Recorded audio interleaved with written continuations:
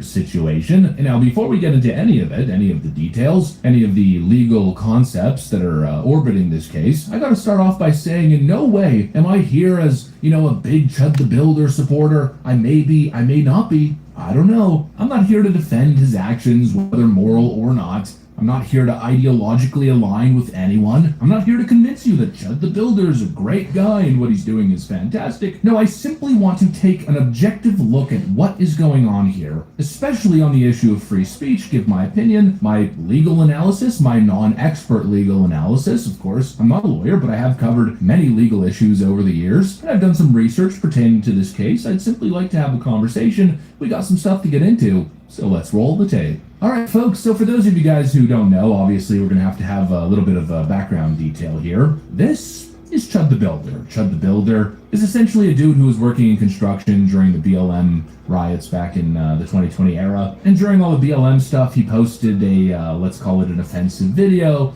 a racially insensitive video, which subsequently led to him losing his job. And then in response to this, he decided to double down, becoming what he describes as a free speech advocate. And he took things to the absolute extreme, an absolute extreme level. There's no denying that. He rose to prominence by pushing some buttons, let's just say. It's to the extent where I can't show you guys really what he does on YouTube, because obviously that'll get my YouTube channel dinged. But basically he finds himself in these situations most of the time with black people in public, and he says some very racially insensitive stuff. He films the reactions, uploads it to the internet, gets millions upon millions of views, it's clipped everywhere. Over the last 2 years, he's rose to prominence. I mean, you can't go on social media without seeing him, especially on the short platforms like X. He's a racial provocateur. He goes out there, says the word that you're not supposed to say, and he argues essentially that the point of his videos, his purpose, is to advocate for free speech absolutism. He doesn't care whether what he's saying is insensitive. He believes, as an American, he has the right to say it, and he highlights the violent and aggressive reactions to saying the word as essentially the problem. So that's basically what he does. He says slurs publicly and gets a rise out of people. Is it provocative to the extreme? Absolutely. Is it illegal? I'd say probably not. But now this takes us to the next step here, as this Chud the Builder character was showing up to a court date that he had. I believe he dined and dashed or something, although there's more context to the story. Basically, he had racked up a $400 restaurant bill, and the restaurant was telling him he wasn't allowed to stream. They were kicking him out of the restaurant. And so he basically said, okay, well, screw you, I'm not going to pay the bill, and just walked out. Well, he was arrested, he showed up to court, and then waiting outside of the courthouse, from what we understand, was an individual, a black individual, who showed up there specifically waiting for him. Some sort of a confrontation then ensued. We don't have the exact details as to what happened, but from what we do understand, some words were exchanged, and then at some point, the individual in question attacked Chud the Builder, to which he then reacted by Portland, Oregon. Pulling out his firearm, shooting probably a couple times, because I know he hit the individual as well as shooting himself, I think, in the arm. And now here we are at the later end of this story. Chud the Builder has since been charged with attempted murder, as well as employing a firearm during a felony, aggravated assault, and reckless endangerment. He was recently presented with his charges and then, I think quite shockingly, handed a $1.25 million bond. Official bond at $1.25 million. Based upon the fact of how many people were in the courtyard, were here at the courthouse, and the seriousness of all these felonies, and his bond status.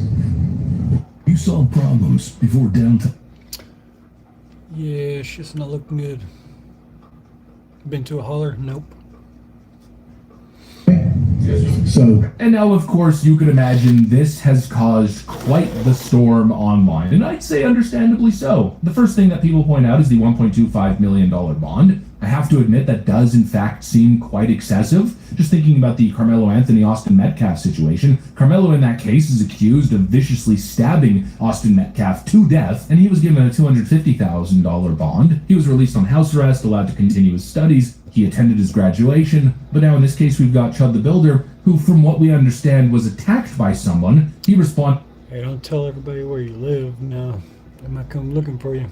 With a firearm. The person that he shot is in stable condition. There was no death here, and yet his bond is $1.25 million. it does seem like a little bit of a mismatch, but, these things are up to the judge's discretion. But now going beyond the massive headline bond number, the question comes, are the charges legit? Does this case make sense? I mean, they are truly throwing the book at him. There's no denying that. They're treating him as the aggressor, as the perpetrator, the other person as the victim, and that's the main point of contention here. It's not just the bond. There's many people who argue that he acted in self-defense. Why is he being charged with attempted murder? The assumption being that the prosecutor in the case, the judicial system here, is working with prejudice against Judd the Builder because of his online persona, because of his controversial antics, the offensive content that he makes, and that's where we get to the issue of free speech here. Because essentially what's being argued, as I can gather, is because Judd the Builder said mean things, therefore that somehow invalidates his right to defend himself, his right to self-defense. And that is something I simply cannot wrap my head around. Now, I've been arguing with people on X, like this individual, for instance, T1776, who writes, wrong. Provocation does revoke the right to defend yourself in the state of Tennessee. Judd is going to prison for a long time. He then posts this: a threat or use of force against another is not justified if the person using force consented to the exact force used or attempted by another individual. If the person using force provoked the other individual's use or attempted What's up, B? force, unless the person using force abandons the encounter or clearly to the other the intent to do so, and the other person nevertheless continues or attempts to use unlawful force against the person. And so essentially the argument is that if you provoke being attacked, then that invalidates your claim to self-defense. But this, my friends, is a legal misunderstanding. Provocation in this specific context is very specifically defined, and simply talking crap, using racial epithets, saying mean words, being an asshole, well, it doesn't invalidate your claim to self-defense. That's basically what I said in my response to this individual on X, and they responded, provocation includes the use of fighting words. Fighting words were defined by those in which by their very utterance inflict injury or tend to incite an immediate breach of the peace. He cites this from Chaplinsky versus New Hampshire in 1942. That's the supposed legal precedence. But this, from my understanding, seems incorrect. Frankly, this seems like a completely unrealistic standard as well. I guess the claim is here that if you talk smack to somebody, if you talk crap to somebody, and they charge at you trying to physically assault or kill you, well, in that situation, you can't defend yourself because you instigated the situation? Yeah, obviously that makes no sense. I asked Grok to help me on this one, and obviously Grok is not 100% perfect on legal issues, but, again, this is simply a thought experiment. Grok responded by saying, no, talking crap does not automatically void your self-defense claim. The fighting words doctrine is a narrow First Amendment rule about unprotected speech that tends to incite an immediate breach of peace. It has nothing to do with whether or not you lose the legal right to defend yourself. In virtually every United States jurisdiction, mere verbal insults, trash talk, or provocation do not make you the initial aggressor who forfeits self-defense. That status normally requires you to be the first to use force or threaten physical force. If the person responds to your words by throwing the first punch or pulling a weapon, their unlawful physical attack restores or preserves your right to defend yourself with reasonable force. Courts and self-defense statutes repeatedly state that the verbal provocation alone is not enough to strip you of the defense or to justify the other side's violence. Jury sympathy might dip if you were being an a-hole. That's cool, Nate.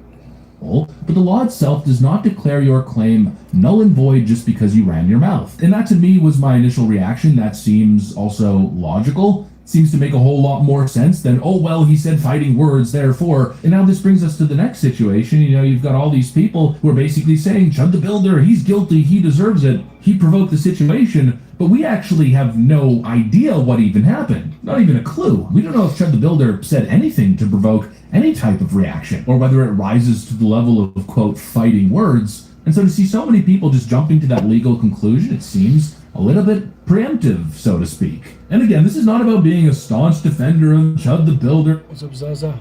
Justifying his actions. We're talking about objective legal theory here. Whether or not the charges against him are prejudice, whether or not they are treating him fairly under the law. That's obvious. And as it stands right now, unless That's obvious. I don't know who charged him. Who the fuck are the people who charged him? someone who was filming the entire encounter, look, maybe the prosecution's office has something that we don't know, but the idea that his claim to self-defense, if he was attacked, would be invalidated because he's a mean racist, it just doesn't hold up. But Then, what of about course, the other comes guy?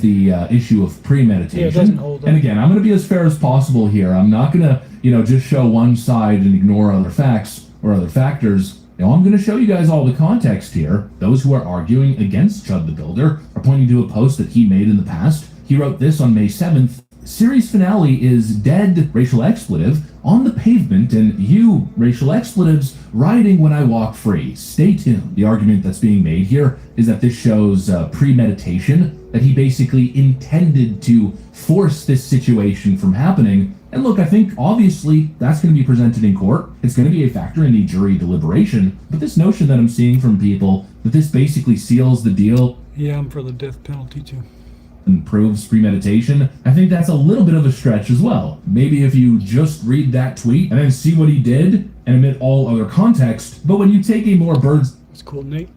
eye view and look at everything that's transpired and the main point of his activism, if you could call it that, well, obviously there's a little bit more context to it. He's saying this in response to the constant threats that he's receiving online. And that's another important piece of context that I think really needs to be presented here when examining this case. Just a couple days ago, we had a high-profile rapper, a big-time celebrity. I don't know these people's names, so I'm going to have to search it. I'm not exactly big on the rap scene and all these characters. Okay, here it is. I found the individual. This person goes by the name of NLE Choppa. I've heard of him before. Yes, I've seen him before. But basically this NLE Choppa guy, well, he made this post on X. He wrote, "We quick to take our own brothers out, but this white racist dude I keep seeing still walking around unscathed. Tell Buddy come to Memphis. I'll figure out a way to make it justified to put Buddy ass in the dirt on my baby." And so again, looking at the full context, and of course, once again, prefacing, trying to be as objective as possible in my analysis here, you have to understand the context from which that deleted Chud the Builder post was made. He's facing constant death threats because of the content that he's making, because of the words that he's saying.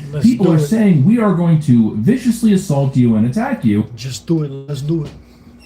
The series finale is going to be somebody trying to kill him, trying to viciously assault him, and him defending himself. I think you could analyze this both ways. It can be perceived as premeditation, as if he's purposely setting it up, or even work in his defense in a way where his point is being proven. He's pushing the boundaries of free speech, and he keeps saying, look, I'm saying these words, and people are issuing death threats, they're attacking me, and eventually I'm going to have to defend myself because I'm... Yeah, I mean, if death threats are free speech and no one's getting in trouble for that, then, like, saying that you'll defend yourself should definitely be free speech. Just simply speaking, I'm engaging in my First Amendment right, regardless of how offensive you find it. And now you've got big-time people with massive public profiles saying they're going to, quote, put me in the dirt. You got people who are giving me death threats, coming after me in real life. And he's making the prediction that the way it's all going to end is with him being found not guilty, as inevitably one individual is going to run up on him and he's going to defend himself. Again, you know, it's an issue of perception, and really what it's going to come down to is the perception of the jury. Now, obviously, there's going to be a lot working against him. His offensive nature, the stuff that he says, of course, that tweet, probably the most difficult thing that's going to pop up in court. But the question is, do you have the right to engage in extreme offensive content, or does engaging in said content and then, frankly, inevitably being attacked invalidate your right to self-defense? Me personally, I think there's an element of prejudice here. I think there's an element of prejudice because of the content that he's making. I personally would not engage in his behavior. I wouldn't do what Chud the Builder's doing. Do I agree with it? No, I don't. But I also don't think that you should face physical harm for simply saying words, that people find offensive. And I don't think saying mean things should invalidate a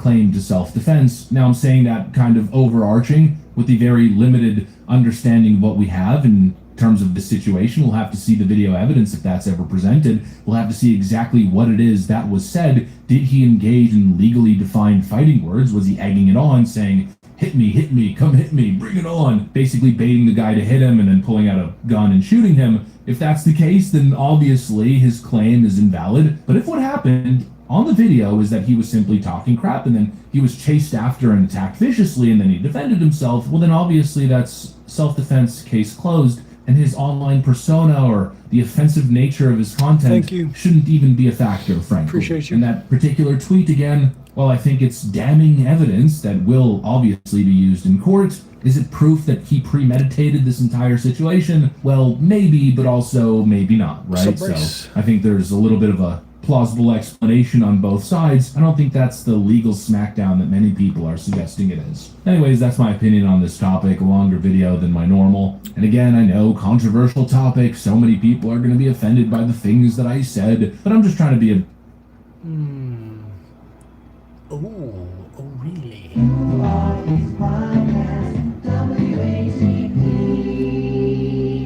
Billy Burr put out an episode on Thursdays out in Atlanta. He's doing comedy shows. And Good morning, very racist. These are the street. For 5 years. An officer stationed at the...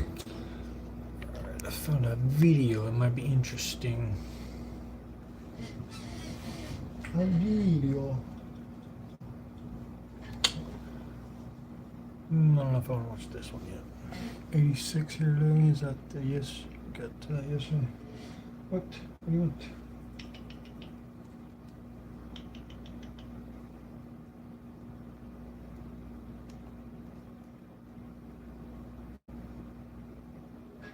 Gosh, I thought this very initial thing saved my life.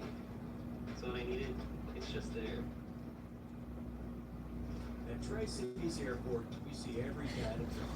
The caffeinated commuter on row 3, the kid wreck, negotiating stacks of shoes, the suitcase stuff, sitting on your luggage to zip it up, and the adventure. Officer stationed at the Orlando International Airport is interrupted while he's watching The Wolf of Wall Plans Street for the when an week? extremely irate...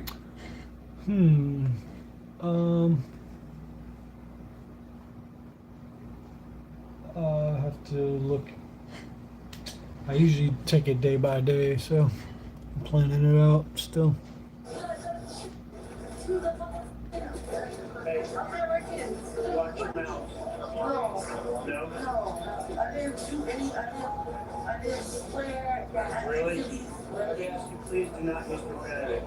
Tracker, can we please just get to the mother line? Are you paying for my flight when I miss it? Are you paying for my flight when I miss it? I didn't catch my flight.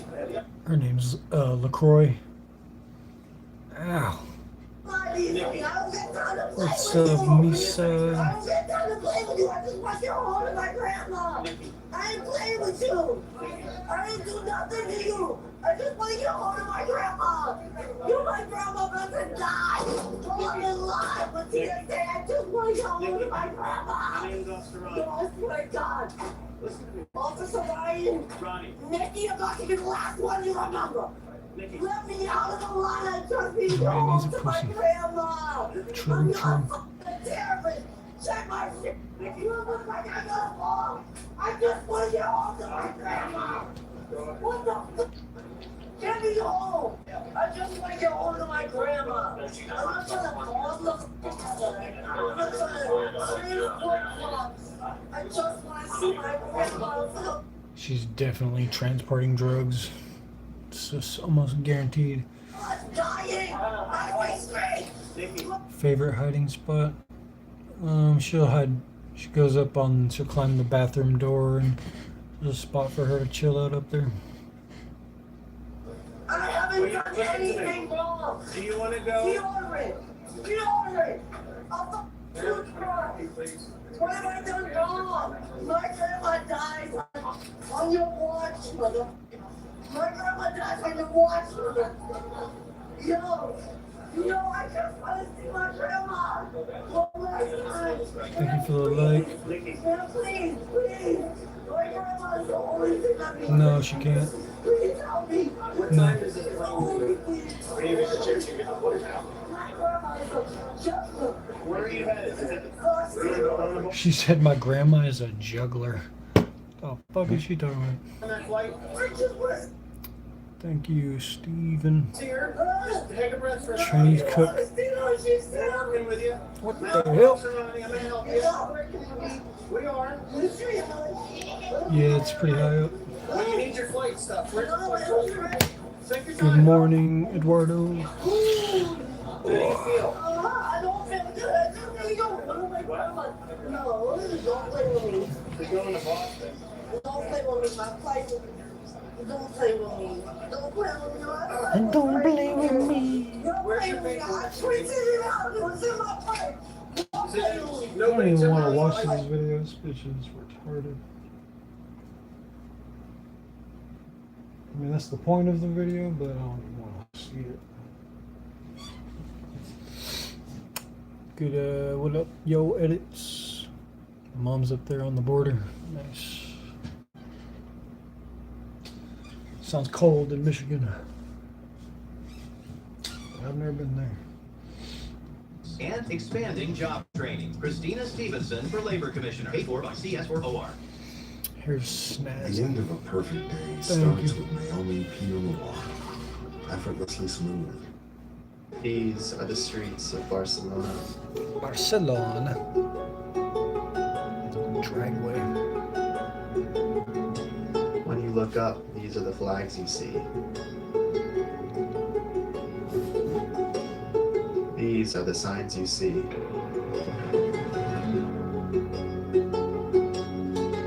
This is what the shops look like. These are what the parks look like.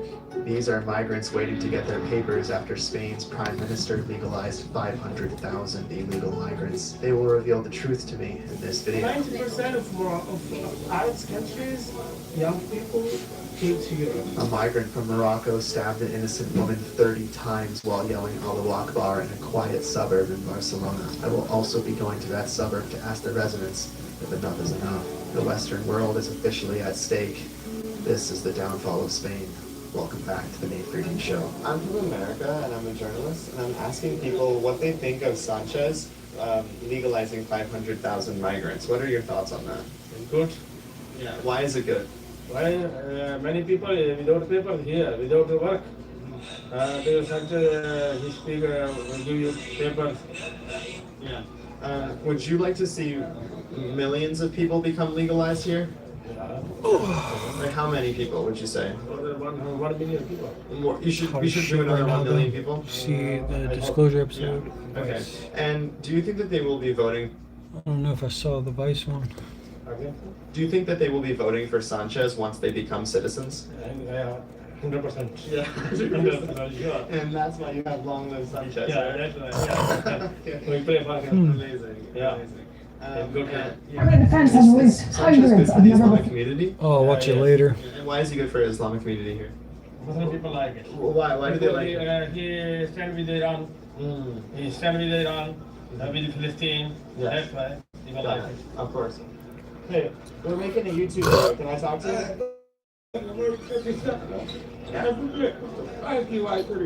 Okay. So, are you just gonna take a piss? He's just taking a piss right there. He comes like, no, we don't want. I don't want.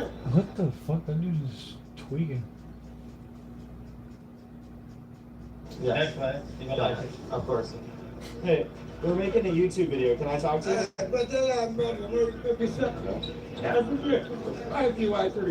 Okay. So, are you just gonna take a piss? He's just taking a piss right there. He comes like, no, we don't want. I don't want. What? I don't have $5. I don't have it. Okay. That's crazy. All I wanted was to ask these migrants where they came from. They were just He's asking for money and then like chasing you out. Like, what the fuck? What's going on over there? sitting outside an art museum in Barcelona, and that's when they just attacked us. All right, so this is just another Saturday in Barcelona. We were told that there's a protest here. Shane Smith, yeah, I'll watch it later. What's with dude's legs? I don't fucking know. I guess he's cold or something. He's got some weird leggings on or something. I didn't see anything scheduled, but this is just what they do all the time. So let's just talk to a few folks here, see how different it is here versus in the United States. Who wants to translate with me? Okay, alright, there. Hi, hola. What do you think about the 500,000 illegal migrants that Sanchez legalized? Primero, la palabra ilegal es errónea. Son personas, trabajadores que están sin papeles. Para empezar, están trabajando con unos sueldos de miseria, pero además para la economía española son necesarios, imprescindibles. Ya no solamente porque están haciendo un trabajo, además porque sabemos que but also because we know that the birth rate is insufficient for the next few years. And moreover, they are people who have been living here for years, many years, and they are working with conditions that are unfair. Tourists need papers. Not only can we give papers to the people who can pay for them, but also we have many tourists in this country who are destroying the city because they occupy it. Yeah, right. permiten vivir. Barcelona's fucked. They got all these people who are like anti-tourist but pro-migrant. That's La insane. ciudad con tranquilidad, Yeah, Barcelona, Spain. ¿no? Para enriquecer a And the locals there are trying to get tourists to stop coming. And they're trying to blame shit on tourists. Like, what? Tourists aren't doing shit. Fucking migrants are. quien. Hola. Do you speak English? Yes, I do. Okay, awesome. They legalized 500,000 migrants. Do you know what I'm speaking about? What do you think about this action? Oh, I think it's really good. I'm really astonished, or I think Pedro Sanchez now is doing really good things. He's the only guy who is opposite to Trump. Yes. He really says what all the governments should set, and also what he did with the immigrants is also, I think it's really cool because I mean, we all need the immigrants, That's all over Europe. They're very important in our economy, Central. and legalizing it is also a sign to the public that it's a sign of respect. Yes. You know, when you legalize it, you respect them, and yeah. So I've spoken to the other side who believe that legalizing these migrants, that it's about votes. They say that they will all vote. That does look like a dude. They're legalizing. What do you say to that? You do? I want to say that that's a stupid argument. Yeah. I'm really stupid. And why is it stupid? I mean, even if you does it for votes, it's something is okay. Because he did it, you know. So if he does this for votes, okay, he can do more things like that for votes, you know. Sure. So I went recently to Raval. I don't know if you've been there yet. So I live here. I noticed some differences. Like when I'm walking No, around here, I see more people from yeah. Spain. When I was in Raval, I saw more people from Bangladesh, Pakistan, whatever. When you go over to Raval, do you feel safe? Do you feel comfortable there? Yeah. Yes, I mean, I've been living here since more than 20 years. Yeah. I know there are some streets. It's insane. I don't know who are the people, but they have like graffiti all over the city that's like anti-tourist, and it's like crazy. A little bit strange, but Yeah. even Yeah. I feel safe. Yeah. Yes. And I know some people are concerned about the rise of Islam in Europe. They saying they're. I know. What do you say to those people? I mean, it's the religion. Some things it's that difficult. It's very difficult issue. Yeah. You know, also for me, there are some things I really. It's a problem because all the countries where there is the call them Islam, terms the used women, similar they don't have rights. They got Okay, hustled. so you know, but I would never create.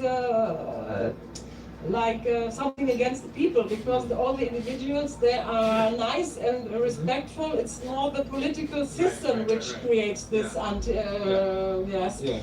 So we have to face it. I mean, it's face facts. We all are. It's a international movement, or you know,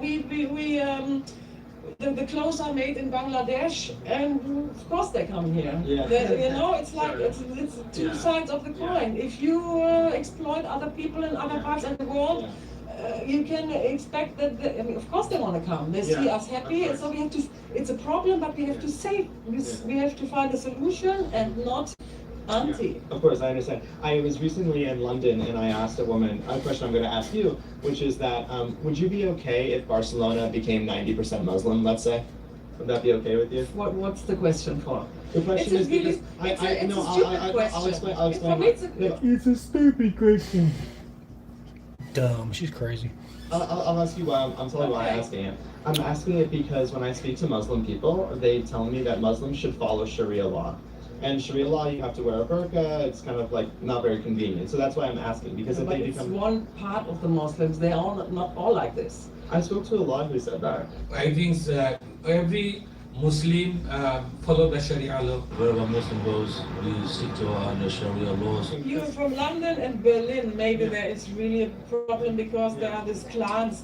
But I mean, Europe is so big. I don't think this problem is really serious. Let's see how serious it is. I met This bitch is so uninformed, it's crazy. up with Barcelona Councilman Gonzalo de Oro.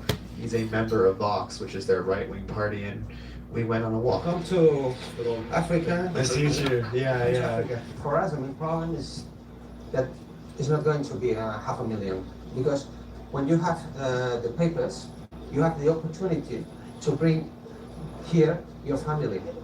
So in fact, we think will be more or less 2 million people. They're going to become citizens when? Maybe 1 year, 2 years. The people who not 2 million people? in 2 years, they can vote. It is not a problem only of Spain, it's a problem of all Europe.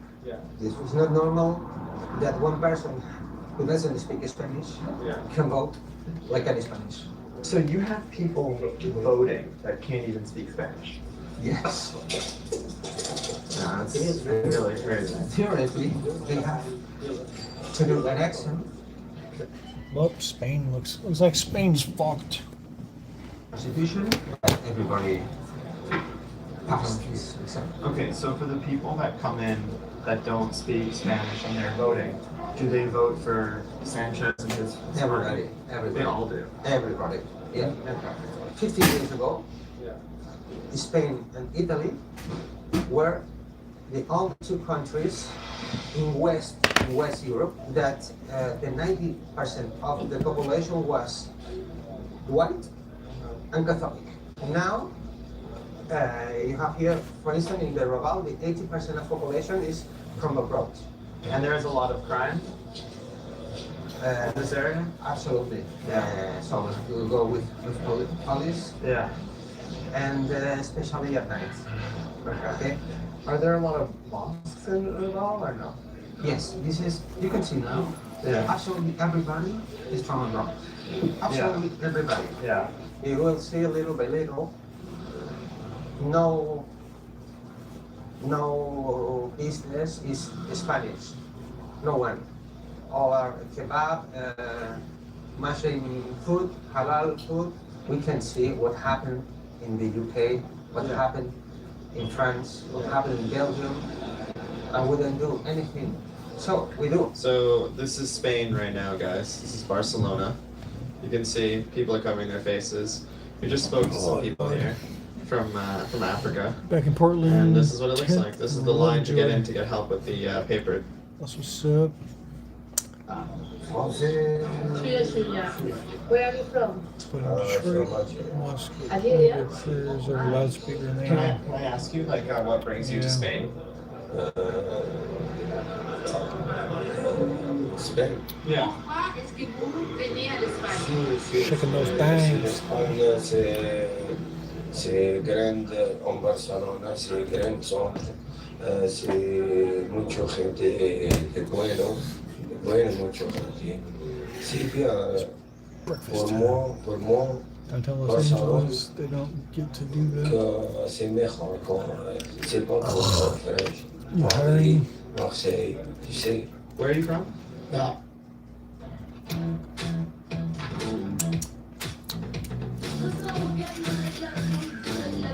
I'm not hiring. A blend of mild chilies, lime, and sea salt. He was asking me. Flavor your way. What's your way to taking it? Passion. $10 sucky.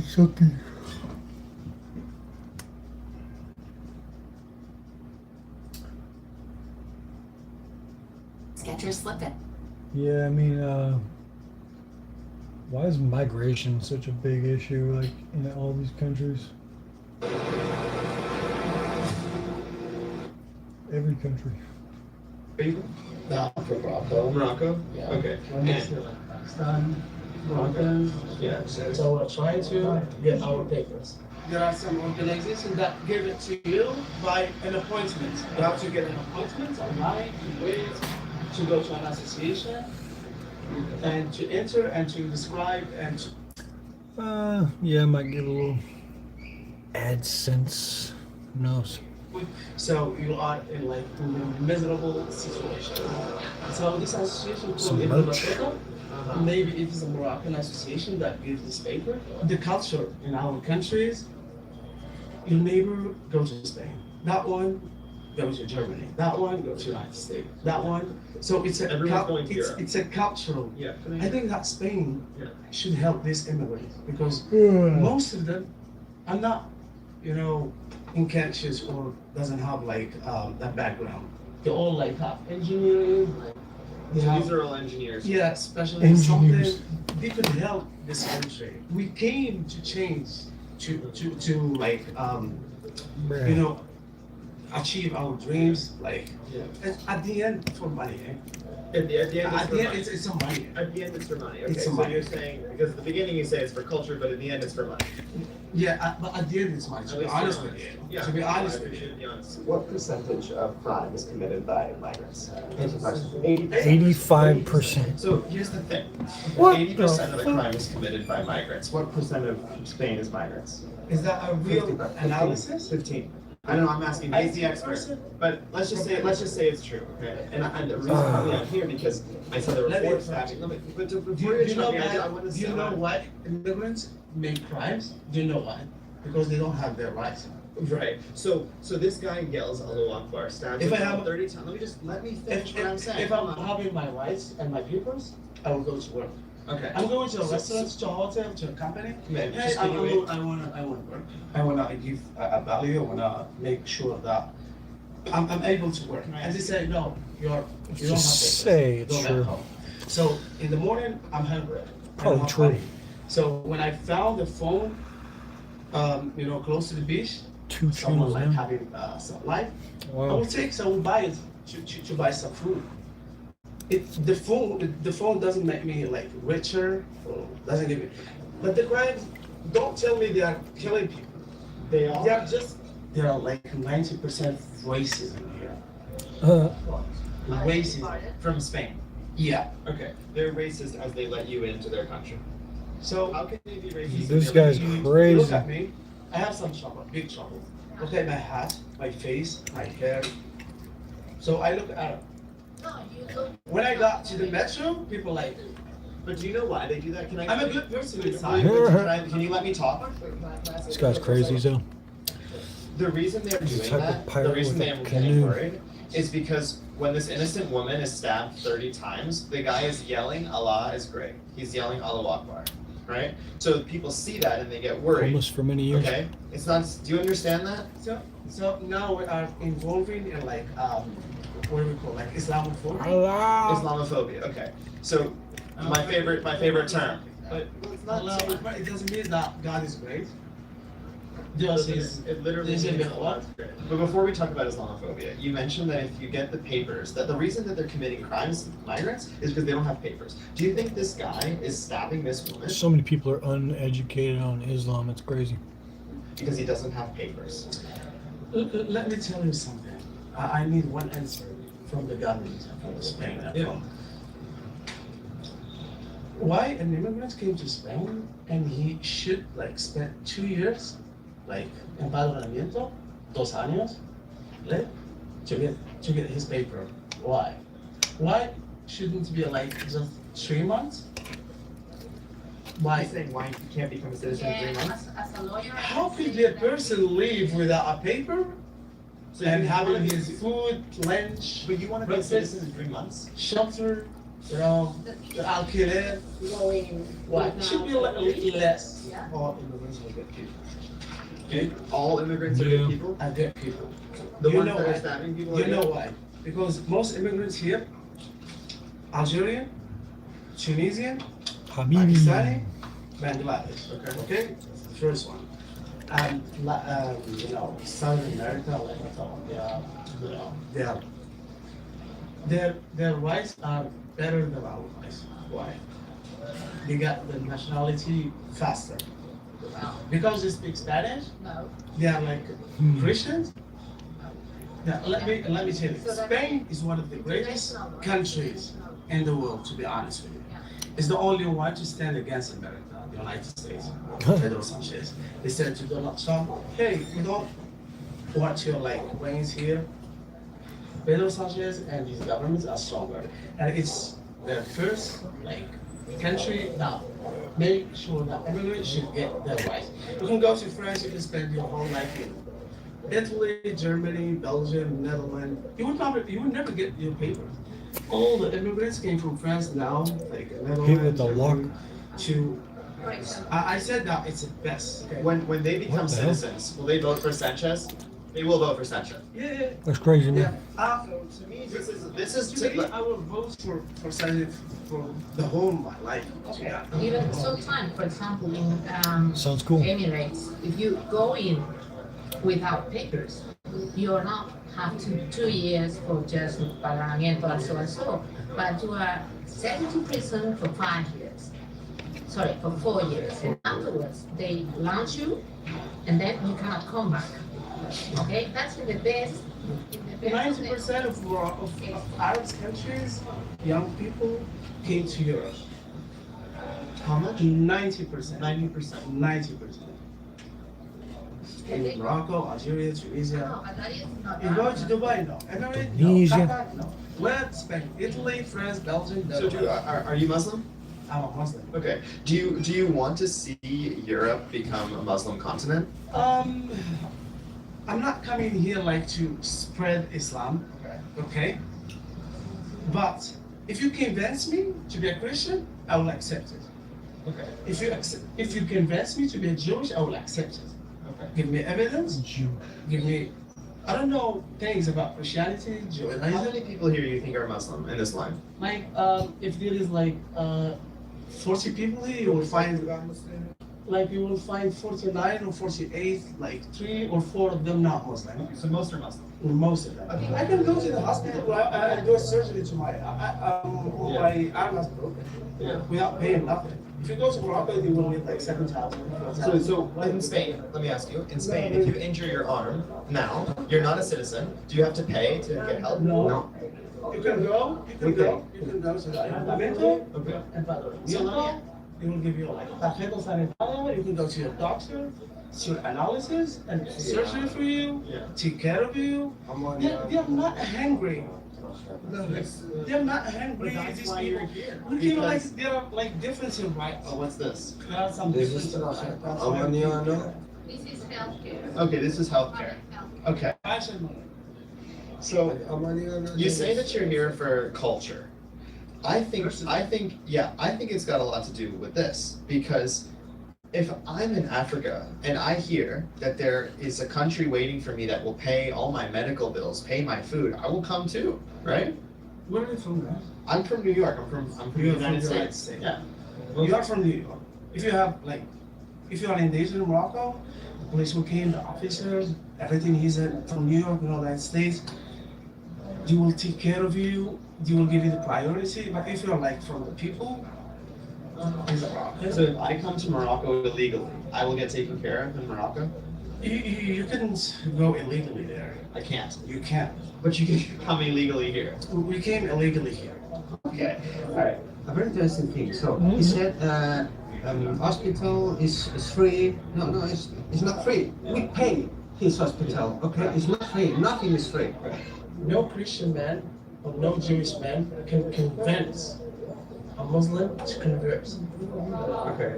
Why we're stronger? Why nobody can? Why no Christian man or Jewish man can convince a Muslim to convert? And the opposite is correct. I can convince you. If I'm I don't have much ideas and much information about Islam, but I can convince you. Okay. I'll try it. I'm not gonna a lot of. I'm just learning.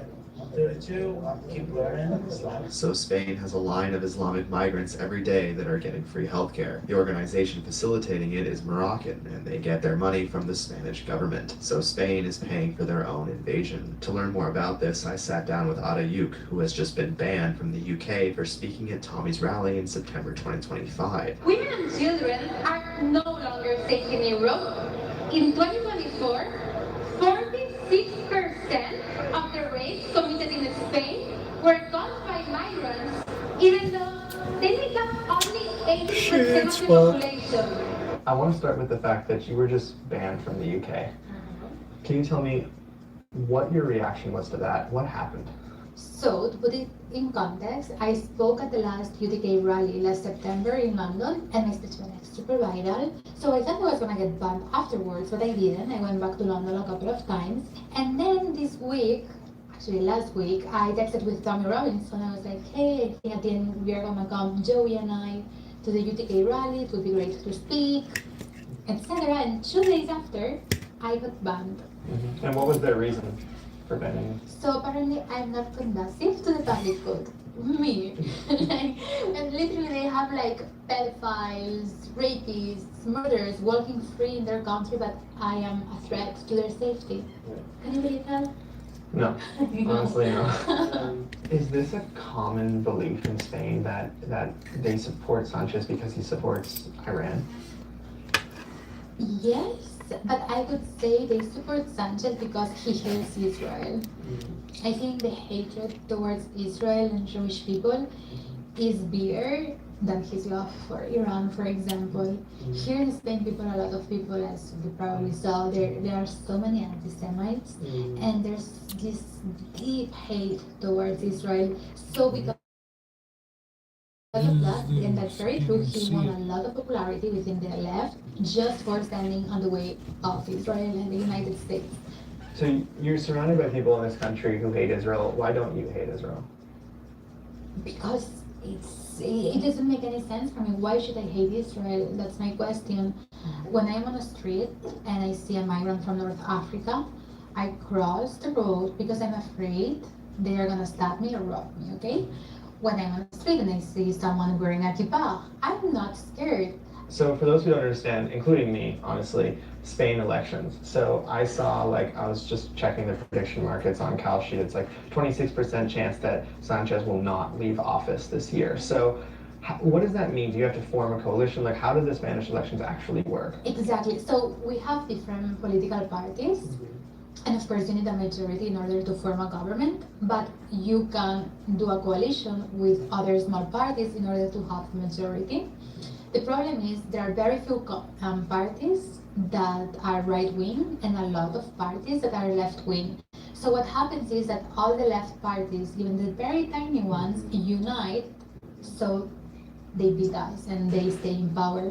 And one thing that's been very criticized and people are not aware, we have a very left party from Catalonia, where we are now, that believes in the independence of Catalonia. And Pedro Sanchez, during his campaign, the last campaign, he was like, I will never do a coalition with them because it is not constitutional what they want.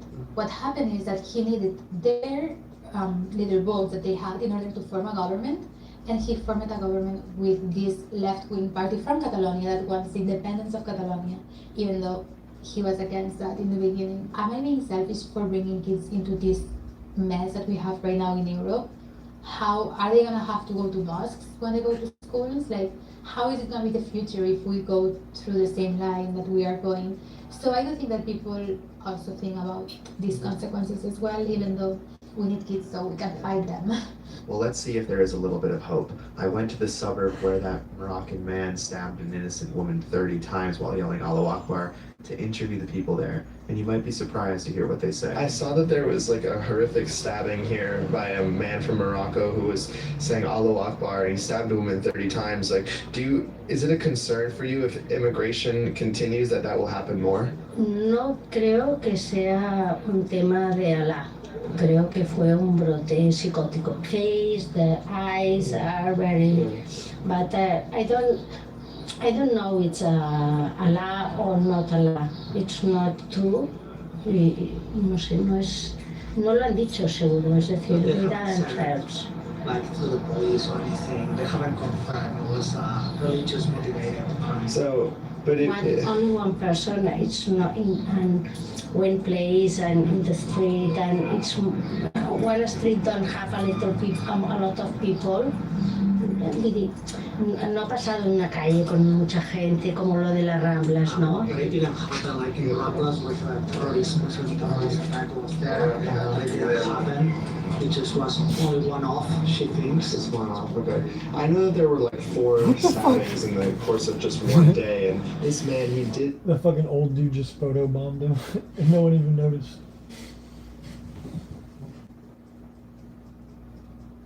Only one person. It's not in one place and in the street, and it's one street don't have a lot of people. No ha pasado en una calle con mucha gente como lo de las Ramblas, ¿no? But it didn't happen like in Ramblas with terrorist, Muslim terrorist attack. This old dude getting his 15 minutes of fame. Nice. There, it didn't happen. It just was only one-off, she thinks. It's one-off, okay. I know that there were like 4 stabbings in the course of just one day, and this man, he did say, Allahu Akbar, God is great in his language. So, do you think that it could have been religiously motivated, given that? No estoy convencida. It's different. It's one person. It's one person.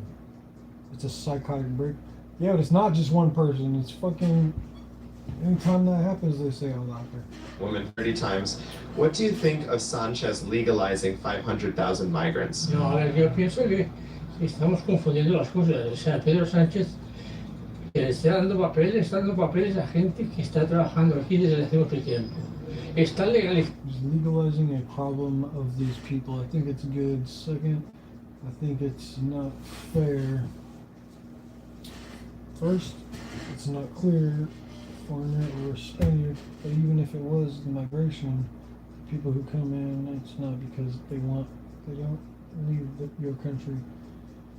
Europeos, concretamente con la gente de África, we have been the ones who have caused this because we take advantage of them. Y después no los aceptamos ni los ayudamos. Esta es mi opinión. How can we keep Spain safe, bringing in 500,000 people that are not vetted? Para mí, que ya tengo bastantes años, sí, en la época franquista ibas más seguro por la calle, pero ¿a costa de qué? A costa de no poder expresar ninguna opinión. Es por una cosa o por la otra. Yo creo que hay que normalizarlo, no solo en España, sino en toda Europa, repito, y en Estados Unidos no entro, pero también porque me parece que Estados Unidos, siendo el modelo democrático para mucha gente, tiene muchas mancanzas.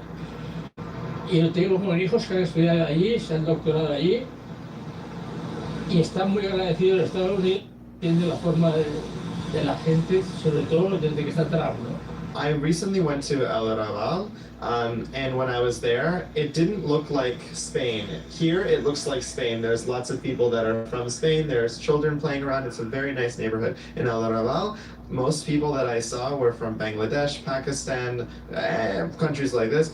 Are you concerned about that happening to your nice neighborhood here? No, es verdad esto es cierto. Hay sitios en que están más unidos a las comunidades extranjeras, magrebíes, pakistaníes, chinos. Hay que normalizarlo y ordenarlo. We have to normalize it, not totally blame them. De vez en cuando, desgraciadamente, pasan cosas como las que pasaron, pero esto es una noticia. Allí en el Raval y en otros barrios es más habitual que pase esto, eso es cierto. I have friends in Germany, friends in Italy. They say that Spain is fucked. All these people are stupid as fuck. So from France now in Germany to get their rights here. You are fighting for us. Thank you so much. Muchísimas gracias. Next.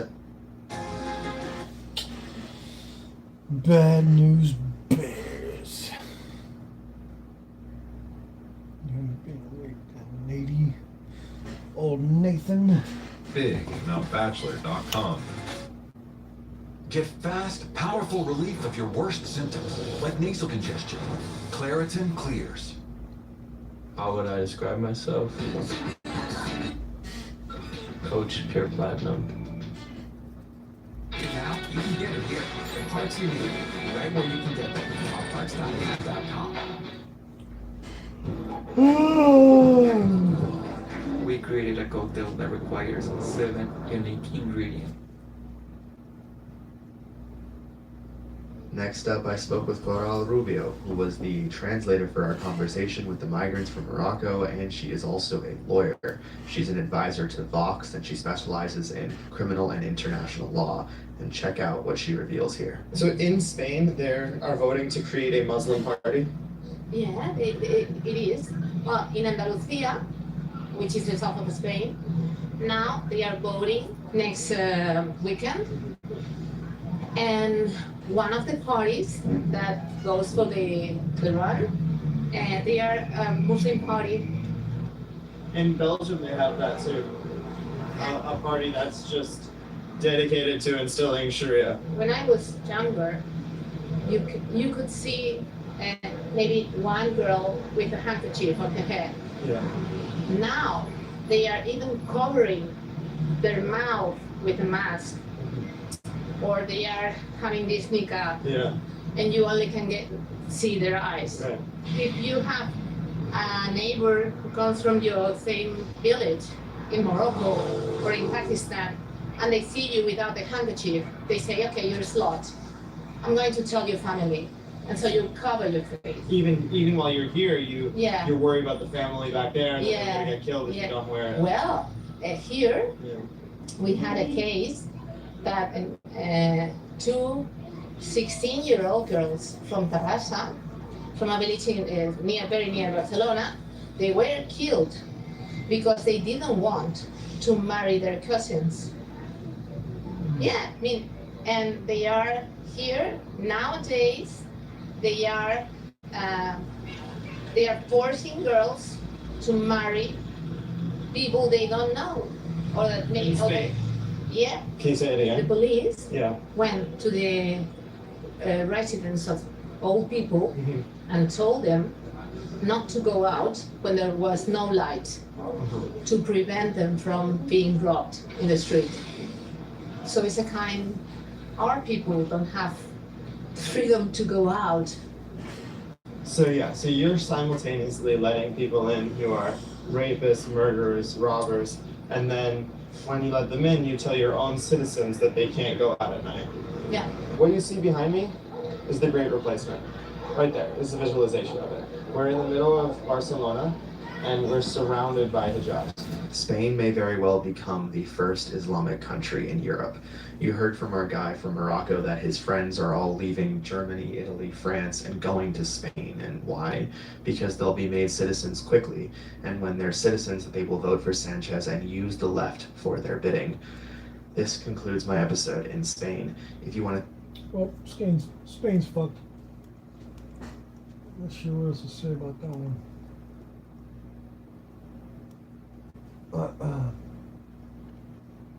The powers. Shit.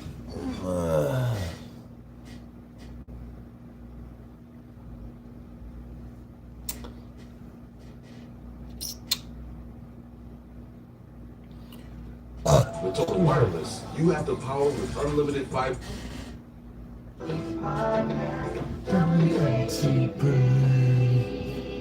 Billy Byrne put an episode of Thursdays out in Atlanta. He's doing comedy shows, and he is in a good mood.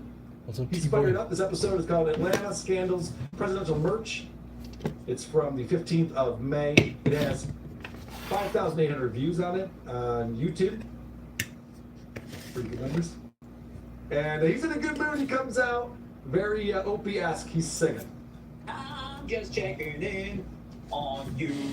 Ooh, how's it going, man? Far out, man.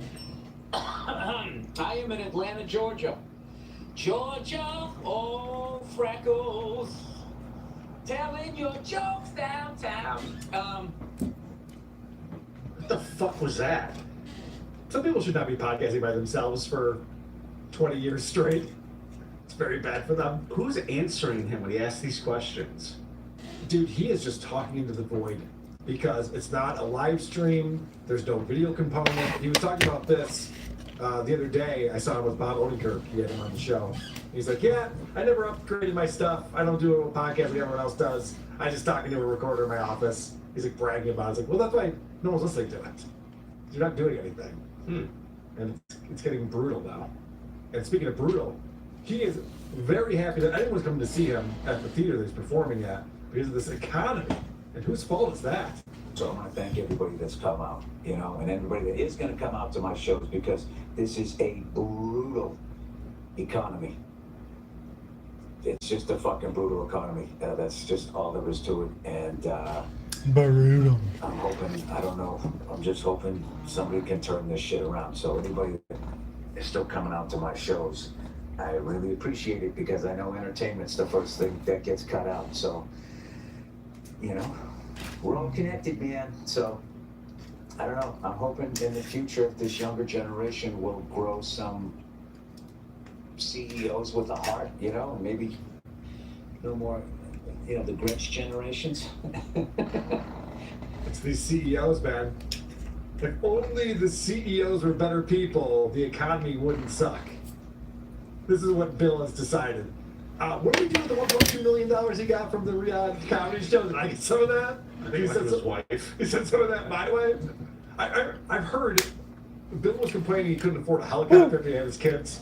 You know, he's a helicopter pilot, but he too. Yeah, he can't buy a helicopter. They're too expensive for him. But I love that, you know, you have this very successful, very wealthy guy, which I'm fine with. I think he earned all of his money. He's very funny, very talented man. Now when it comes to drumming, which we'll find out about, but very talented in comedy. He can act a little bit, I guess. I don't know. I might not be seeing him in Star Wars ever again, but he's fine. And the fact that he comes out here just like, yeah, I know times are tough. It's fucking CEOs, you know. That's the problem with this world, and it's not just the CEOs. It's Trump, and it's the people who support Trump, of course. Hooty hoo! Even if you got your Make It Great Again hat again, you're going to have to buy one of those. I just don't understand. At what point are you going to realize you're not in the club? None of us are in the club. It's like a stir-fry thing. It's not that great. Unimpressed. All of it. And take all of it for themselves, and we can all go fuck ourselves. If only we had a Democrat as a precedent, it would fix everything, because Trump and the people who voted for Trump, they don't realize that they're not in the club. Where have I heard that before, Vinny? It's a big club, and you ain't in it. It's literally just ripping up George Carlin with that rant. George Carlin does this whole thing about the fact that, yeah, they don't give a fuck about us. Yeah, and the George Carlin's point was a little more sharp. Yeah, because he was pointing out that both parties are fucking you. Exactly. And Bill, you may be a member of the club of that team. That's what's crazy about it, is you have this guy who's super wealthy who gets invited to be over performing for the Saudi elite. And then he comes back and he's just like, geez, you know, you guys, with us regular folks, we got it tough around here. You know, Freckles, I'm a man of the people. It's insane. Stinks. I just don't know why he has this persona, or trying to pull this persona. No one's buying it. It's not working for him. And the thing that he does, we talked about this. He was in Vancouver filming something. And he would tell us about the coffee shops he went to. Of course. So now he's in Atlanta. What? So we have more coffee shop talk. And could you make a story about going into a coffee shop interesting? I bet you could. I would think a guy like Bill Burr could. Seinfeld had a whole series about it, you know? That's true. So you'd think you'd pull it off, but Bill just does not even try. So anyway, I had a couple of hit or misses. You know, I went to some places. I could only kind of judge them by the names. Like, that doesn't sound like a chain, right? I guess I should have Googled. I know. And I went to one on the first day. You know, great people working there, but you know, you walk in and it looks like an Apple. Everything looks like a fucking Apple stores. It's like 4 a.m. here. I just want to smoke a ball, man. Sort of a ballpark. Love you too. Like place, but like, stay blessed. You know, I like just when I went in there, the vibe was a lot better. It looked like a coffee shop, and the kids behind the counter look like they gave a shit, you know? All right, so let me understand what's going on here.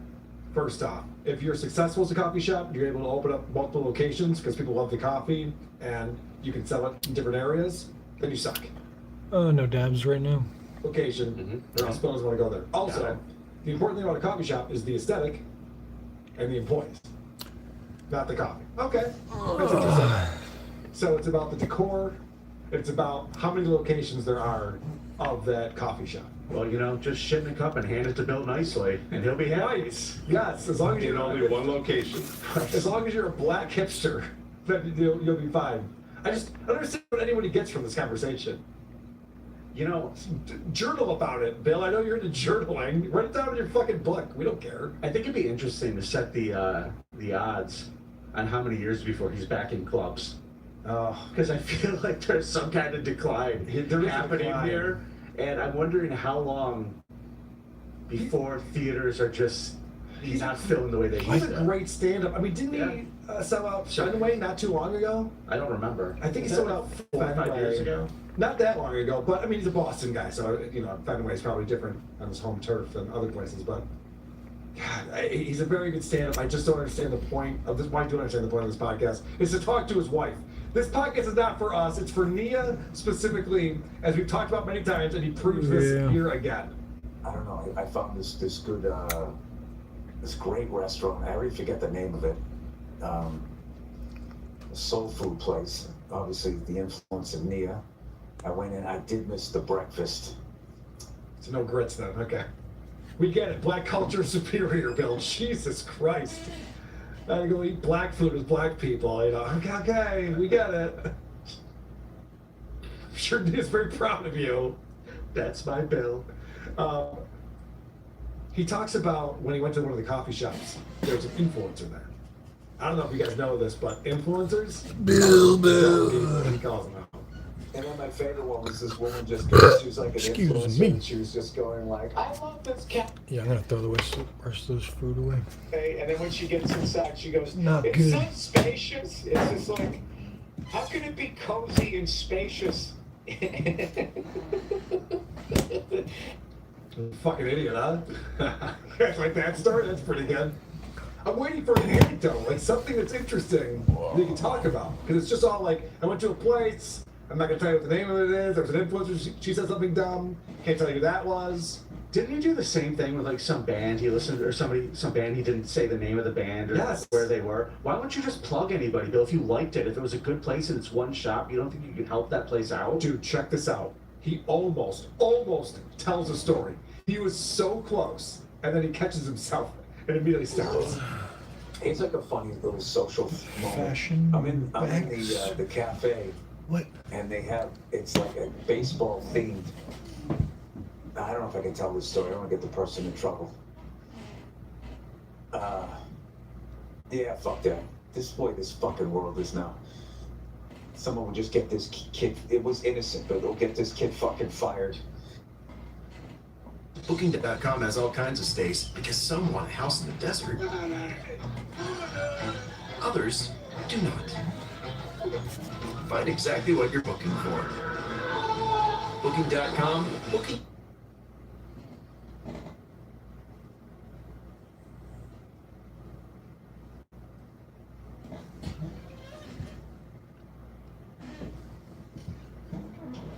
Only pay for what you need. Liberty, liberty, liberty, liberty. Spring. It's like a fucking million years till this commercial fucking ends. Fucking 1,000 million years. Thanks for letting me know about the bullshit. Jesus.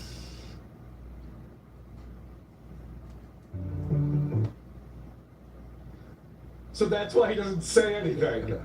I was interested for a second. I know, he's just like, oh my gosh, let me tell you about this one weirdo. And I read, oh no, I shouldn't do that. Really? You can't just describe what happened? It's a good thing we avoided that pothole, huh, guys? Yeah, no shit. Like, oh no, I'm gonna get this guy fired. Probably not, Bill. No one's listening anymore. Go ahead and try to be interesting for a minute. See what happens. So he goes on to talk about how you can't say anything on the internet always wins, they ruin people's lives. And he goes into that whole story about the Coldplay concert last year, where the CEO got put up on the Jumbotron with the head of HR. They were having an affair. They ducked down. People saw that and figured out who they were and decided that the CEO was a bad guy. He had to step down. Andy Byron, he resigned after that happened. But Bill, you know, he even tells that story and still has to keep up with this narrative. The internet always wins. No, it doesn't. I mean, it's good at destroying an individual. I haven't seen, has he? Oh, wait, let's think about it for a second. I can't read without my glasses. Because they own the internet. Dude, you just explained the Coldplay story, which was a CEO of a tech company. And he's just like, yeah, but the CEO is always win. All right, if that's your thing. I mean, I've never heard someone argue with themselves and lose on a podcast they're doing by themselves. It's so weird to hear like a guy who's so wealthy talk like this too. I know, he's trying so hard. The Riyadh thing, like, it really fucked up his whole story because people were on board with it. Even Blind Mike was like, this is what Bill does. He's a boss. He's like the bankers. What does he know? Well, yeah, exactly. That's a fucking idiot. I'm kidding. I love Mike. So I know that producer Chris is here for drums talk. Oh yeah. I always love when Bill talks about playing the drums. And okay, this is boring. That's a boring one. On to disclosure. Department of Defense has released hundreds of never-before-seen files on UFOs. We've seen videos have been verified, et cetera, What we need is, okay, let's open the holding tanks where the craft are, or the biologics. Were they, I guess, human or non-human biologics? Non-human, and that was the assessment of people with direct knowledge on the program I talked to. We've been working on this because it's been a national security issue, but it is real. I mean, I don't know what it takes, the president making the announcement. Okay, I've seen what you've seen and more. That formal admission of the facts, the formal admission of the unknowns, people need fucking UFOs, man. Training of these terms. We need to know what we're talking about. This is where we get freaky. Getting freaky with Shane. There you go. Don't tell me anything until we're on camera, babe. But cheers. Yeah. We'll do it. We'll do one of those. Good to see you, brother. Yeah, man. And we just got back from Africa and we're just getting on another plane to Iran. Jesus Christ. And this is the only shoot I wanted to do. Wow. All right. 500 million people in 14 hours looked at those government releases on the website. Okay, 500 wait, million. dude, what's your problem? I'm getting news in. We're just gonna start because you can't even hold yourself back. I can't even hold it, bro. You can't hold yourself back for a minute. Go. Take your time. It's us. Can we go? Been trying to hold back a stallion. What? I don't know. What if? So do that on your phone again. Tell me what happened. 500 million people in the first 14 hours have now looked at the government releases, the first government releases. That's 500 million people. This morning, a trove of images showing decades of unidentified objects is sparking curiosity among starry-eyed enthusiasts. So this is we're starting at the end of our last discussion, which I want to thank you for coming last time. I want to thank you for coming this time. Yeah, friend of the pod, thanks for taking the time. I know you're busy. You're releasing, this is a big time for you. Also, you're releasing a movie, which I want to get to. The reason why I want to start here is, I remember when we finished, I said, if this is all true, this is the biggest story. Well, not because of the cover-up. The cover-up's shocking, but it also means, like, what are aliens? What is religion? We're not alone. What is the universe? Where did they come from? I mean, it opens up every question there is known to humanity. Yeah. So this is a big time, and I want you to get to this right now. 500 million people saw what? So this is like the best orchestrated simulation on planet Earth. You know, the movie's premiering yesterday, and all of a sudden, the government does this data dump, this release, and on a website put out a bunch of videos and documents, and they're being assessed right now because I'm just literally getting to when this happens. I know, it's amazing. I got a stat in 500 million views or clicks right in to look at this government trove of information that they've put out, which we're assessing if it's good or not, in 14 hours. So that shows the insatiable appetite. Sure. Nothing gets that. I mean, that's an insane amount of... Why do you think they put it out now? That's a deep trap. Okay, well, I want to get into all this. There's a lot to get It was into. fucking provoked. That's why it was Instructions, provoked.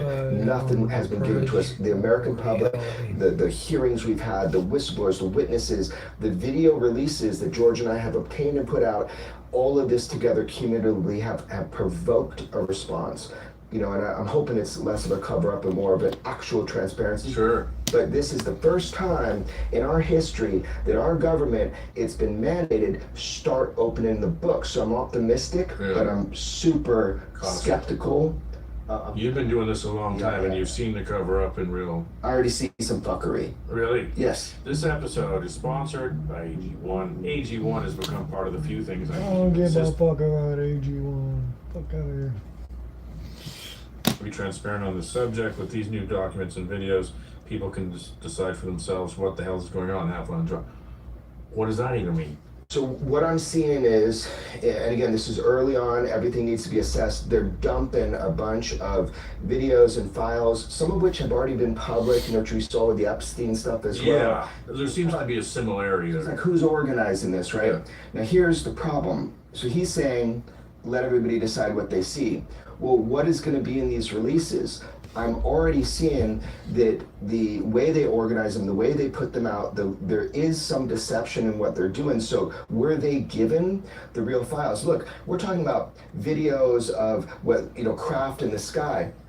If people can be believed who testified, our government has craft, we're reverse engineering them, we're exploiting them for derivative technologies. We have some sort of communication with the builders of those craft. We're breaking them down. We've had people come on my show and say, we've breached the holes of craft. So these documents, it's a good start. I don't want to shit on it right away, but we're not having the big conversation. Not full disclosure, for sure. This is definitely not disclosure. But it's something. It's something our government has never done. So big props to everybody that's fought for this.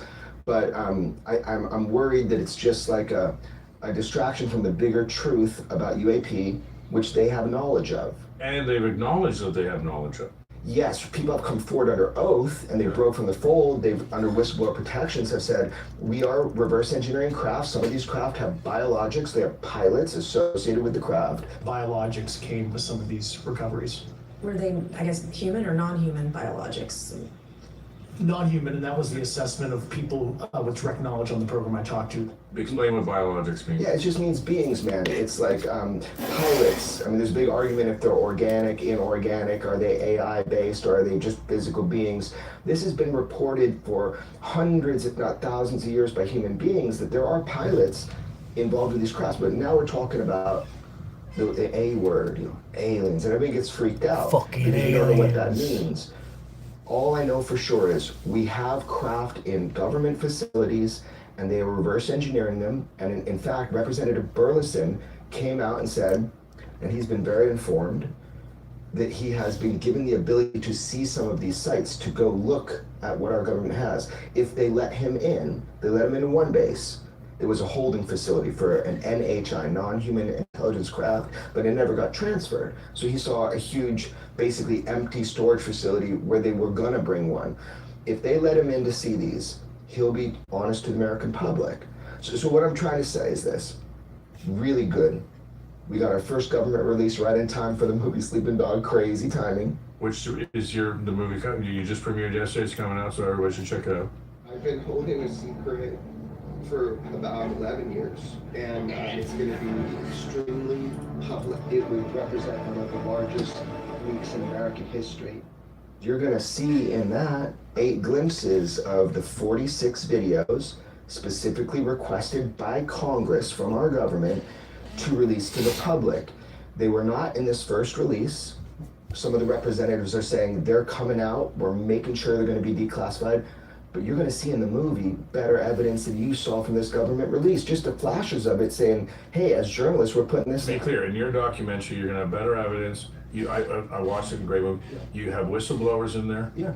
You have video evidence in there. Right. You have, by the way, the whole history of sort of how we came up with this stuff. Tell us what we're going to see in the movie, and then I want to take from what we see in the movie and the history of it to what's going on today. Yeah, I mean, to take a step back, this movie is not to prove the existence of UAP. This was to show as journalists in America, Yeah. what we were up against, because it was happening in real time. They were fighting it. Yeah, and people know Maya and George's history. We obtain and release when things come to us and they seem valid, and we check them. So we've been doing that for years. That's the provocation. Now, I did get a call before this went public, and I did go on Twitter and told everybody the day before that this is coming. I broke that, right? Because I got a call.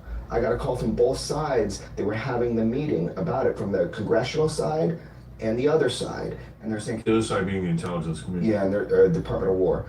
We're starting these releases. Okay, I'm like, well, what's in them? At first I heard it's just gonna be like one video. I'm like, that's not good enough. You guys, the movie Sleeping Dogs coming out, you know that we've given that list to Congress of the 46 videos. You've directly been asked for them. If you don't give those to the American public so they can assess what it is you're looking at, then you're going to be behind the 8 ball on this. And I think they did take that seriously. We got a handful of videos that came out.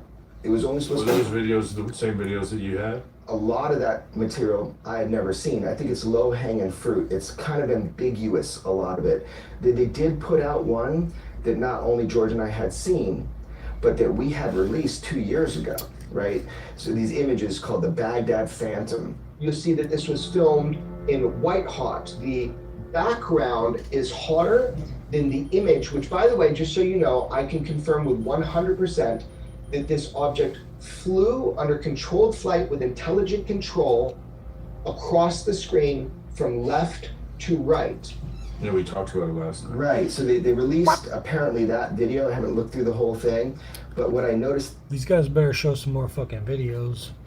they didn't release is those 46 videos. Now, you do see glimpses of them in the movie, because the movie's not about proving to everybody UFOs. It's showing what journalism has been and is up against when it comes to just reporting on the UAP issue.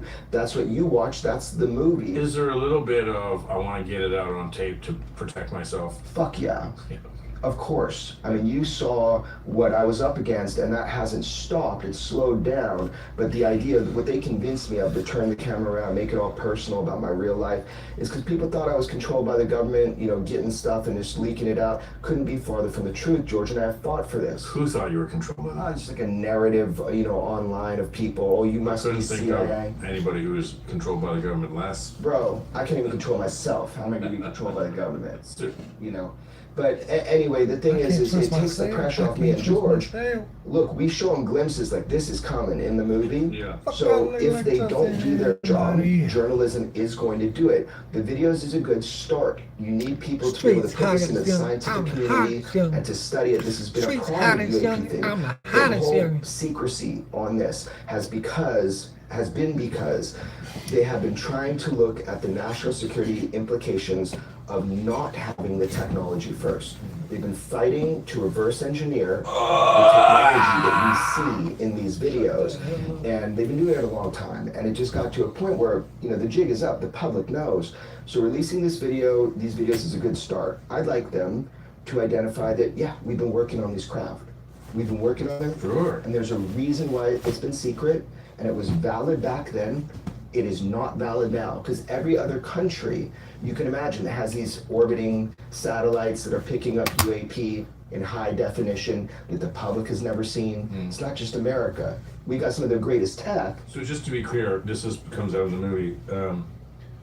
You're talking to, and you're going to have to tell me because there's so many people you're talking to, but someone was saying, look, there might be a national security reason for this. There might be a good reason for the secrecy. Right. There might be a good reason why it's been held. And so we have to think about that before we release all this stuff. You know, they ain't wrong. Like, there is a reason why this stuff was kind of kept so embargoed and siloed and sophisticatedly held back from the public and also mocked, right? There's a reason why they were trying to keep this secret during the Cold War era, especially is when it really, during the nuclear era. Makes sense. Started same mechanisms and mechanics to keep the nuclear secrets secret. Sure. We were also applying to the UAP thing, because imagine, we're like, what the heck is going on here? But now that's kind of gone. That whole thing is gone. If you don't have the best scientists in the world working on this, if they don't admit we have these craft, we can't have open scientific dialogue, So that's why getting these videos out is a good start, right? But it is not disclosure. Sure.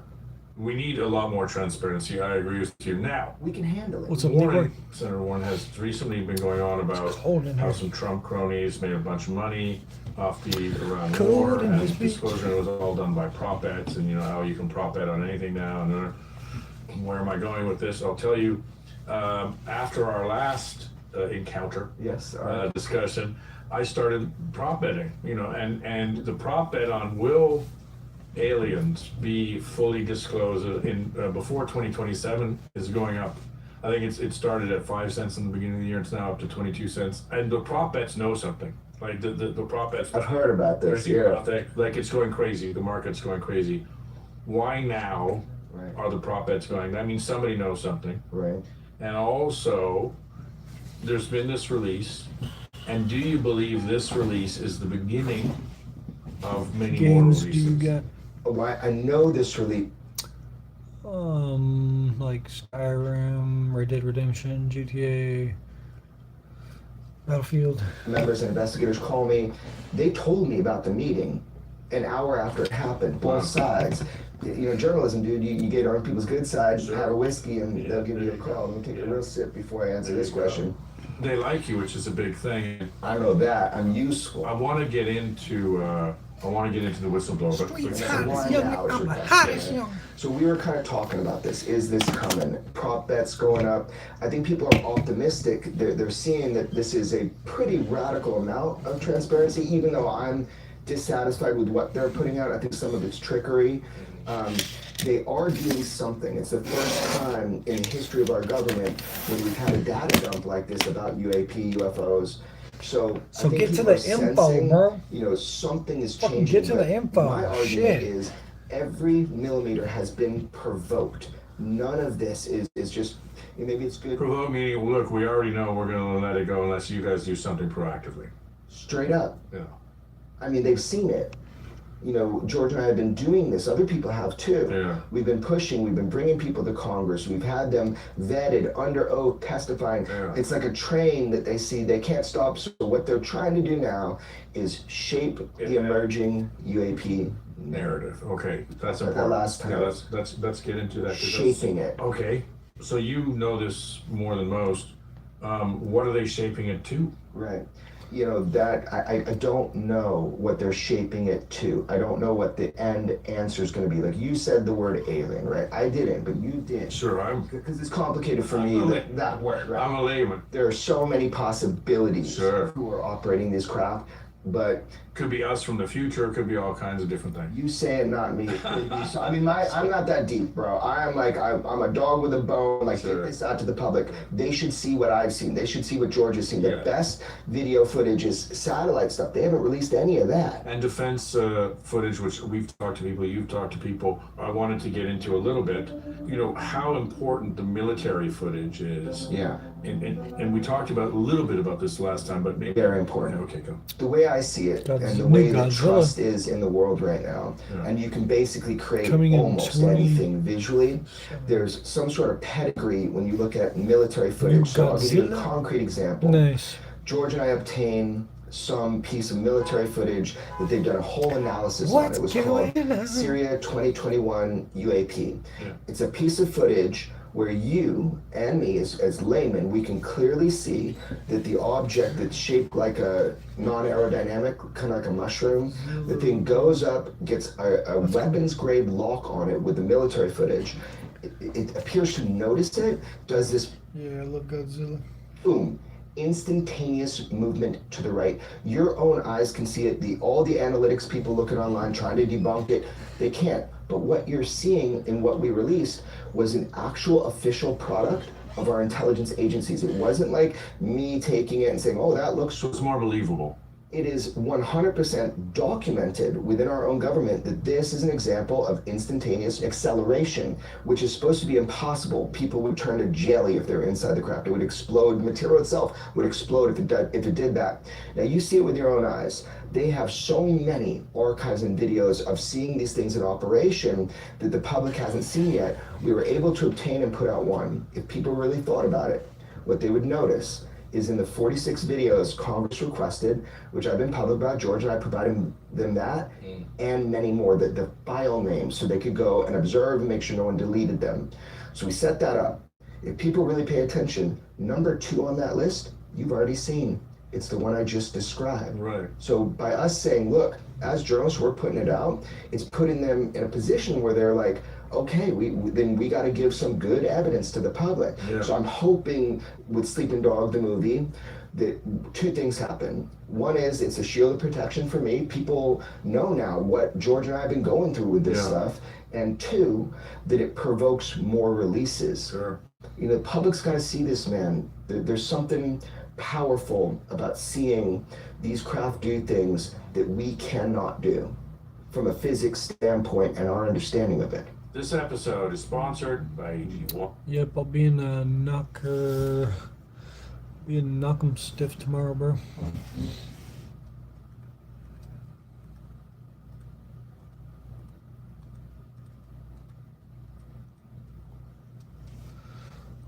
And again, I'm paraphrasing, so you're gonna have to correct me if I'm wrong.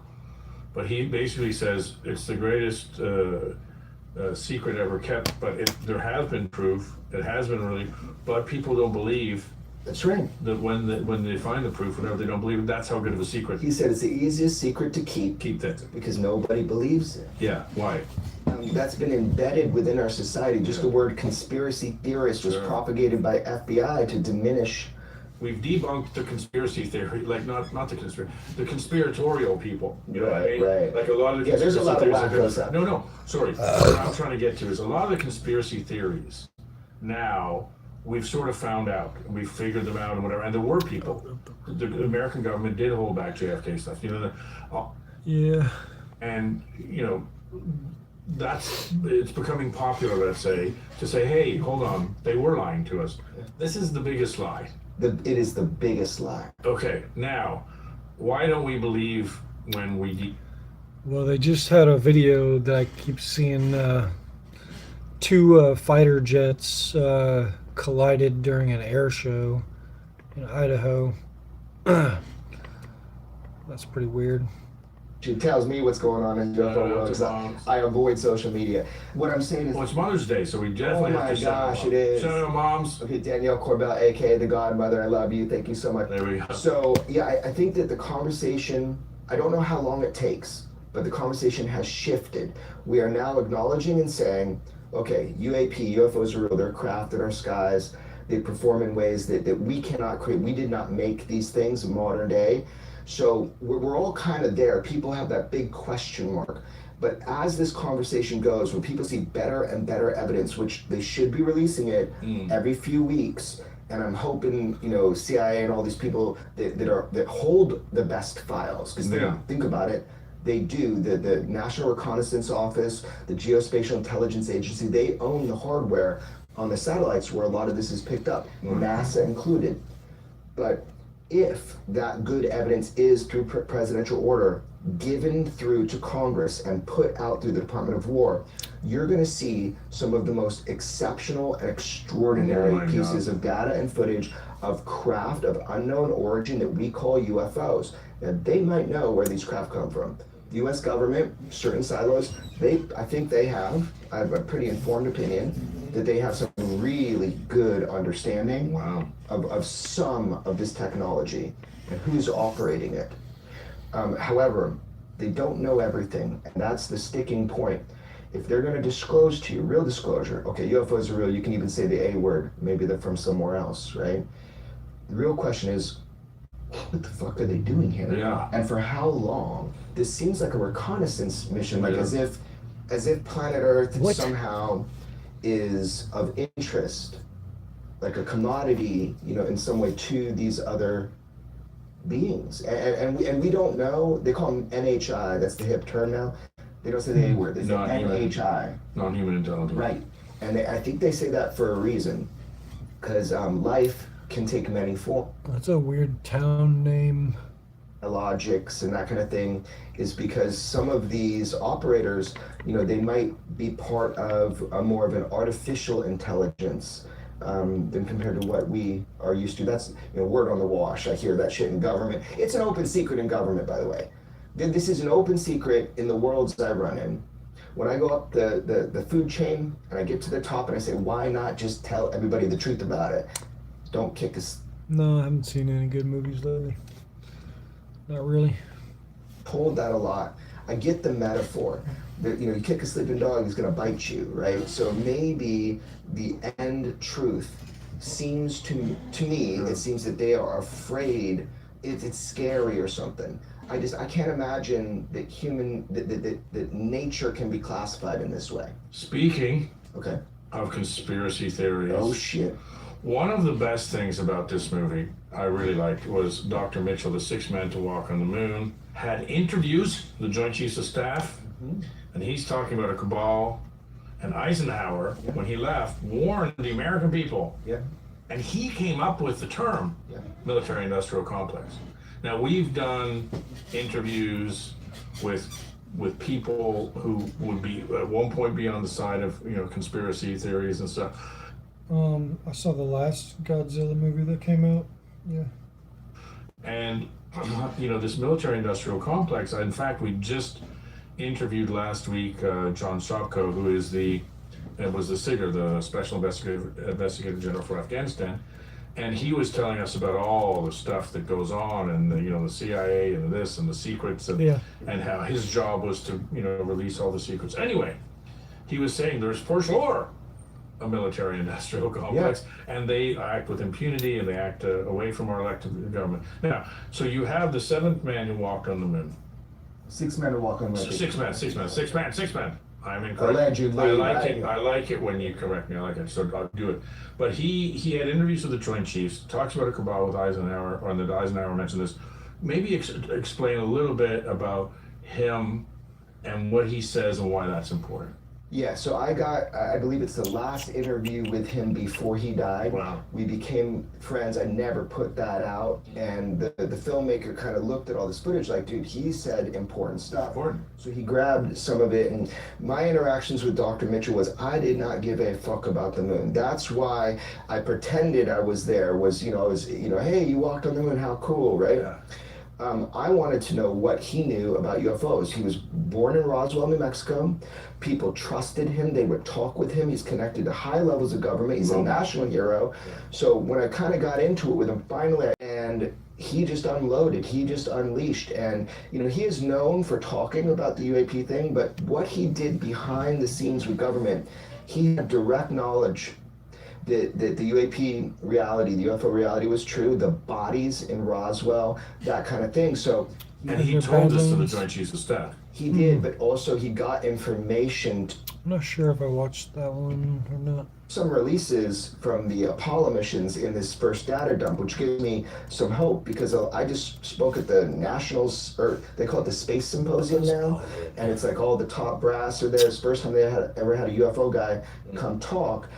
All these companies. No, I didn't watch Badlands yet. I guess I'll have to watch it. And they'd hop out and they'd be like, yeah, you and George are on the right track. You're going to be remembered in history. I go, what do you mean? Tell me more. They're like, no comment. And we're talking Lockheed, Boeing, all the top companies had their employees there. What I learned from that is Dr. Mitchell was in a position where people would talk to him, and he talked to me, and I put some of that, or Michael Lazowski, who made the film, put some of that in there. He was a stepping stone in a way. He introduced me, in a nice way, he introduced me to a lot of people with inside knowledge, and they trust you because you're friends with an astronaut, you're friends with these other intelligence agents.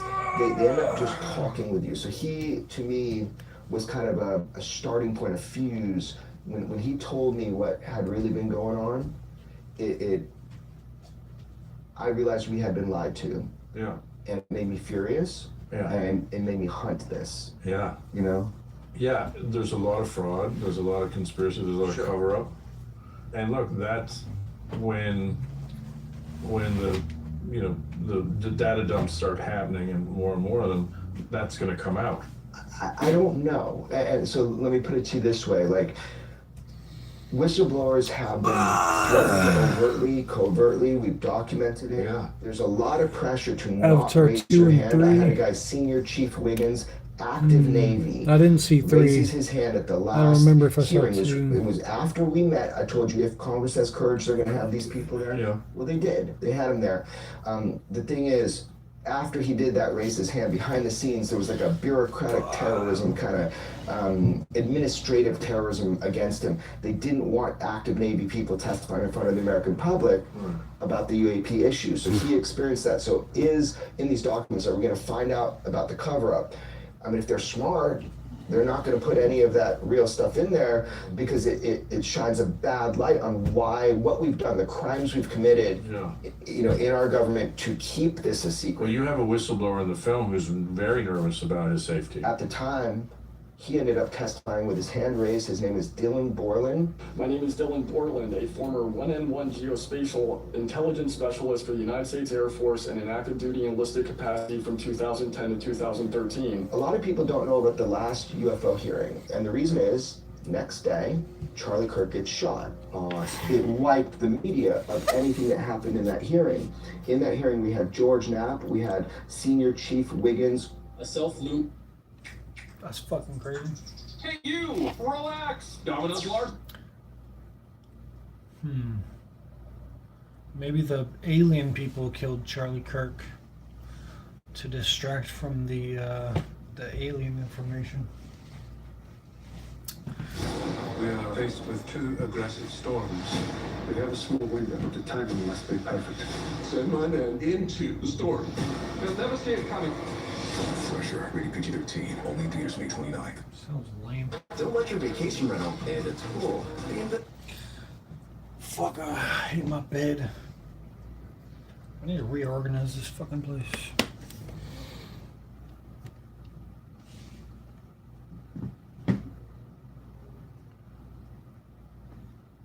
I didn't hear about that. They're headed your way, Hathaway. It's about to be a head-on battle. A self-luminous, tic-tac-shaped object emerged from the ocean before linking up with 3 other similar objects. The 4 then disappeared simultaneously with a high synchronized, near instantaneous acceleration. Dylan Borland was in the movie, whistleblower. Okay. Yeah, so at that time, because of what was happening to him, getting out of a high government, role, them finding out that you're going to be moving forward, telling Congress and Senate and going forward from the American public, you can imagine that is an unwanted thing. Sure.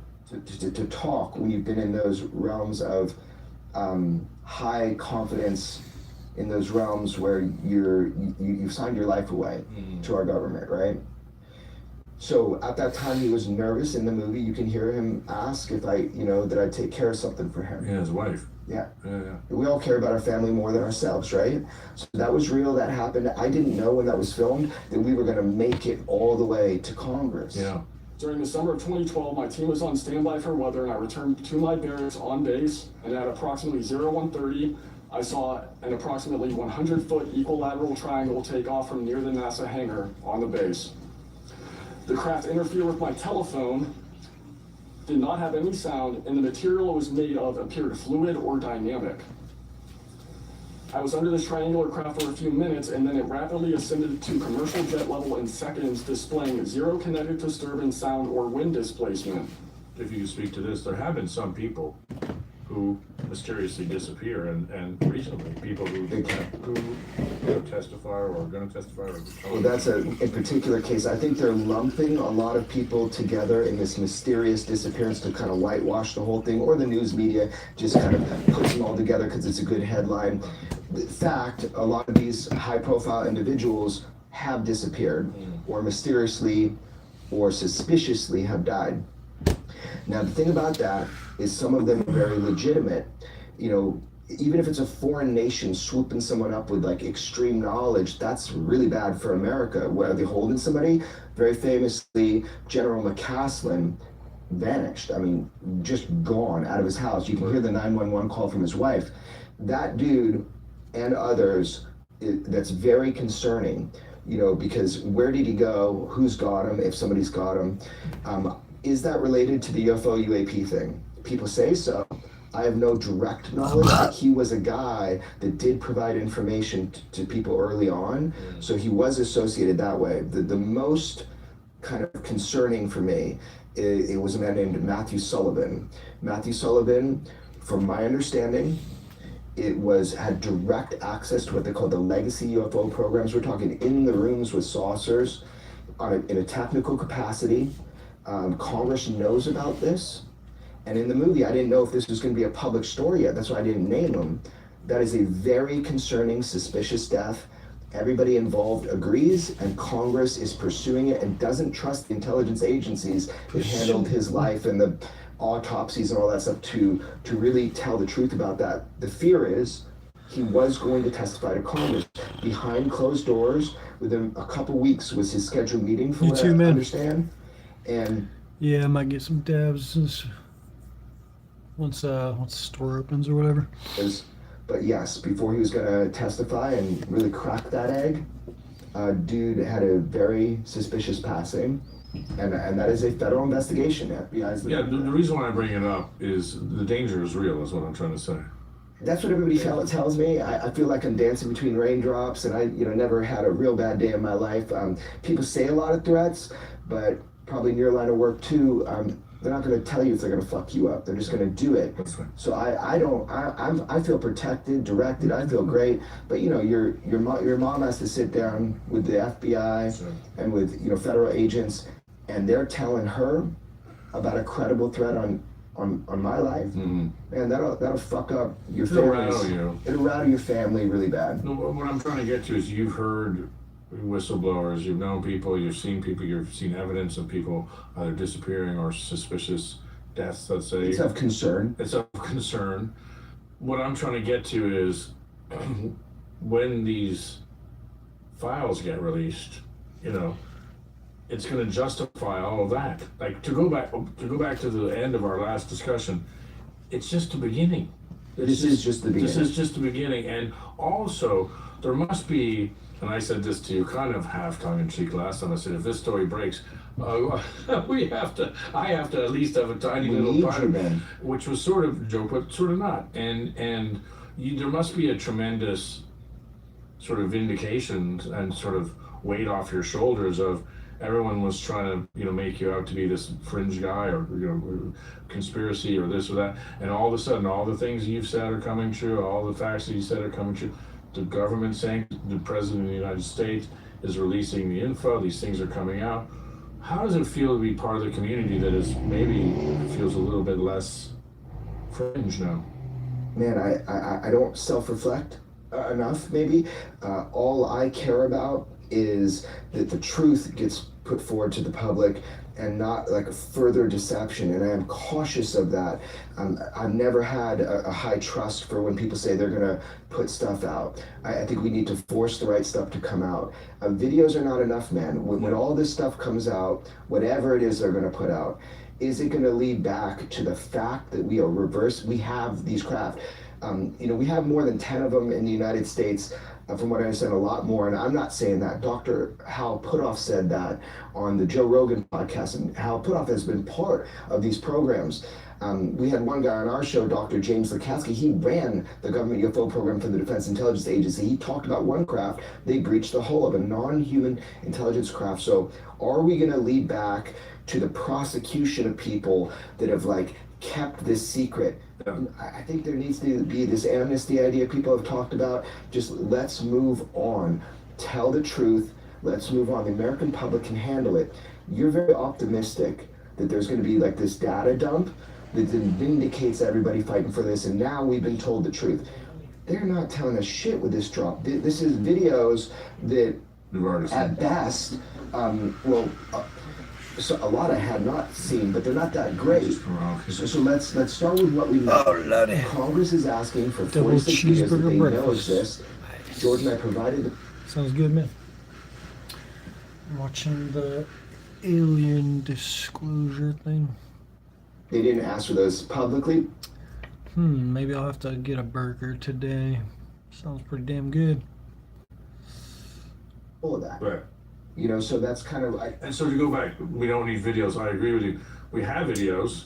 we've seen videos. Videos have been verified. What we need is, okay, let's open the holding tanks where the craft are, or the biologics, or the whatever it is. Honest with the American public. We've been working on this. We've been hiding it because it's been a national security issue. But where'd you get your burgers from?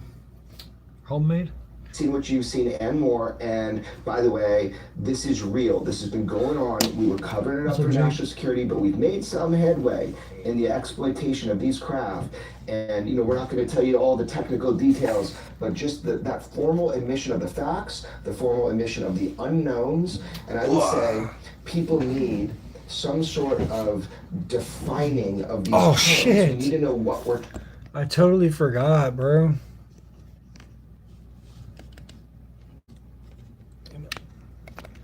Yesterday was Sunday. I was supposed to get my burger. I was supposed to get Shake Shack yesterday because they got a deal on Sunday where if you spend $10 at Shake Shack, you get a free chicken sandwich.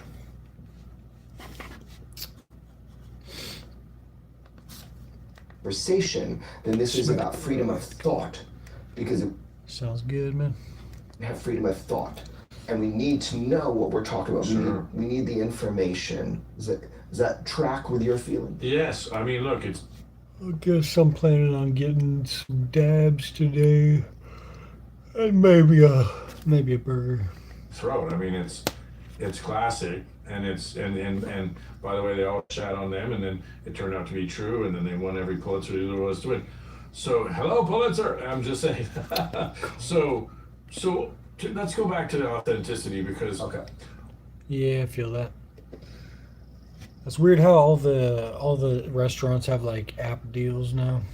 that is the whole Lear thing and Learjet, whatever. And like when he starts talking about the moon as a base and it's a prison and they want to keep us. See, but that to me that's the difficulty of your job, because your job is okay. On one side you have top military leaders, you have top government leaders, you have military footage, you have to vet all this stuff before you release it because you don't want to be, a dupe or a rube. And then you have a guy who's saying some stuff that seems way out there, but why does it have to be Monday now? Bullshit. A lot of his stuff might not seem so crazy 5 to 10 years from now. Some of it still very much does. But I mean, just so people understand the context, in the movie Sleeping Dog, which again, I didn't make. I gave a kid 20 years of my footage and he turned the cameras around. His name is Michael Lazowski, great filmmaker. It makes my life look like a horror show comedy that seems like it shouldn't be taken seriously. It was pretty cool.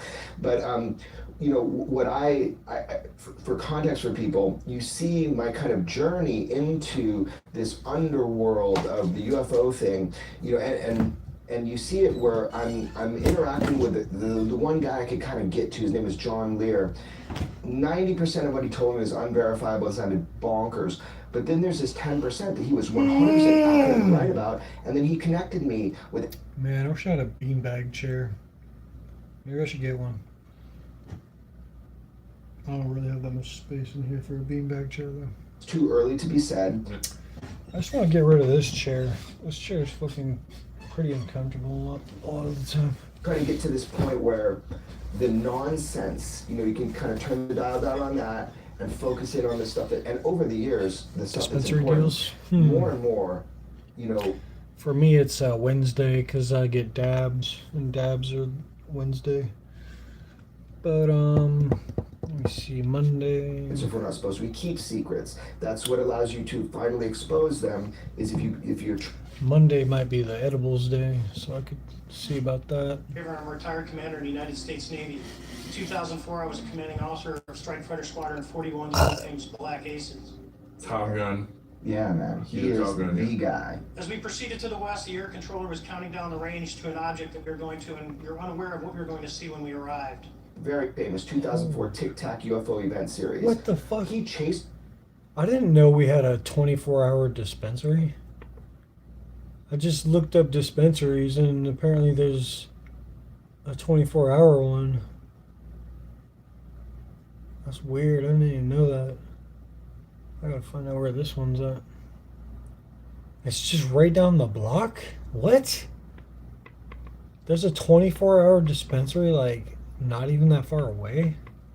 This does not sound real. I gotta call these motherfuckers. The UFO for the United States military, most credible individual, head of the Black Aces. The controller told us that these objects had been observed for over 2 weeks, coming down from over 80,000 Nice. feet, rapidly descending to 20,000 feet, hanging out for hours. It actually says there's two 24-hour things. That's wild. Let me see where both these are. Why would there be two? I don't believe this.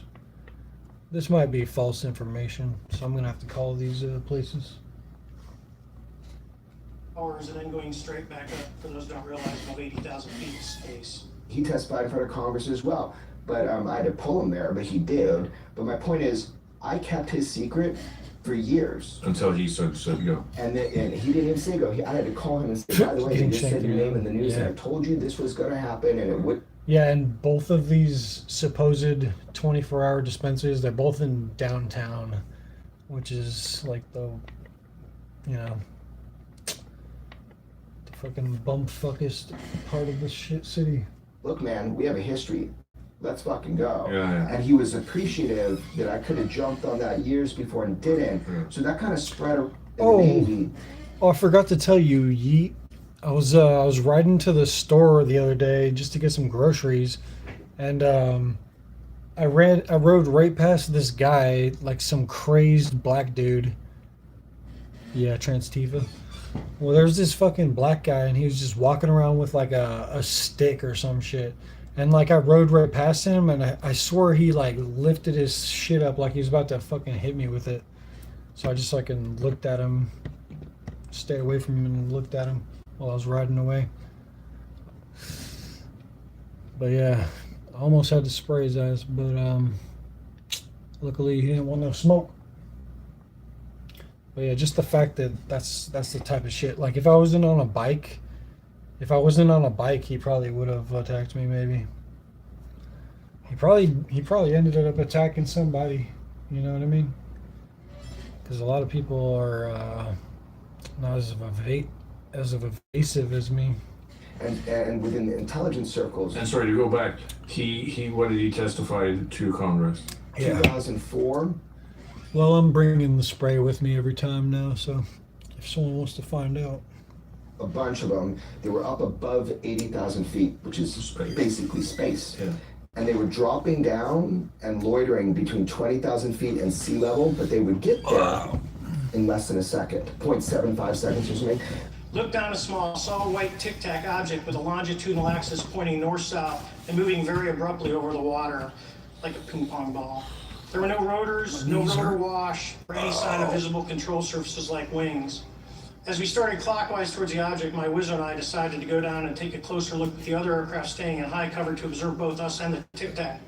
These things would drop down without sonic boom. They would maneuver in ways that were impossible to us. He saw it. He actually took, a bunch of people saw it that were with him in different planes, but he actually chased the UFO for the United States military, came up close, mirrored him, and shot off. Picked up on radar. It was picked up on all these other visual assets that are not yet public. So he testified to that. We returned to Nimitz. We were taking off our gear. We were talking to one of my crews who was getting ready to launch. We mentioned it to him. And they went out and luckily got the video that you see, that 90-second video. What you don't see is the radar tape that was never released, and we don't know where it's at, of the active jamming that the object put on an APG-73 radar. He says, we didn't make that. We didn't have that technology in 2004. And in fact, with his job that he has now, it's a classified job, he would know the modern tech of our technology and anybody else's in the world. And he testified in front of Congress. It wasn't ours. It still isn't Spray ours. cam and everything. And it's nobody that we know that is a technologically advanced nation. So he's... Yeah, I'll have to make sure I'm filming if I get in this situation. So I was thinking about you because we were in Africa. What were we doing in Africa? We're at the world's largest military exercise in Africa, African Lion, and they test out. Now, if you're a dystopian, turn it off because it's the Terminator. It's AI running robots with weapons. Holy shit. It's drones with weapons. It's suicide drones, one-way autonomous systems. It's literally, Jeeps with Gatling guns. It's robot subs. To go back to reverse engineering, and I want to get into this a little bit. This is cool. They have, because now, they have swarms of drones, right? Yeah. And I think it was McDonnell Douglas, or one of the ones you had mentioned before, and it's spurred the memory. We saw this thing which has radar and sensors that can sense like anything because they can jam sensors and stuff. Yeah. So all these sensors, and it sends it to this thing which looks like GoPro mount for speaking. and it shoots lasers, and you can laser Smart idea. 50, 100, 1,000 drones. Like once it locks on, and the AI is shooting laser, and you're like, wait a minute. Warfare now has ceased to be tanks, bombers, destroyers, aircraft carriers. It's Portland's almost as bad as California. shooting thousands of effectively UAPs out of the sky. It's like Star Wars, man. It's Star Wars. Yeah. And it's all run by AI. Right. Hopefully it doesn't turn on us. Well, that's the question I asked everybody, because now they say, well, there has to be a human in the loop. Right. What happens when you're under attack? In Ukraine, do you think that there's going to be a human in the loop if you're under attack from Russia? No, they're going to press the button and say go. Right. Shoot it all. And so we're very close to robots, fighting robots, AI running it all. Is that reverse engineered? Like we look at our technology, the American military machines technology, compared to the rest of the world's. I mean, we got a pretty good advantage and an edge right now, is what I understand, and I think they want to keep it that way. And that would be a reason, to have kept a lot of this under wraps. I will tell you this, there was a connection between Russian scientists and US scientists, even during the Cold War, on some of the UAP stuff, and I've talked to a lot of people involved. This is not fabricated or illusionary, like people that actually worked on a downed craft that was in Russian possession, and the thing they were exploiting was a form of laser weaponry. Look, man, I think the idea was this stuff is so advanced, any derivative technologies you can get would give us that cutting edge advantage. It wouldn't surprise me. It wouldn't surprise me if a lot of the tech that have no thumbprint or fingerprint, in the past of how it was developed, came from these reverse engineering programs. So maybe we did get some good things from it. It's interesting you say that, because if you wanted to not have an atomic war that destroys the planet, what would you have to do? You'd have to share the info with the Russians, because if the Russian... Yeah, I never really had much experience with commies until I moved to shitty Portland. Technology, but they still have nukes. Right. They just say, okay, well... And yeah, commies run the government here. And most of the people working in the homeless shelters are communists, taking money from the homeless people. Talked to me a lot about, and there's documents about it. Basically, what happened was they shut on the nukes in Russia at one point, these discs that came over a base, and then they turned off ones over here. It was like a display of power. This is all well documented. People have come forward, they've testified about it. So the fact that these displays of power from these unknown craft operators, there was an understanding between Russia and the United States, like, hey, before you push that button, just make sure it's not a UAP. And I can give you, after this, a bunch of the information about it. Yeah. It's a fascinating part of our history, is we did have to kind of bond and unite and acknowledge that there are things that at the peak of the Cold War, saying, hey, don't do this because of this. And there was an actual thing that happened, and George has walked me through it many times, but there was a time when all the alerts were showing like an ICBM was coming into Russia, and there was one man, I wish I remembered his name. You know the story. You know the story, yeah. So from what I understand, that is accurate, that is true, that is factual, that is historical. So he was a mathematician. Really? He was not supposed to be there. Someone was sick. He was a mathematician who was on that night, and he betrayed the Politburo's order and did the math, and for some in his brain the trajectory couldn't be right and it didn't work. Whoa. So he figured it out, and he stopped the world from being just nuked because he sort of because in the Russian war ministry it was that we were coming in and doing all this stuff, and he did the math and said no, we're not going to do it. And by the way, he probably went to Siberia. No, I hope not. I hope not. We should find out we're going to use Adobe to go through the Adobe Spaces to go through the documents, which goes through thousands upon thousands of documents and gives us AI reading of the information. So we're going to go find it. You should use it as a fantastic system. Okay, look, this is we literally started off with you saying, Yeah, was 15. it 500 million people in the last 14 hours, 500 million. That's the stats I I heard. haven't got to any of my questions because that was literally the springboard to a scintillating Yeah, I've heard conversation. about Yeah, it's what's happening in real time, man. We sit down and you just always have me in at these like weird moments. Well, so this is a very weird moment. Now, the last time we talked, a lot of people made a big deal about the testimony of David Grush. Yes.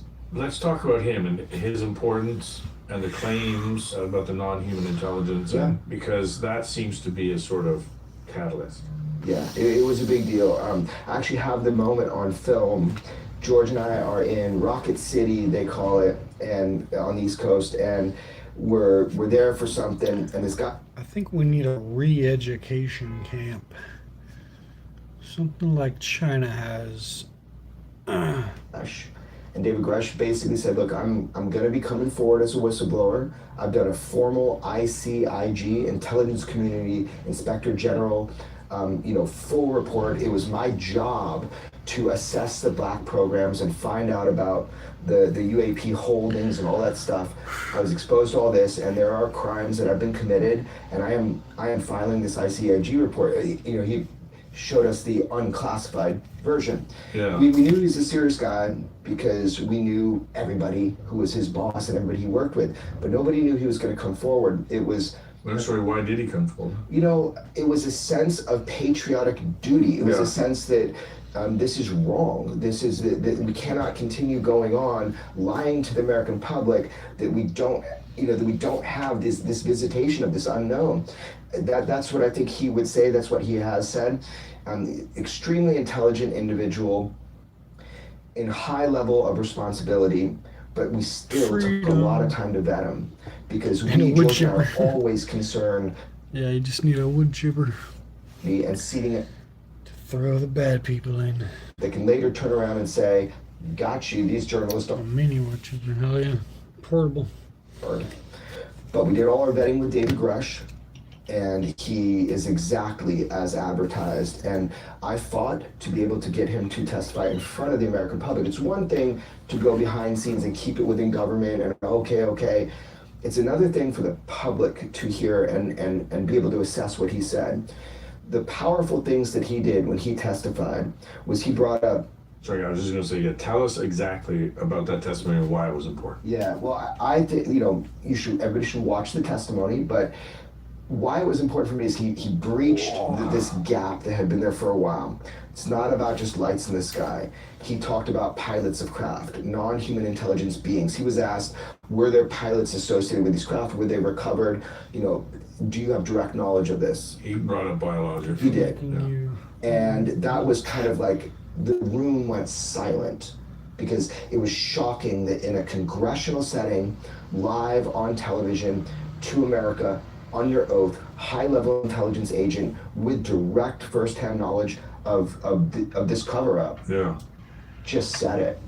And he said it, and he had to be really careful. His lawyer was Chuck McCullough, first ICIG in human history. The role of Inspector General in the intelligence community is like the police of the intelligence community. Think MK Ultra and all that stuff. We don't want those shenanigans again, right? So the ICIG is like... Man, I just want to play fucking Forza. It doesn't come out till tomorrow. And out in my movie, but secretly he has been my lawyer as well for many years. Oh, good, okay. And that's my sheep. Yeah. Florida is like literally on the opposite side of the U.S. to me. Otherwise, I would probably have checked it out by now. Will take more evidence. It will, it pressures the government again. Vote. I wish I could still go to Cali, but Cali's just so fucked. Over and over and over with time, that David Grush will be vindicated finally. He will be. He knows what he's talking about, and what he said is accurate. So he made a huge splash. Has the U.S. government become aware of actual evidence of extraterrestrial, otherwise unexplained forms of intelligence And if so, when do you think this first occurred? I like to use the term non-human. I like to denote origin, keeps the aperture open, both scientifically. Certainly, like I've discussed publicly previously, 1930s. You had said that there has been harmful activity or aggressive activity. Has any of the activity been aggressive, been hostile in your reports? I know of multiple colleagues of mine that got physically injured. And the activity by UAPs or by people within the federal government. Okay. I gotta post something, Rocco.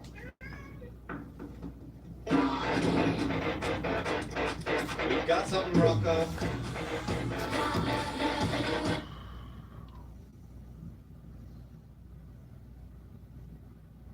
Yeah. It's a ship. There's all these news stories like in Portland, like ICE arrested this popular food cart owner who's been illegal for 20 years or some shit like that. All these little sympathy stories like ICE is arresting all of our food, all of our chefs.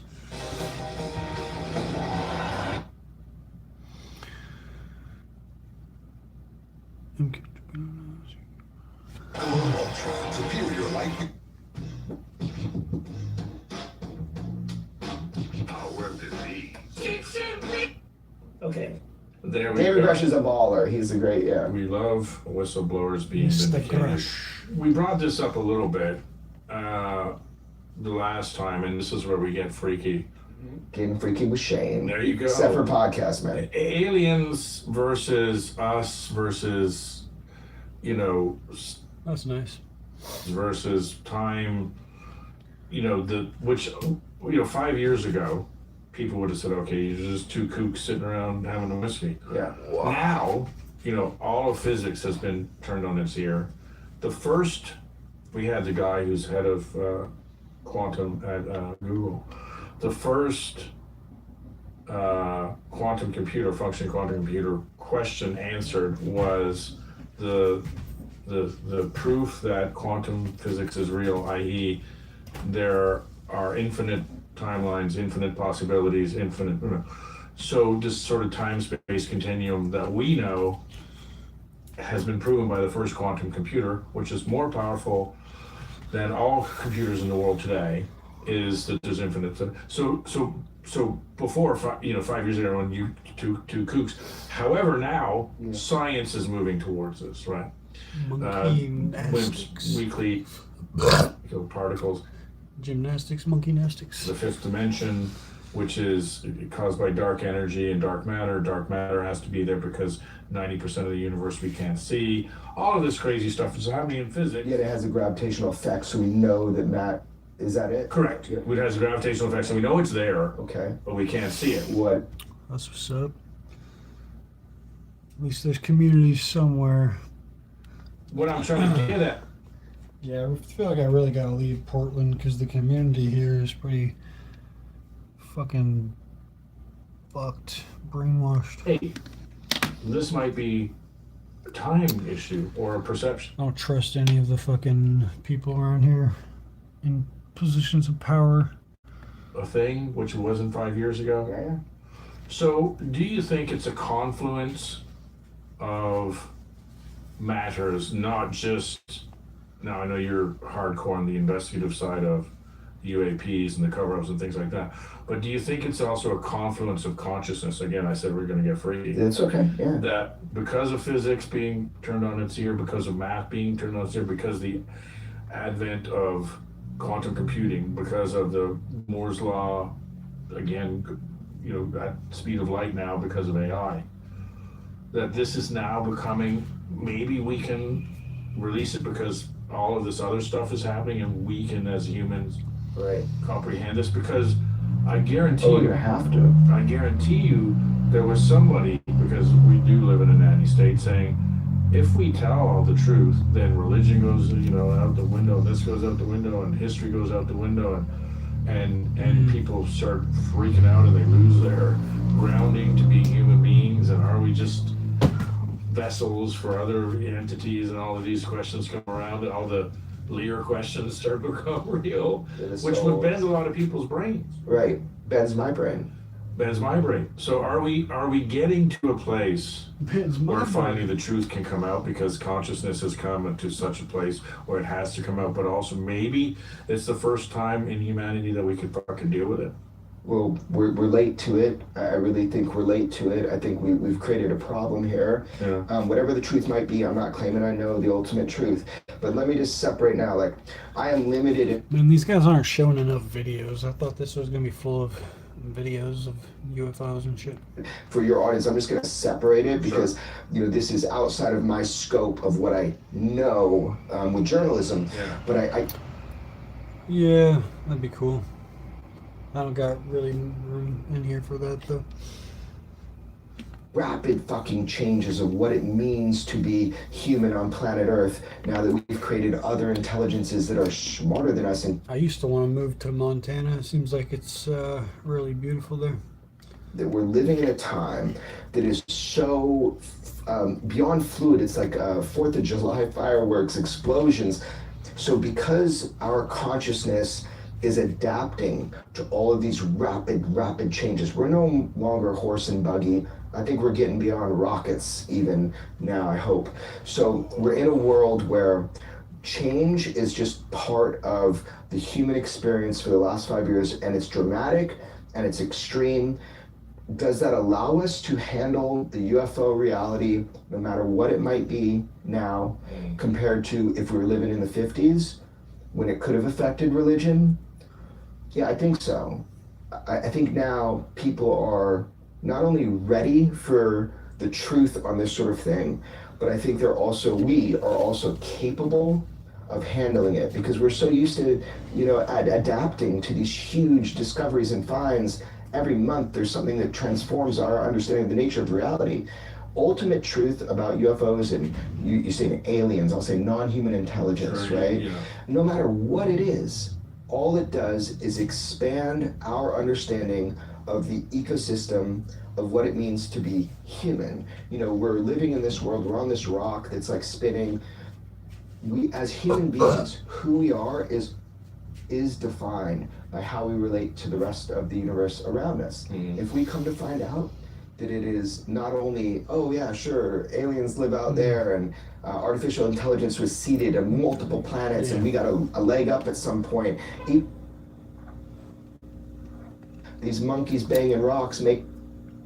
I definitely need some more cardio too. About to be part of some sort of intergalactic society. How fun is that?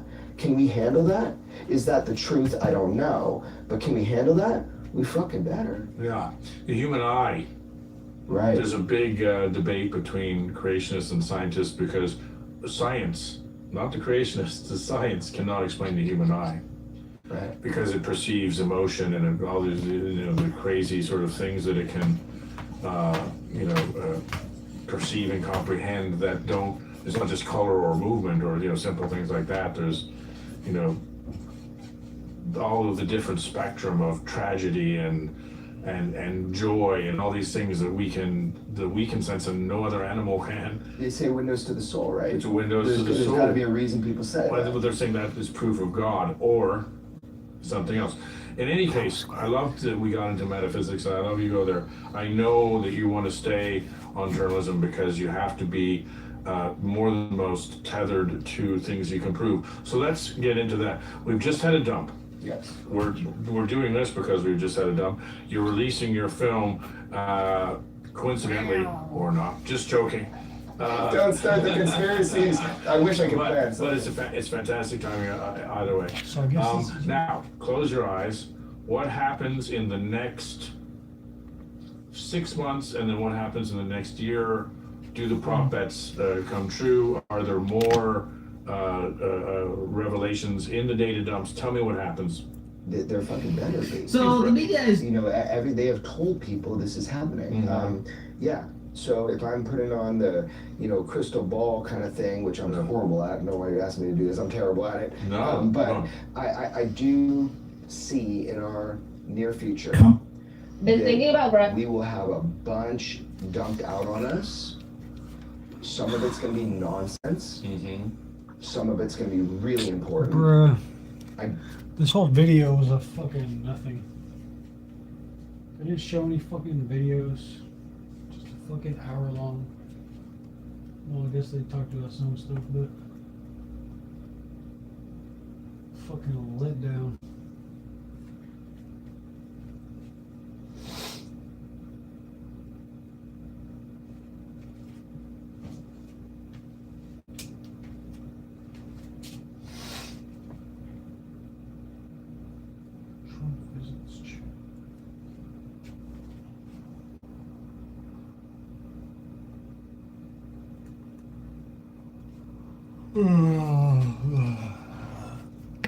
Long rip. Stop it. Choose you. Retail thefts.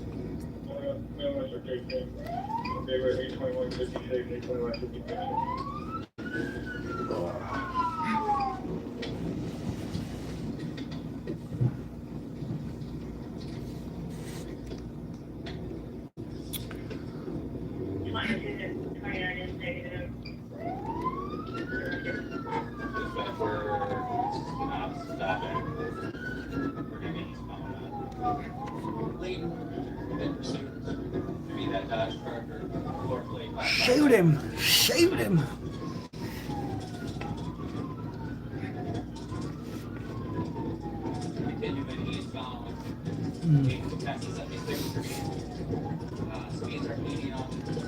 Yeah, there's a lot of disinformation out there, but hopefully we're getting closer to the truth about the UFOs and shit. Traffic's too heavy for this. Isn't that some bullshit? The cop just gave up. He said the traffic's too heavy. As if every other car isn't still fucking on the road. What a dumbass. Realized the vehicle was heading in his direction. As he positioned himself to deploy stop sticks, the fleeing vehicle continued at a high rate of speed and struck a civilian vehicle while attempting to avoid the officer. The driver exited the vehicle while the passenger fled on foot. Are they pursuing? Yes. Oh. The whole police force needs to fucking update their training and their policies.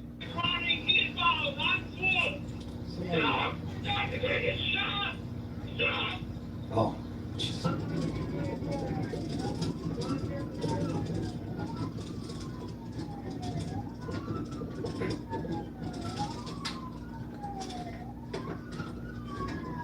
What in the hell? Where's the other 100?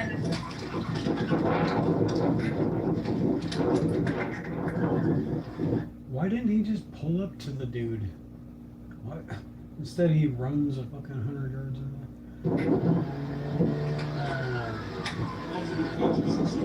You were not. Get your hands behind your back. Get your hands behind your back. Are you injured? The fatigue is real. What? Did you see the pic that Trump posted? No. What was it? White t-shirt with like colorful jeans closer to yellow color back color. Years running up the hill from 50s and alien pic. Oh, okay. towards the high school or to the bushes. Let's go. Roll your knee. Roll your knee. Get up.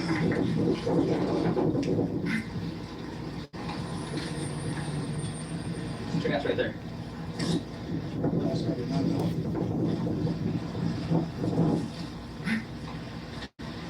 Walking with an alien. Are you guys okay? Are you injured at all? Yeah. Okay. Are you injured? That'd be the funniest shit if that's what aliens really look like. File back. 7 foot tall and buff as hell. You guys didn't see anybody come run through here in the last couple minutes? The only thing we saw was a cop telling us to like get off the car. Oh, okay, all right. You okay? What's up, Tony Sopranos? Wake up, bro. Time to get baked. I'll get some dabs later. Smoke with you.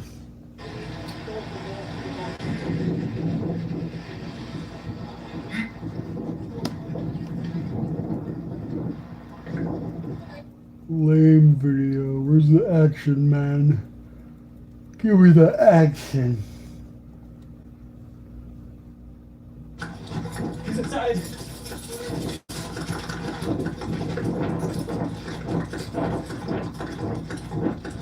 Get him! Get him!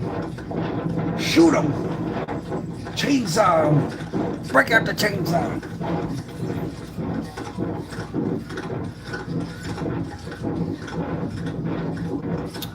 They were talking about the Trump alien picture.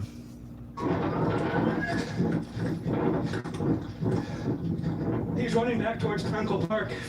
We get some squads in there.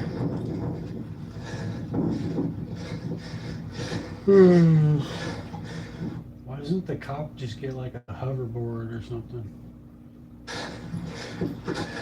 With all that taxpayer money. Trump socials done. Yeah.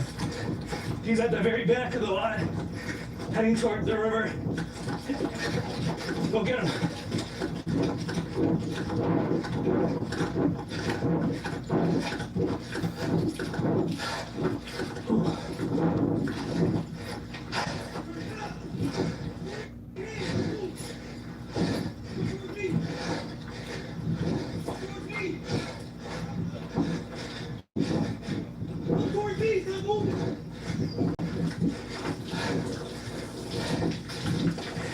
That's how he could get in to the business to the north.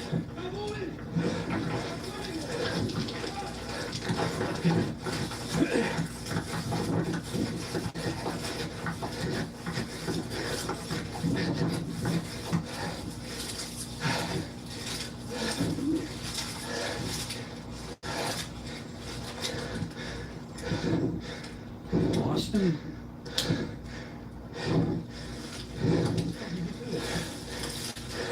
That's the subject you're chasing right now.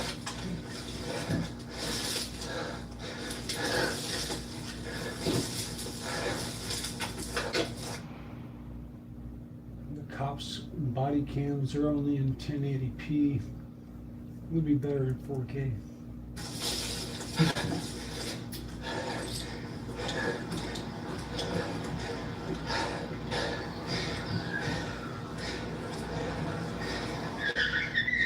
Oh shit. Someone's skirting off. He ran through here somewhere. Yeah. He took off on us. Like, he came up through here. I can see his tracks.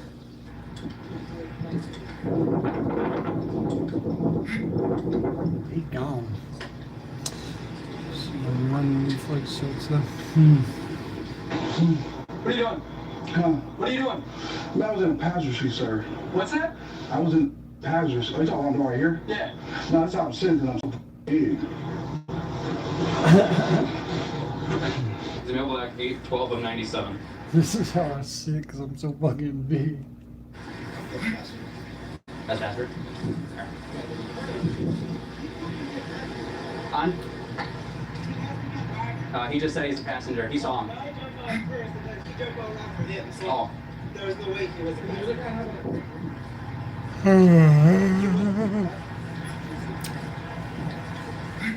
have a female in my back of my squad.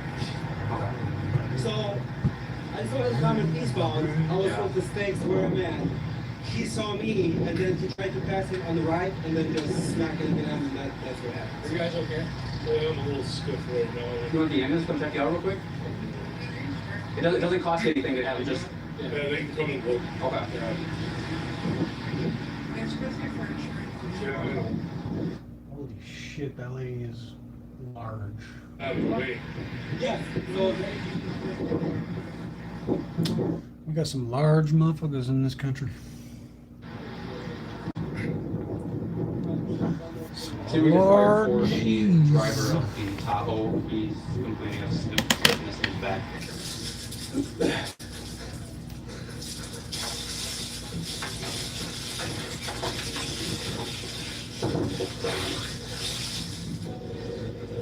I might be out with the guy. Unbound. Cover your summer with a deal from Priceline Summer Sale. Revive Men's Health offers free T-checks and tailored treatment plans. Learn more at revivemenshealth.com. At the liquor store here, they got still selling honey tubes. What? That's pretty cool. That's dope, bro. We need that at the liquor store here.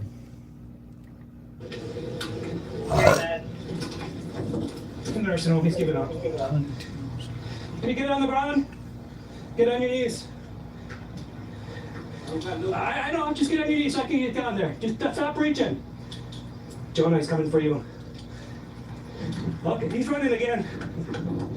Jonah is coming towards you, who's by the medical building. Stop running! You're under arrest! Get his ass. Get on the ground, roll on your tummy! What a dummy. I'm done breathing. All right. I'm done breathing, and I can't breathe. I can't breathe. I can't breathe. Can't breathe. All right. So how you been running? Go for your salsa. He thought he was getting away. Breathe. Get down on that tummy, boy. Get on that belly, Billy. Wait for my power, man. Okay. Meet us. I got you. Some water. I need some water. Get him up at a stomach. I need some water. The fuck out of here, dude. I can't breathe. All right, we're gonna sit you up. Ready? You gotta sit up. Come on, man. Put your feet out. Water.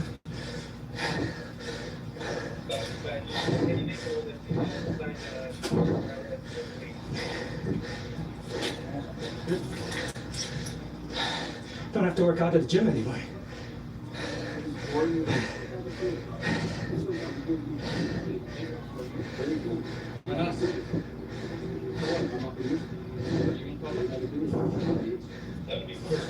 What's his complaint? Hey guys, well, back wait for me, please. If you want to record, you can do it from a distance, but he actually said he didn't want to be recorded. He said he didn't want to be recorded. But you guys can do it if you want, just stay at a distance. Yeah, I know. I'm just telling you what he told us, so he's fine. He gave us all a workout running for him. I can't breathe. Bro, the funniest shit ever. Tony Hinchcliffe did a joke about George Floyd on the Kevin Hart roast, and then the fucking Black Lives Matter comes out, does a press conference and says that the comedy was unacceptable. What a fucking clown show.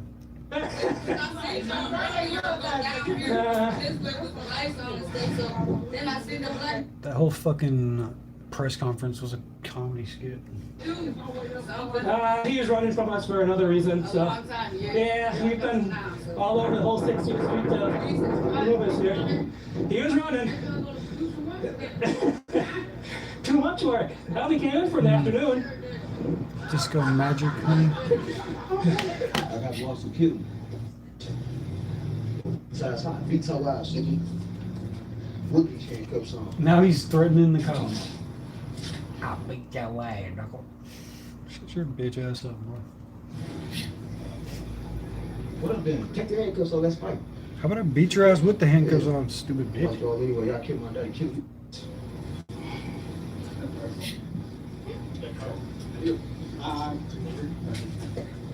Yeah, put him somewhere. Take these handcuffs off, I'll beat your ass. Shut your bitch ass up. Hey, doing it, I searched him.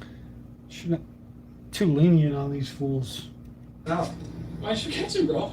Are you that slow, bro? Bro, I caught him. When they caught the guy yesterday because he had a broken foot. Dude, he broke his foot doing this guy. How strong are those Disco Magic honey things? Right now? Hey, with the gear on, okay? With the gear on. With the gear on, I might get you. Without the gear, I ain't worried. Dude, yeah, this dude, he started chasing him through Stu, Yeah. like the little forest. He fucking went through like hella bushes. He started like, bro, yeah, like, I'm not going there. The guy didn't know us. I think like 60. hell of an ending.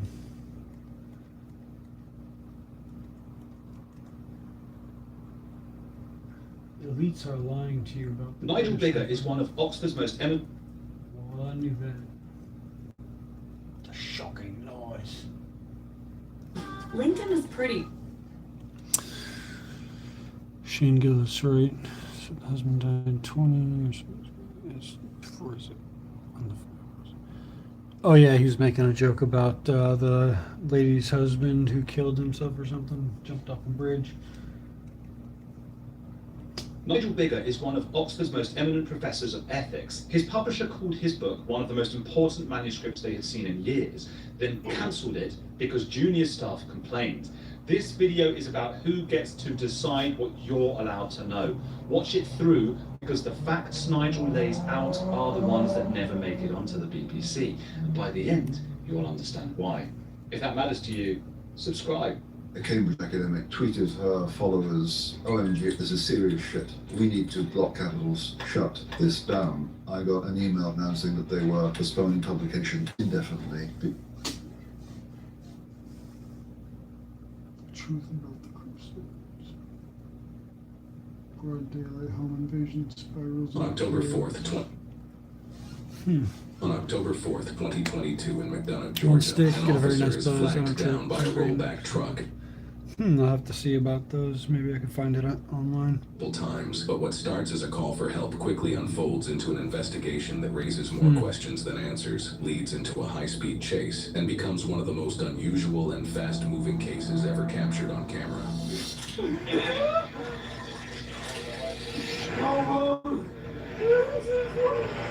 Lay back. Go. I'm not going nowhere, but It's the other arm. it's the other arm. Yeah, look at this one. You got a hole right there, buddy. Yeah, I got a hole right here. Where at? I need water, please. I'm losing it. Yeah. You gonna be all right, man. What's your name? Jason, dude, I am losing it. Please help me. I'm helping you, buddy. Sir. And I got the ambulance on the way. You got any water? Anything? No, sir, I don't. Please. Oh my. I don't see nothing on that one. The ambulance is on the way. Dude, they're not coming fast enough. What happened? They're not coming fast enough. Yeah, my brother's gonna go back. I know, dude. Are you sure I'm gonna be okay? Yeah, you're gonna be fine. Did you have a gun? Please get my. Tell my dad I love him, please. Oh, you're gonna be all right, buddy. Why don't you have water? I don't have any water, buddy. You don't have any in my car. There you go. Do me a favor and move in front of my car. That way the other officers, ambulance and stuff can get around. Is everybody in the house okay? Sure. Why are certain screams so funny sounding? What's your last name, buddy? I got all the questions. Please tell the ambulance to floor it. Both my arms are numb. And they're supposed to be now, buddy. No, not this one over here. Because I'm losing so much blood. Please. Over my face, over my face. Two cars in front of the house, is that theirs? Yeah. Please, officer. He got shot in the arm. There's two guys that robbed the house and stole his truck on the way out. Their car's still at the house. Their car's still at the house. Where's his truck? Yes. Were y'all all in the house? Is everybody out of the house? Bad people. There's two of them. Bad people. Tell them to hurry. I'm losing. Bottom of this wrist. 360 radio pop have two. I can't help but laugh at his screams. Just the way it sounds so funny. Hey, Jason. They're behind the bad guys. Wait, come here a second. So you were in the house, correct? The bad guys. That's so funny. The bad guys are coming. I'm the bad guys, okay? And you're okay. No, they're not coming back. They got the police behind them. They're okay. They pointed the gun at you? Just take my car and go on up there and secure the house. Do you have the everything on the truck? They're behind it. They're chasing it right now. Trust me, I'm the same driver. Hey, I trust you. If I didn't trust you, I wouldn't have gotten the car. Shit. So y'all know for sure that was over there. Y'all were there or something like that? Okay. Did you turn out here? He got Yeah, so apparently he shot, he runs out here, does a circle, realizes that the door's car comes back in from downstairs out the back door.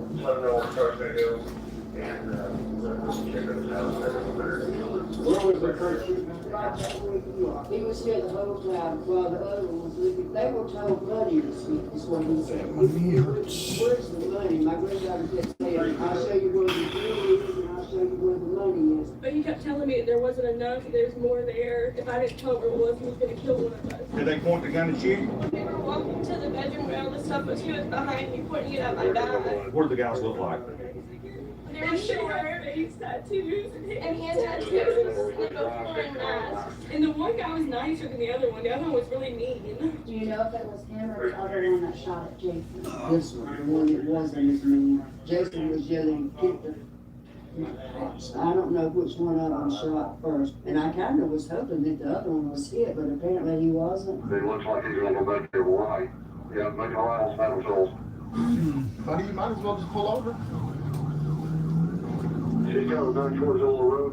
And what truck was you in? I was in the rollback. I'm gonna need the information off that truck too. If you wanna go get your truck, bring it. Bring it back. There's a 15-year-old in this year, and she said that he tried to tell her. What a crazy ass story. In my impression of what I heard them say, they were here for a lot of money. They didn't seem to be interested in jewelry. It wasn't a pawn shop thing. He got a little box and went with Kevin in their bedroom and we got jewelry. You know, some of it got left here. I heard Kevin say, I've given you the watches and I've given you the jewelry. I don't know where anything else is unless there's something more in the bathroom. She was doing her best to please them and she told him, she said, I got $200 if you want that. And Kyla said, and I've got 40, and he wasn't interested in $200. They were here for a lot of money. Right, we're still continuing around 60, 65 miles an hour. We're about 70 miles an hour just past Mayor Napa. I know this neighbor here, he came over here with his gun. I see that on camera. Nothing else picked up two guys. He said it was blurry. She was watching it on video, the two guys, and that's how she knew. She actually beat us with what guns they got. We haven't really looked through the house. Now if he has like a safe or something. There was one of the rooms down on the right side of the closet. Hey, did you see a safe anywhere? One of the UPD also said there was a safe here. Might be part of the motive. What's the safe? I don't know. Is there maybe one in the, where would it be? Is it a second floor? Yeah, it might be upstairs. Is it a second floor? Of course, it's like a 3-story house, bitch. What the fuck are you talking about? I guess Al must have thought he saw one. She just walked into that mansion looking of a house and asked if they had a second floor. What kind of stupid shit is that? It's a fucking mansion, of course it has a second floor. My charger ain't gonna be going there. No. You don't come on, we're the boss. Couple of Mexicans on the run. She said, Ken P. We're still southbound of the field. Pond, straight across.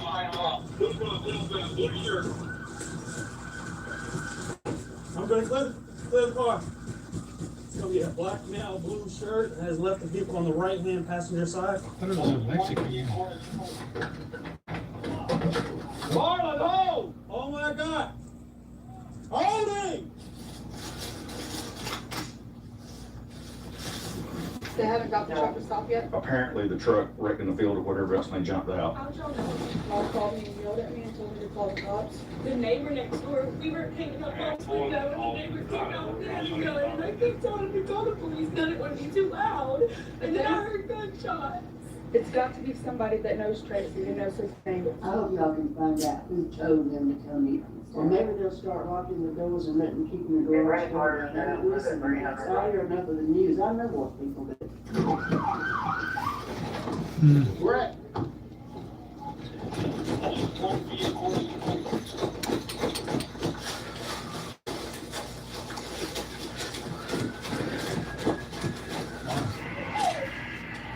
This dude really wanted to get away. Rambling motherfucker. The patrol,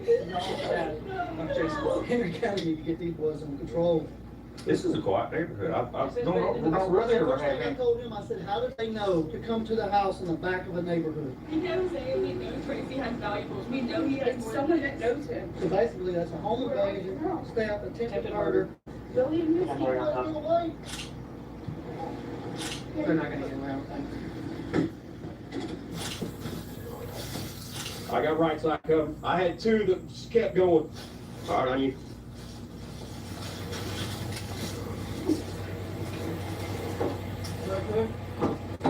Nothing. All right, Steve, tracks on you, bro.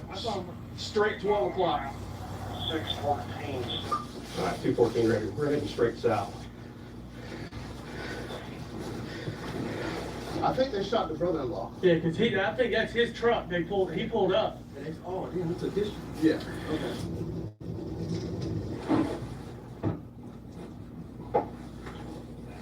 Okay.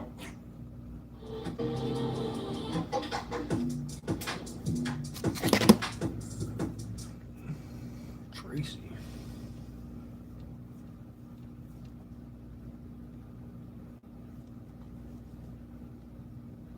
Firefly to help you build the best secret room ever. All you have to do is download the Adobe Firefly app and According to a female, they come in and said, we know there's a bunch of valuables here. She said one kid had a little gun. She thought it was a toy gun. And the other guy had a larger silver gun. Taking a picture, then I'm gonna collect it.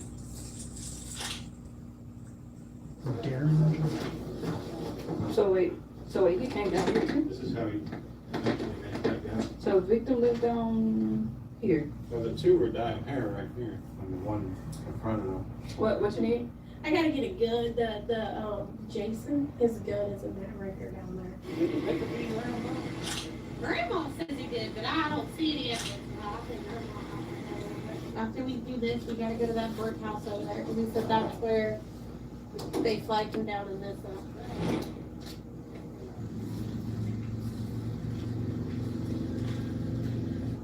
Looks like you did get around. Grandma ain't crazy. Hey, sorry. Did you hear what Lori said? She said Jason blood they had to get a shot back, but they're thinking that nothing to do. Toward Austin Drive. That's directly south. Austin Drive is that way. They're tracking that way. Sounds like somebody's still on the car.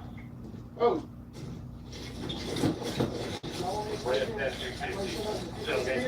Yeah, you stay here. I'm heading back to my car. Shit's wild. This dude just stole another car. Please!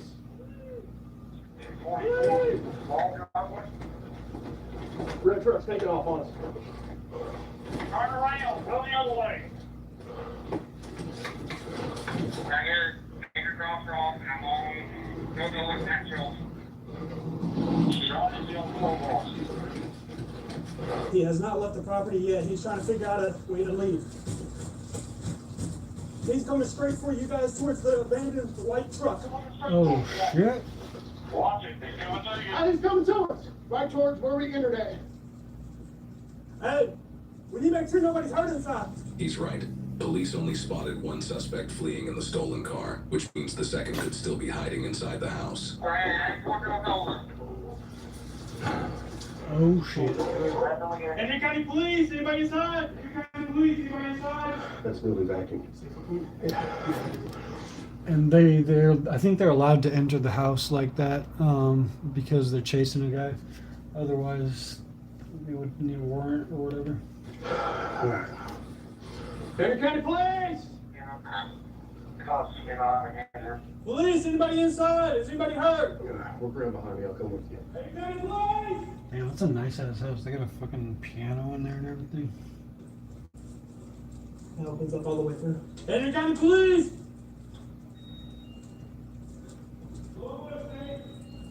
Henry County Police!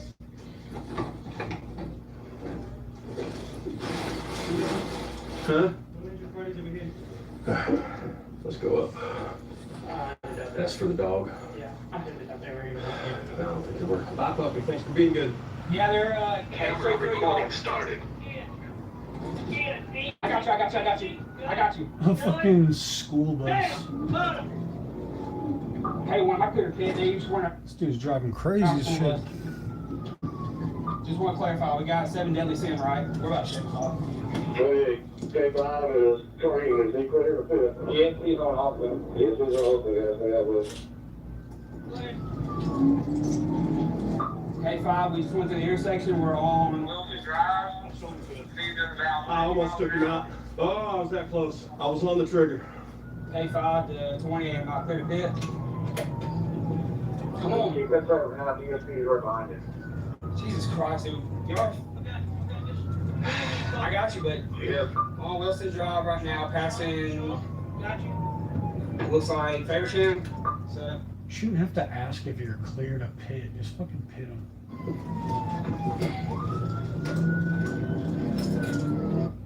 Fucking police policies need to fucking change. K5 right on up church, headed up to Abner. We got several troopers headed to you.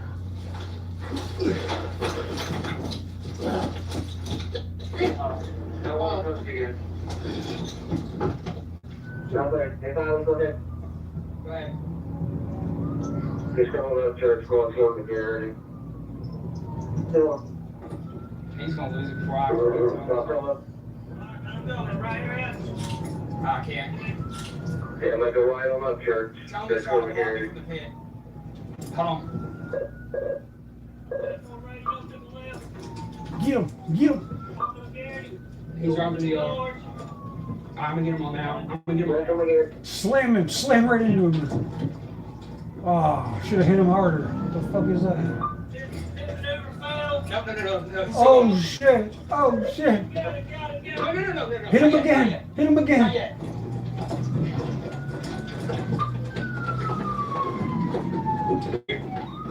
That's a pretty good police chase right there.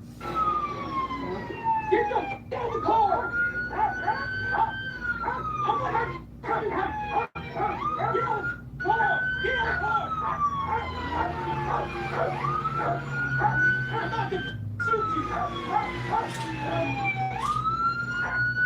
Get on the ground! Get on the ground! Get on the ground! Get on the ground! Stop it! Stop it! Wait! Still it! No! Here! The dog is going crazy. Get him! Yeah! They let the dog on him! Yeah! The dog's getting him! Oh shit! The dog got his ass.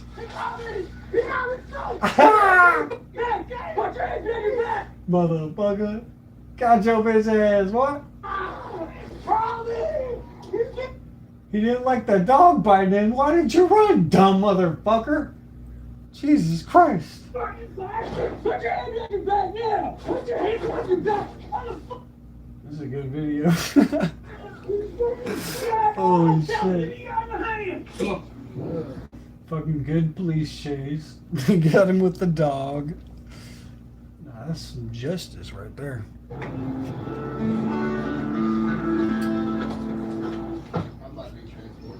Yeah. Do what? A lot? Give me your hand, I'll get the dog off! Nice. I got it. We got his pinch collar off. Easy. Easy. Good boy! Good boy. He broke his pinch. Danger! Loose! Oh, you don't have a pinch. I got more. Loose! Nobody move! Oh, the dog's still latched to him. That's crazy. Good boy! You got that bad guy! Nick! You got that bad guy! Good boy! Good boy! You got that bad man! You got that bad man. This is so wild. Watch your head. Oh my god. We're walking that way, man. Yeah, have a seat. Otto! Good boy! Where's the boy? Contact. Hey, you got his name? No. We got ID one home.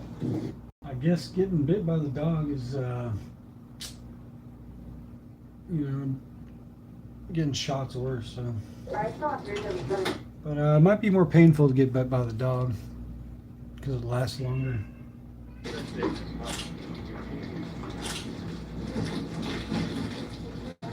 That was your fault. You talked to Dr. Did you, or do you play dead? Bro, I'm not gonna beg you, man. We've had people get dogged before. You ain't paralyzed. Let's go. Oh, that's about unless we got a better rolling chair. Oh, right. Oh, it's a toy, it's a toy. That's right. You ever screaming and hollering?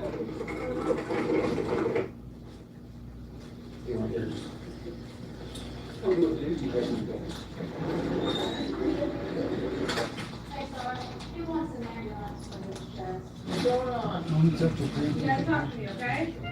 They're trying to check this hard. He's got stickers on.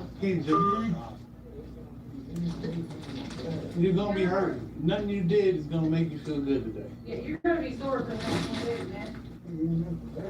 No, there's no medicine. They ain't gonna give you anything. Gotta do the crime, gotta do the time, man. Oh, she's large too.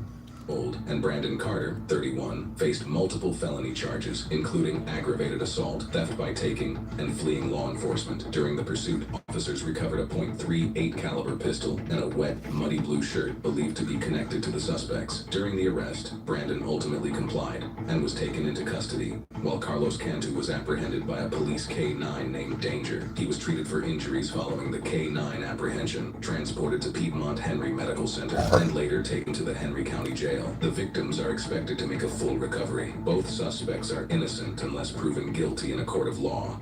No, they're guilty. But let's try. Fuck, I just was about to click on the other video. It was Midwest Safety. Midwest Safety. I'm just going to detain you for now, okay? Detain you? I'm going to make your handcuffs. You're not under arrest yet. Midwest Safety. Midwest Safety on YouTube.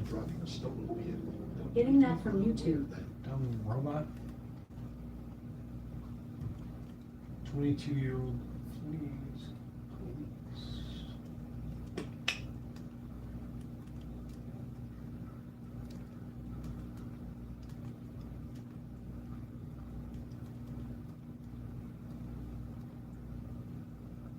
On October 4th,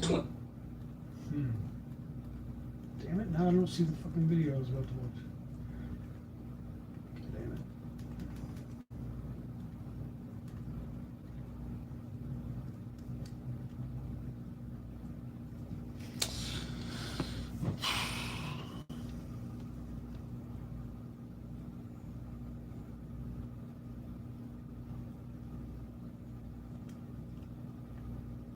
On October 4th, 2022 in McDonough, Georgia, an officer...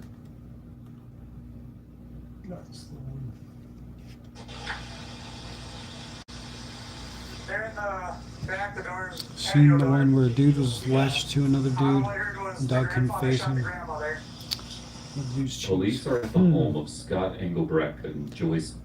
Do you know which channel that might have been on? I don't know if I've seen that one. Stand, where just a few moments ago, a killing spree took place.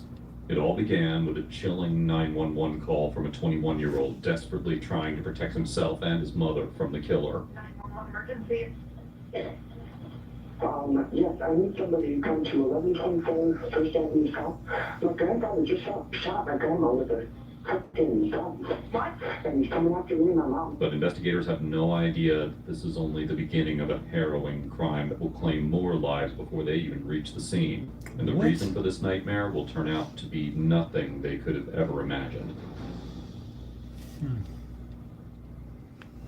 Around 5:40 p.m. on June 16, 2018, emergency lines in St. James, Watonwan County in Minnesota received a call from 21-year-old Dylan Matthias, who was witnessing any son's worst nightmare unfold. Emergency. Yes, I need somebody to come to 1124 First Avenue South. My grandfather just shot my grandma with a fucking gun. What? And he's coming after me and my mom. Okay, someone's on the way. Who is this? This is Dylan Matthias. My grandfather Scott Engelbrecht. He just shot my fucking grandma. He's coming after me and my mom. Where is that? Early. I'm at the house. I'm locked myself in the bathroom. Are you in another room? I can't get outside. I'm stuck in the house. Okay, where's the gun outside somewhere. I need to know where the gun is. Trying to get my mom. He's trying to get my mom outside somewhere. If I'm outside, they'll shoot me. They're inside or outside? My mom and him are either outside or inside. I'm in the bathroom. I locked myself inside in the shack. Yes, I locked myself Do you know in. if your grandma's okay or not? I don't know. She's laying on the floor. I think she's dead. Okay, officer should be there, okay? As dispatch immediately alerted officers with the St. James Police Department, they knew Dylan and his mother were in grave danger, with his grandmother's life hanging by a thread. But they had no idea the tragedy was far from over. Are you on the phone to the party shot his grandmother? At that moment, all they understood was that 59-year-old Scott Engelbrecht was moving through the house trying to claim as many lives as he could. As they quickly rushed to the scene, one of the officers instantly spotted Scott in the backyard, walking around with a loaded firearm.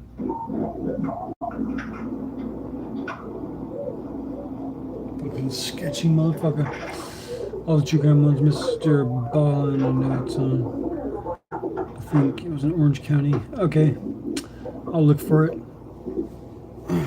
Where did you put the gun down? Put the gun down! Put the gun down now! Drop the gun! Drop the gun! What's going on? What's going on? What's going on? Okay. Okay. Put your hands on your back.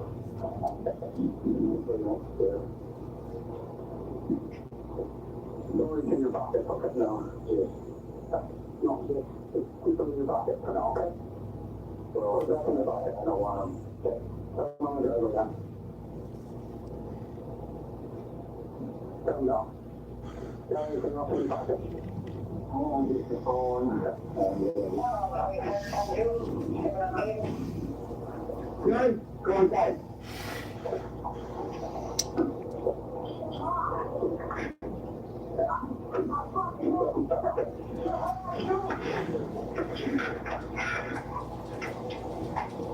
But while it may seem like Scott has admitted guilt, getting him to talk later will not be that simple. For now, as officers rush inside the house to reach the three victims, they find a scene far more disturbing than Dylan had described on the call. Inside the house, officers find Joyce lying on her side in a pool of blood with a gunshot wound to the forehead. Thankfully, she's still breathing and responsive, and officers immediately call for medics to rush her to the hospital. I wouldn't even want to fucking live after being shot in the forehead, bro.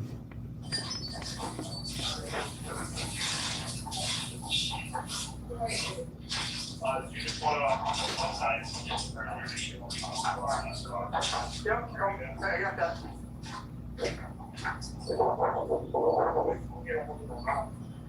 Is he coming after her too?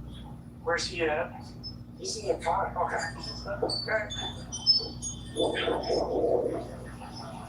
They're in the back, the doors, patio door. What we got? All I heard was the grandfather shot the grandmother. Officers also quickly find Dylan, who had been hiding in the basement bathroom. But unfortunately, the same could not be said for his mother, 43-year-old Rachel Elaine Linder. She was not found inside the house, and as officers searched the area desperately looking for her, they located Rachel 2 houses away on a porch, completely unresponsive. A medical examiner would later confirm that she had been shot 3 times, in the head, back, and forearm, at close range. As the initial scene begins to settle, investigators are left with a long list of questions. But the most pressing one is why? What had happened to cause Scott to brutally shoot his wife and stepdaughter with such anger? As Scott is brought in for interrogation, the answers will not come easily. And when they finally surface, they will reveal a motive that completely changes how investigators understand this crime. What's wrong with you right now? Why are you groaning? Oh, that hurt. Where are you hurt? Your back. Why do you hurt? Why is your back hurt? I don't know. Oh!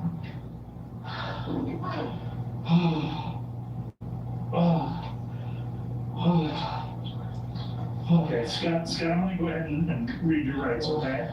If you cannot afford to hire an attorney, one will be appointed to represent you before any questioning if you wish. Do you understand each of these rights I've explained to you?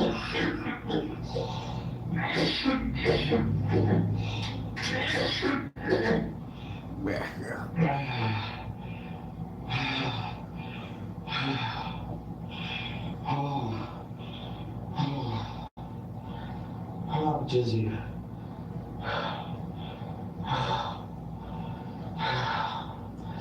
Do you need something to drink? Do you want water? Are you having a panic attack?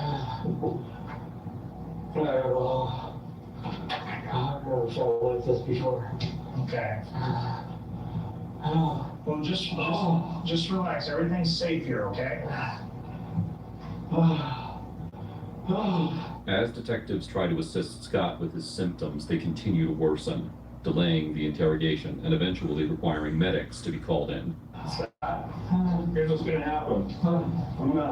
We're gonna have an EMT come up and take a look at you. Okay. And we're gonna make sure you're doing okay. Okay? Does that work? Thank you. We're gonna get, they'll check your blood pressure and stuff. Make sure you're doing all right. Check your feet and your hands. Okay? Sit with that blanket on for a little bit.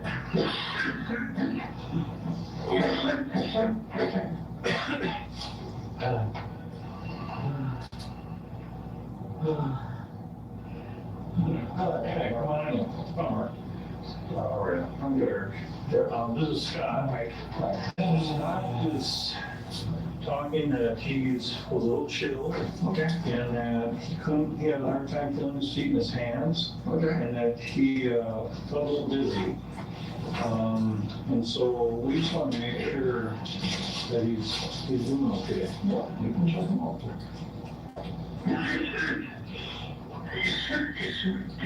Just gonna place this on your finger. Even after receiving medical attention, Scott tells detectives that he does not wish to speak with them. But what detectives don't yet know is that Scott will eventually speak in great detail, but it just won't be with them. For now, as they will proceed to speak with Scott's family and friends to find out more about him, a disturbing picture about the family's twisted dynamic will start emerging. So, how long was it that you think you were downstairs? Maybe 5-10 minutes. Okay. So Between them, roughly. 5 to 10 minutes, you're just laying downstairs on a bed? You shot her, you bastard, and I heard a thud hit the floor. So I come running upstairs with my taser. Okay. And he said, hey, and then went to tase him. And he turned around real quick with the gun. And then ran real quick back downstairs. I wasn't trying to get shot. You know, so you heard, did you hear the gunshot? Do you remember? You didn't hear the gunshot. No. You just heard your grandma say you shot her, you bastard. And then grabbed the remote and turned on the TV. And then I heard, you shot her, you bastard, because my mom yelled it. So your mom's the one that yelled at? Yeah. Okay. And so then I had his attention on me, so my mom could get out before he shot her. Okay. And I told her, don't stop running, I yelled it. Okay. So you came up the stairs, did you see your grandpa have a gun or anything? Yes, the 22 caliber. Do you know what kind of gun or color was? Brown. Wooden stock type thing, or? I don't know much about guns. Okay. Was it like a handgun or was it a rifle? It was a rifle, 22. Like a shotgun. Okay. Older model, like. Okay. One where they had the thing on the side and the top. Okay. All right. So how did he have the gun in his hands? Like this, and I said, hey, and turned. And pointed the gun at you then? And I did grab my phone, locked myself in the bathroom. Did he come downstairs at you at all? Or? I don't know. I locked the door. Okay. So, as far as you know, you heard somebody, your mom say you shot her, you asked her. I came downstairs and she was heading out, and I heard her say, run, Dylan, run, don't stop. Get out of here. Okay, so you told her to run as well? Yeah, I told her not to stop and be close. Okay. Okay, Chris, Dylan, I know this is painful, and I just want to make sure I get all the facts, okay? So that's why I keep backing up and going over it, just to make sure I'm clear, okay? So you came up, did you see anybody after you heard that? Okay, but I'm saying this, we're working ourselves up to that, okay? I'm sorry. No, that's fine. So you heard the thud of the person fall down. You come up, was your dad or grandpa pointing? Going towards the kitchen. Where your mom and she was going out the door. Was your mom in the same room as him then, or no? She was in the kitchen area getting ready to go out. Okay. And run. But then what did you say to your grandpa? I said, hey. Okay. And I yelled it to get his attention. On you? So that my mom could get out. Okay. I was in the taser. And then you turned around, did you have your taser with you then? Okay. So did you grab your taser as you were running up the stairs then? It was sitting right next to my bed. Okay. So then, did you try to get to his taser? I cracked it, and he, I was trying to get to him, but he had the gun when he turned around. They pointed at you and you just said, screw it, and went down? Okay. I've never been scared before. No, it's a scary thing to have something like that happen. But while I tried everything for my stubborn dandruff, and then I found Nizoral. It works differently to get to the root cause of dandruff. Its active ingredient is 10 times more. The fuck? I don't give a shit about dandruff. What the hell is this guy talking about? Sad I missed the Sunday meal deal.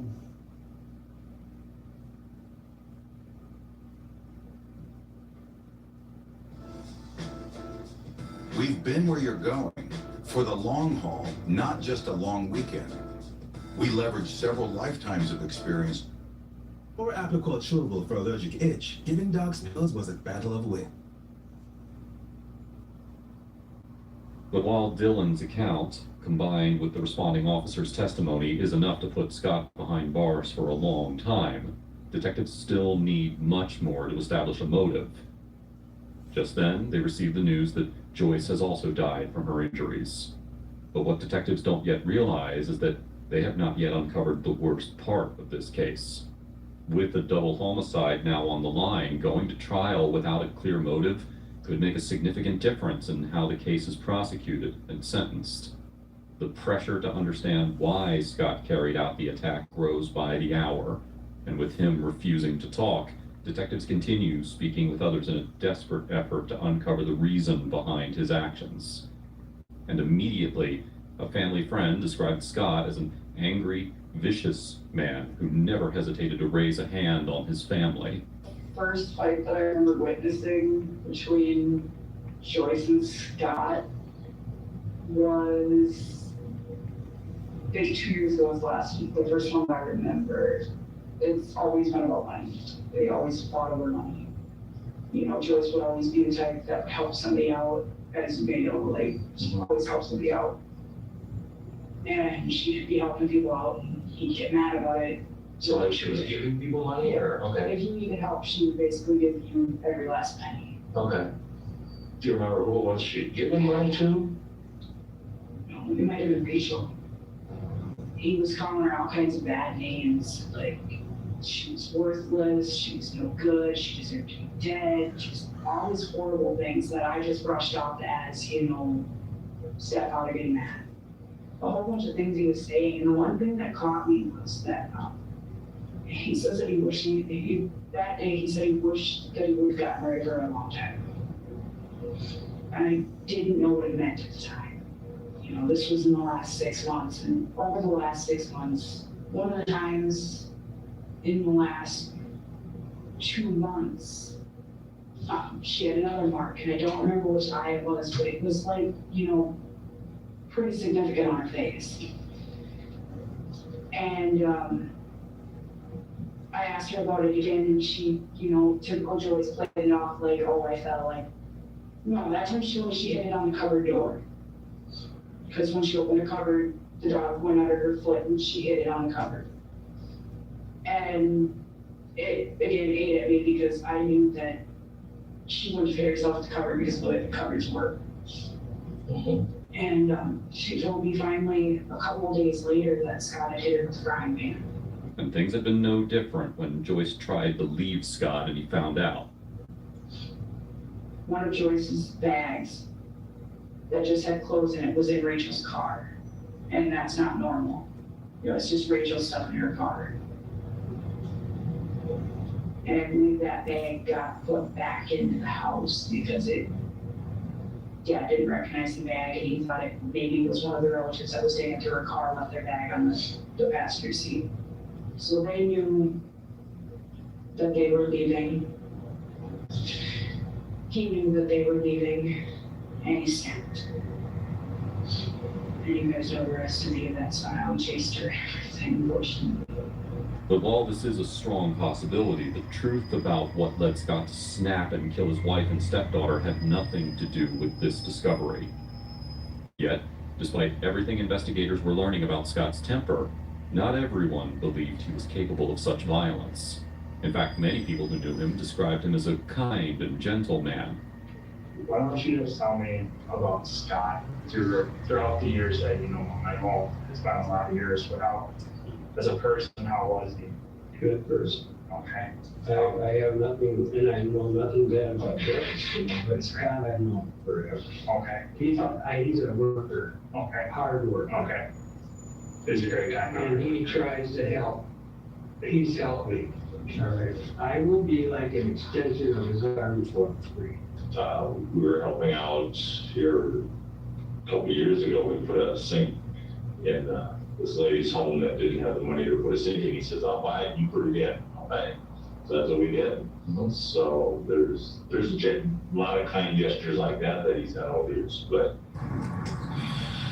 can you just tell me a little bit about Scott? Like, I guess I'm looking for like his demeanor and how he interacted with you and whatnot. Yep. Well, first I can tell you that he is the best staff person we've ever had at Tony Downs. Okay. And my dad has been working with Tony Downs for, I don't know, probably 45 years.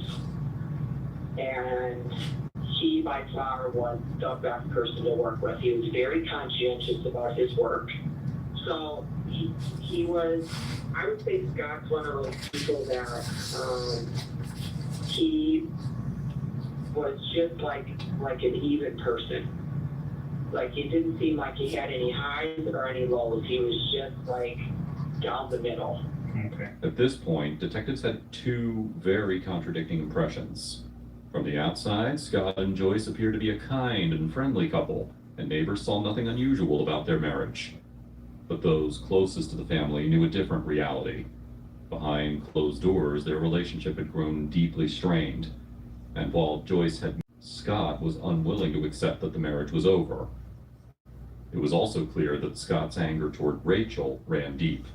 The way he shot her showed a level of rage that went far beyond a random act of violence. But according to what his grandson Dylan had told dispatch, Scott had shot Joyce first before turning the gun on Rachel. That detail stood out to investigators because none of the witnesses had ever suggested that Scott hated Joyce the way he seemed to hate Rachel. Detectives know that the only person who holds the answer to these questions is Scott himself. The truth behind why Joyce and Rachel were killed sits with the very man who pulled the trigger. So, a day after the murders, investigators bring Scott in for questioning, hoping he will finally explain why he destroyed his own family. Can you tell me this, Scott? Can you tell me, are you married? I don't think so. What's that? I don't think so. You don't think you're married? Do you have children? No. What's that? No. No? Who do you live with? Anybody? Myself. Just yourself? Scott, who is Joyce to you? Supervisor at work. Joyce is a supervisor at work? Yeah. Do you have any kind of relationship with her? You know, outside of work? I'm talking about Joyce Engelbrett. Who's that to you? Let me say that name. How about Rachel Linder? Do you know that name? You're sorry you hurt? You're sorry you hurt who? I hurt. Okay. Scott, did you shoot two people yesterday? Did you shoot 2 people yesterday? Who? That's what I'm asking you. Did you shoot 2 people yesterday? Yes or no? I don't know. You don't know? I don't know. So does that mean you could have shot 2 people yesterday? I'm not married. What's that? I'm not married. You're not married? No. Do you have a long-time girlfriend? Who's your girlfriend? No. Huh? No. You don't have? So why are you spending a lot of time with Joyce? If detectives had given Scott any benefit of the doubt, it ended here. They quickly realized his memory loss was an act. Strangely, whenever he spoke with friends or family from jail, he seemed to remember details just fine and appeared perfectly healthy. So Scott, I'm going to ask you straight out, what happened?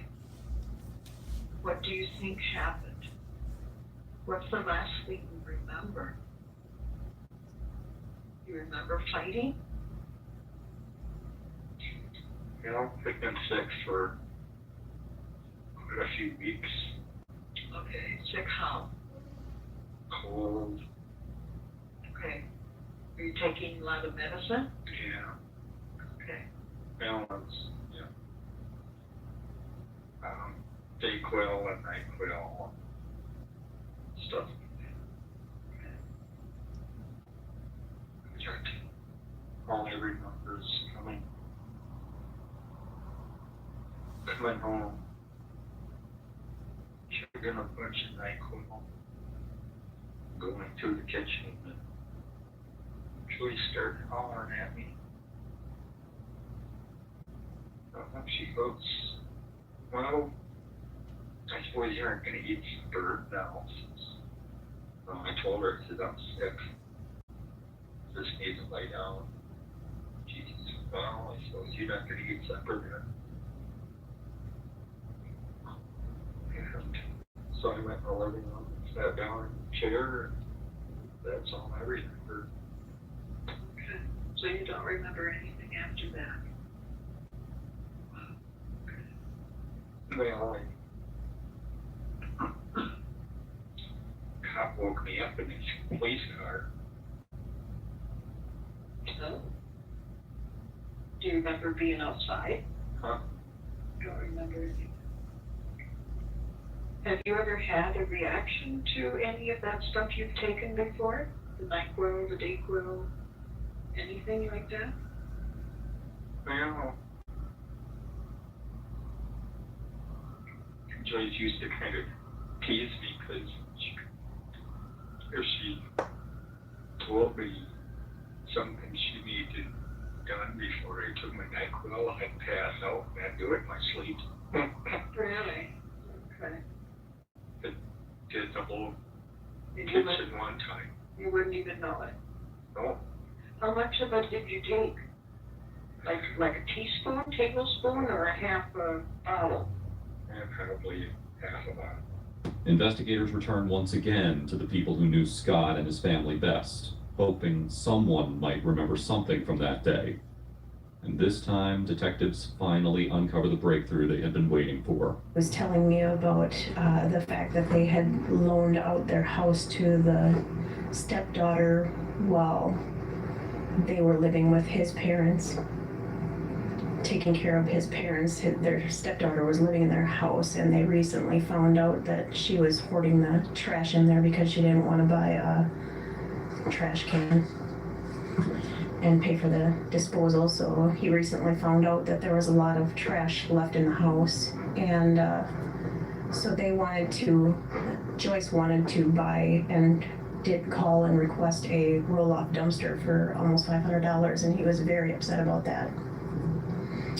And so he was extremely upset about it and was telling me how mad he was at her for doing that, and exact words were, "I'd like to kill her." And said, well,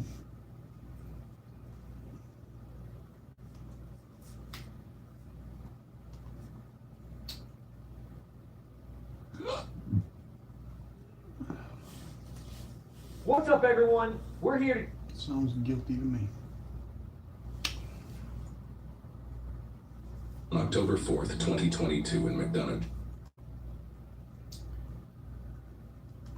I get tired. Oh, it's a little bit more.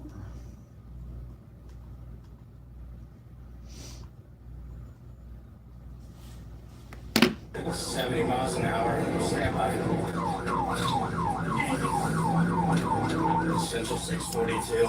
Nothing I have a pursuit. We're eastbound 7th Avenue South, passing 12th Avenue South. This is an active pursuit. Black Chevy pickup truck. Reason for stop, reckless driving. Traffic moderate. We're approaching Cherry Street.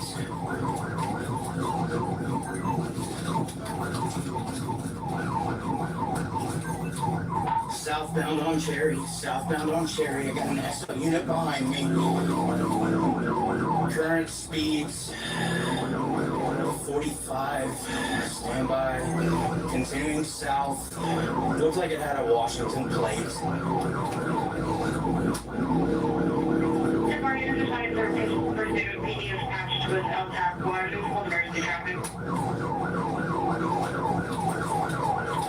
Approaching the stop sign for 13th Avenue. We're going east on 13th Avenue. So order block Chevy pickup truck Silverado. It's got damage to the left rear quarter panel. Southbound Cottonwood Street, southbound Cottonwood Street.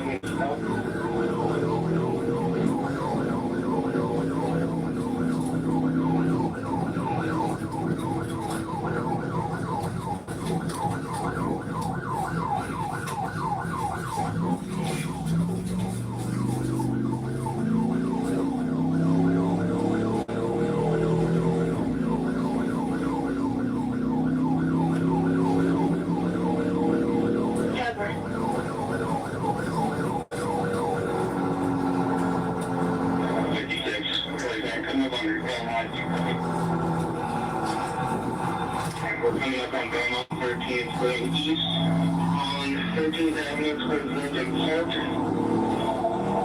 Speed 35. RR. 28 is Michigan.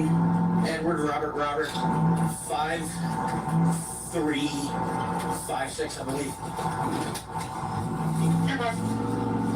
Very low, Park on the first lap here.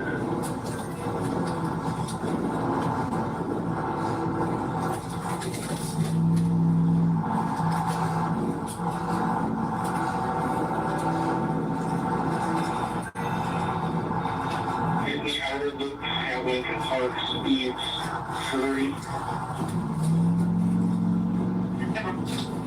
There's no traffic out here. A couple of people playing golf. Several people here right now. Speed getting up to 50 on the outer loop.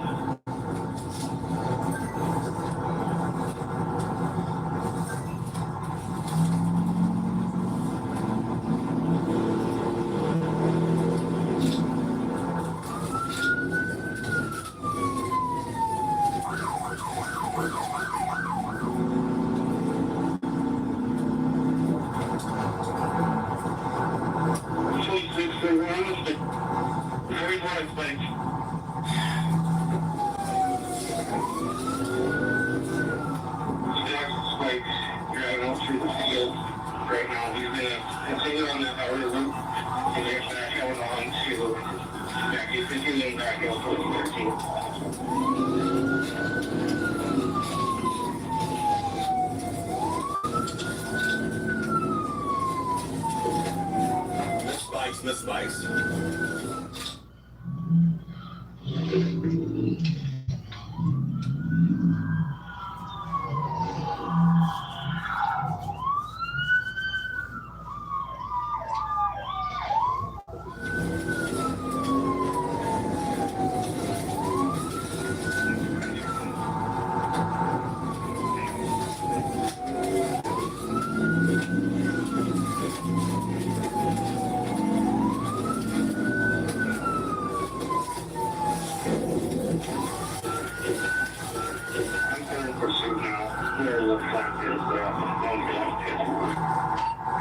pit, right at the entrance, right at the entrance.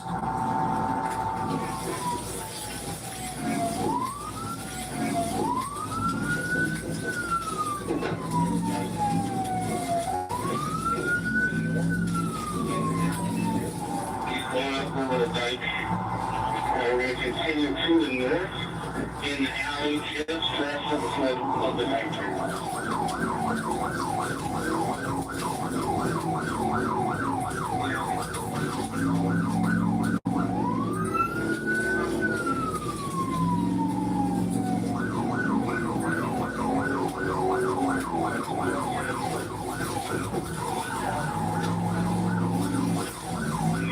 Continuing north to 8th Avenue, west on 8th Avenue south.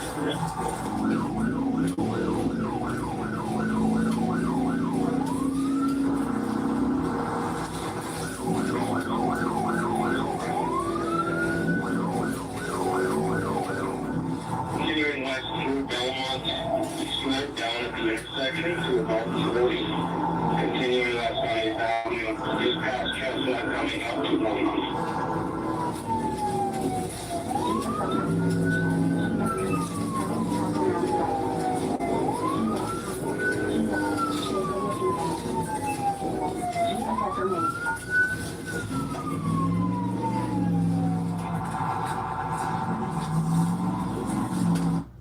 Now, you can get it here. The parts you need, right where you can get them. On parts.com.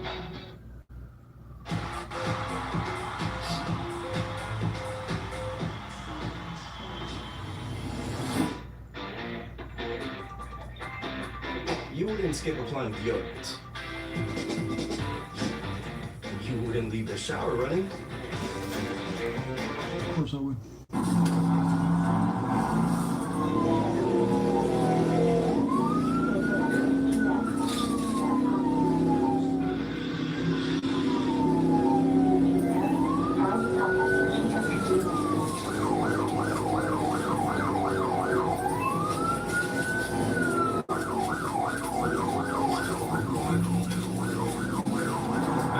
Speed 55 coming up to 4th Avenue, continuing north towards the Phoenix.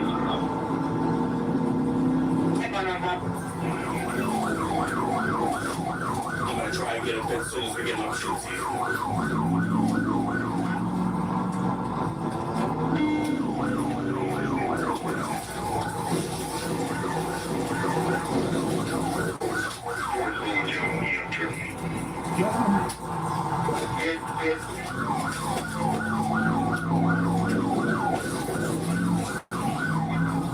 Getting up on the sidewalk.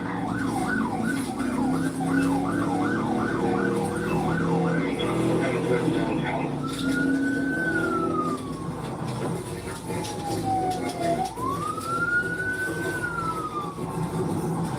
He's slowing down here right behind the key. He's stopping right here. Hands at the window. See your hands! Do not move, you understand? Okay, get out of the car! Get out of the car! Come to me, okay? Hands up! Turn around, come back to me. I got hands, I got hands.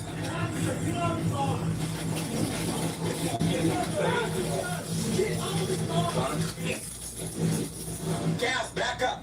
Come back here. Back up. Keep your hands up. Do not move or you will be shot. Passenger. I don't think he can open his door. I can't open mine. You know how many lives you put in danger there? No excuse for that. Okay. No excuses.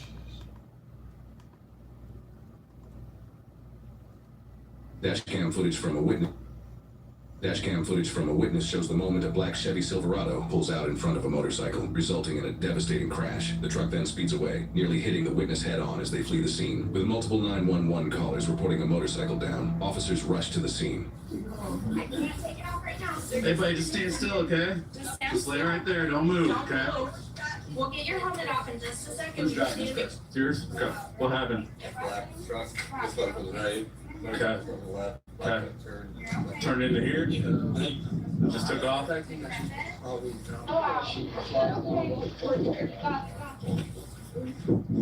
here in the cul-de-sac. Go all the way down here, there's a cul-de-sac, she's in a green shirt. Okay. Hey, Dean, I'm gonna go grab her. And you know, one in the crash took off in a black truck, green shirt, blonde hair. What they're going to have to check for. In the car.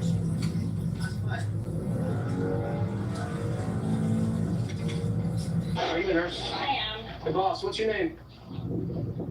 Can you tell us your name? Jackson. Jackson. Jackson what?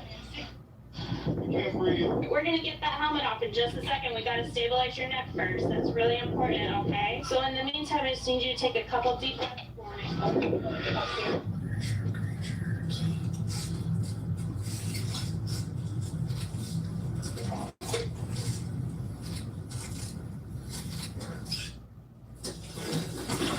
Where'd she go? Hey, don't move, Jackson. Just don't move, okay? Jackson. I know, you're doing great. Keep your legs still. You're doing really good, okay? I know. Jackson, stay still. They're here and they're gonna help us take the helmet off. We can't take it off just yet. She's on foot. Take some slow, deep breaths in through your nose. Can you squeeze my hand? Try not to move. Good job. They're here. We're gonna get that helmet off you, okay?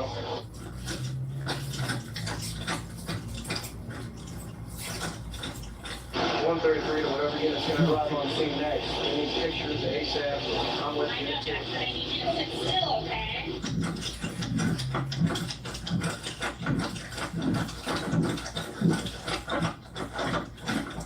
Hey, stop, please. Straight behind your back. Hands behind your back. It's not me. Not you, it's who? Huh? Oh. Is he up? Yeah, he's awake. He's breathing. Okay. What's your name? Elizabeth. My husband is Elizabeth? My husband is trying to his house. My house. Okay. I was not driving. Okay. Come on. We're both over in his car. Are you good? The driver took off on foot. My other officer has her apprehended right now. We need to try and stabilize this next thing. Get this helmet out. I'm embarrassed. I just pulled out. So I've been trying to stabilize his neck and trying to keep him not moving as much as I can. You know? Yeah, Jackson, stay still. And you want to take my spot? Squeeze my hand for me. Alleged face biting killer. Why are you making me run? Austin. My husband was driving to school. He knew I was getting in trouble. Right. All right? Right what? I said right. I acknowledged you. My husband was driving. Okay. Jackson, can you hear me? I need you to stay perfectly still. Do you understand? You got hit by a car. Okay, Jackson, I need you to stay, understand. I need you to stay still. All right? We're trying to cut stuff off of you, and I do not want you to get cut. So stay perfectly still. I just called my husband. I asked why he ran. Okay. That's all. That's all. Come on. All right. You need to drop the wrong person. Okay. Did anyone see the crash? You saw it. I need you to stay. You stay, you stay, you stay, and you stay. My husband, I'm sorry, he ran the scene. He hit somebody. Okay. What is okay? I said I hear you. Okay. My husband ran. Stop talking. I don't care right now. What? Let's go. What? What? My husband. I heard you. Then why don't you leave me? Because everybody said that they saw a white female, green shirt, running from the vehicle. Guess what? You're a white female, wearing a green shirt. I was the passenger. Have a seat. I was the passenger. Okay, Have a seat. I was the passenger. Okay, Get your arms in. My husband was a driver. Okay. Okay. What's that got to do with Go anything? ahead. I'm not playing stuff. So what'd you see? Pull up and she whipped it down the cul-de-sac real quick, and I'm like, okay, maybe it's just someone going down there. And then I didn't think anything of it. Well, then I saw her out here pacing, and I looked at her, and I said, holy shit. Was there anybody else with her? She was by herself. Okay. And that's definitely her that I walked back up with the green shirt. Because she started walking this way, and she was on her phone. She took off straight back. Can I get a ring statement from you? Yeah, I'll get my wallet. Alright. So, Should I go to his house and make sure he wasn't with her? He wasn't, but I'll get photos of the truck. Want me to go to that house then? Nah. No, she's walking by herself. No, you didn't hit anything. All right, where was he coming from? Black truck coming right down there. Yeah. Motorcycle was going down there. Yeah. And then all of a sudden, the motorcycle was flying into the truck. Did the truck hit him? Did the motorcycle hit your car? Yeah, I got pushed into the pavement. Okay, so you're involved. Yeah, we've got her. Did you see all this too? That's 100% right. I didn't see her Oh, yeah. there, but My partner's gonna grab a statement from you, and I gotta run her back up to the street. My partner will be right back up with you, okay? Okay, so here's the deal, okay? I suspect you're under the influence of alcohol based upon the odor, your reaction, and everything you were talking to me, some of your words, okay?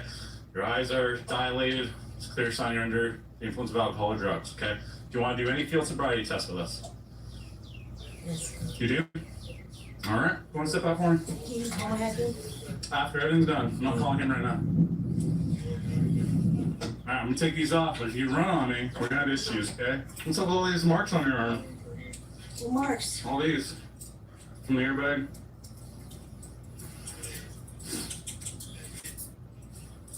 Now we're gonna step over here in front of my car. This is his car. He's technically involved because the truck pushed the bike into him. Long hair. Unit 1 pushed Unit 2 into Unit 3. Unit 3 is him.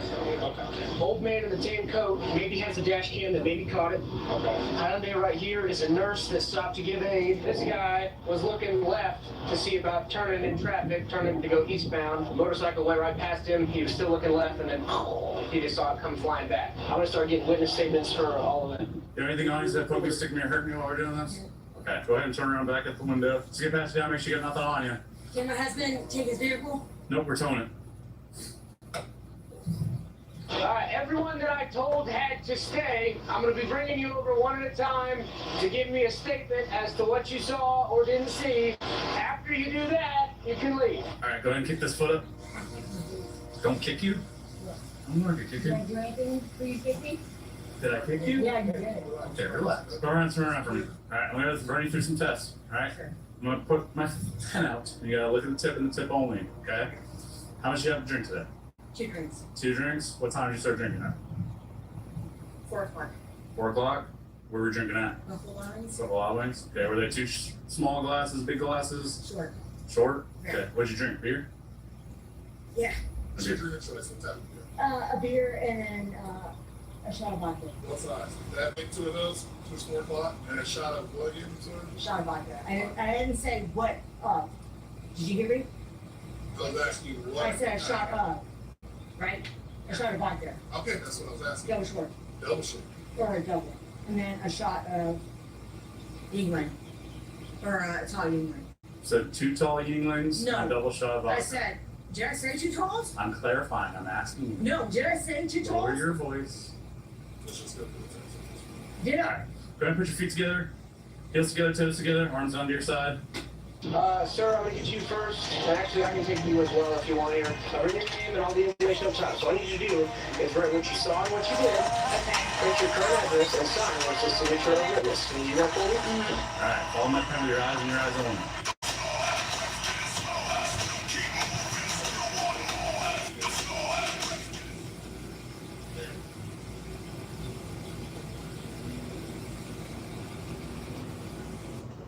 My name is Marissa LeBaron, and this is my Acorn's Potential.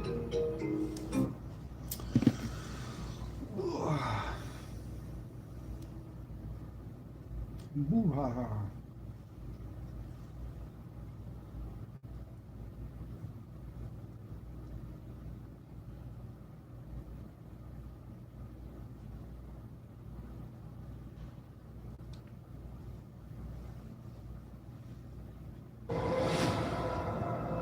Happened to her. Terrible things. I know you're trying to test for an HGM. eye balance, and I'm not. Horizontal gaze, nystagmus. Yeah, I get it. I'm a medical student. I know it. Okay. So you know exactly what I'm doing. Now exactly, and I know I've approved that. Well, you're doing this. I haven't failed this. Okay, if you keep arguing with me, we're going to turn to the test and you're going to go as a refusal. Okay? You cooperate with me. Then I passed this, right? No, I'm not done. Let me go through these tests. Otherwise, I'm I marking down passed as the a visual refusal. test. Feet together, arms onto your side. Don't move from this position until I Yes, tell you sir. to do otherwise. Yes, sir. Yeah. Well, you're shaking, right? He's shaking. Okay. He's shaking. He's shaking, though. All right, are you going to cooperate during these tests or not? I am going to cooperate. Okay, one more You output. already you're done one refusing. test. One more and you're refusing. Okay? You already did one test with the shaking.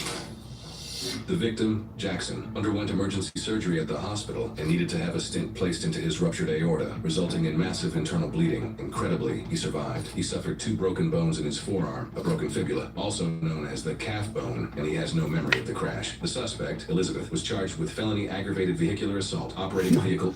Oh, so I totally forgot what it was about. She hit the dude with the motorcycle. What a crazy bitch.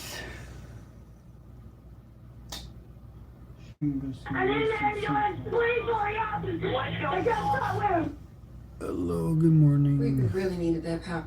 Yeah, we're broken to pay. Can I see your fire, Black Hand? That's fine. That's right. I'm in the ambulance. Please hurry up. What's going on? I got shot wounds. Who has been shot? Terry did it. Who shot him?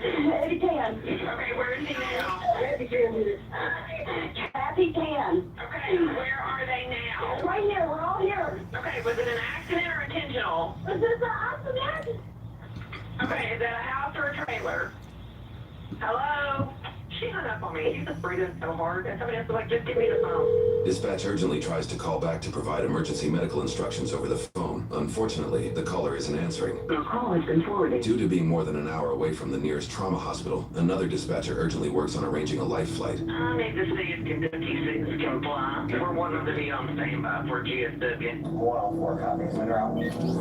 Dang it, so far away. The shooting takes place in rural Clarkson, Kentucky, and will take officers approximately 10 minutes to arrive on scene. 107, dispatch, I'm going 97. 152, dispatch, show me 97. 104, dispatch, 97. Who shot him? Female girlfriend, domestic. He's laying there. Where y'all at? What's wrong? The fuck? Where's he shot at? Shot at him, right here. It's not bleeding too bad right now. Are there any other guns? No. Would you hang out with her? I'm gonna take her to my car. Hey, what's your name? You wanna sit on the lawnmower? Sit right here.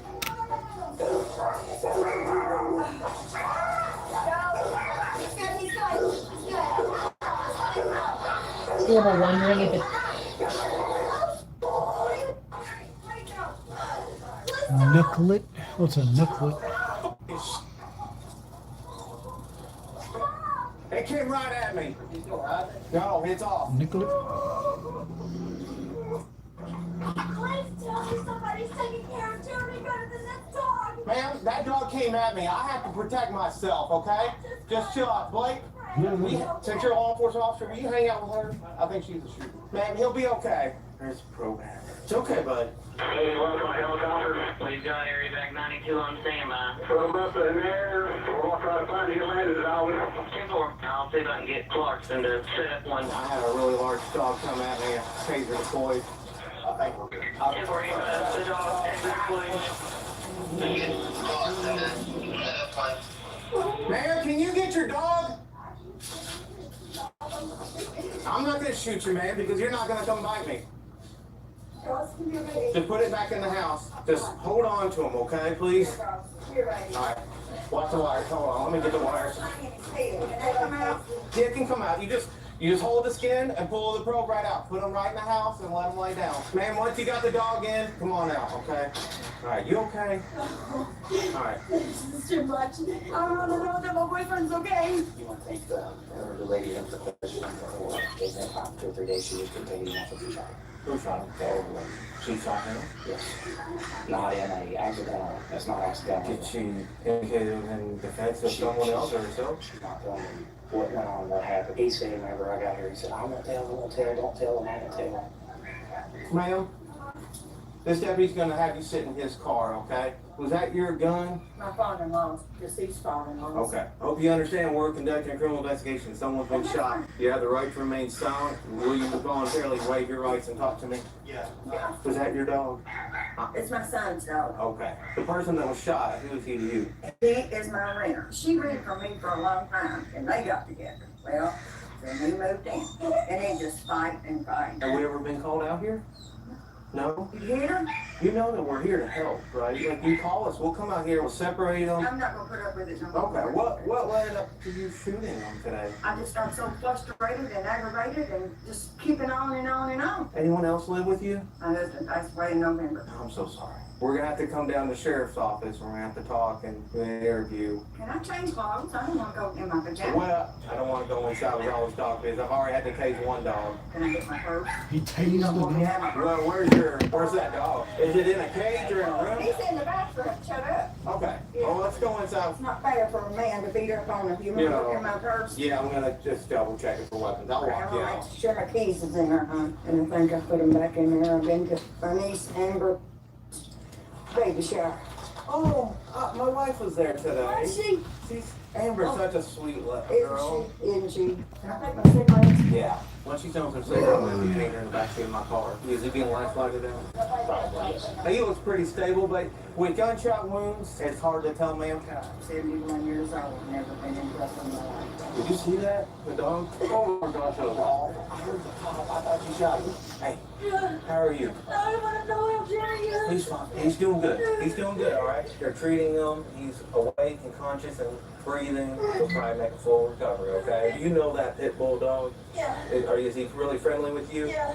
I felt like I was about to be bit, and the dog was very confused. I understand. Okay. You were not a suspect. Were you there when she shot him? No, I mean, I was there, but I didn't see. Sit tight just for a second. That dog. Oh, man. That was the worst timing ever. Bypassed me. Straight to you. I'm glad you tased it rather than Shoot him. Yeah. She openly admitted that she shot him out of frustration. This is the second shooting I've had today. I had one in Clarkson this morning. Convicted felon shot himself in the leg. I hope you charged him. Where's that one, Peter? On the counter inside the house. I'm just trying to be sensitive to the dog, and the dog didn't understand what was going on. He was really scared. Which one's Mo? The brown dog? No. Patricia. Well, Patricia, we call her Mo. She's in your car just hanging out. Shell casing? Well, let's see if we can find it. Hey, so you rent the apartment. Is it okay if we go in there and find the shell casing? What? That's a long not knowing what the hell's going on. Trooper? Yeah. Where's your cigarettes at? The house. Come on now. See if you can get some flip-flops or shoes. Any weapons in there? Okay, so this is a bathroom entrance. Which way did she come in? I can only show you what I know. The next room. It's just weird setup. You gotta go through this room to get to the bathroom. Kitchen room. Right here. Right here. This is where he was shot at?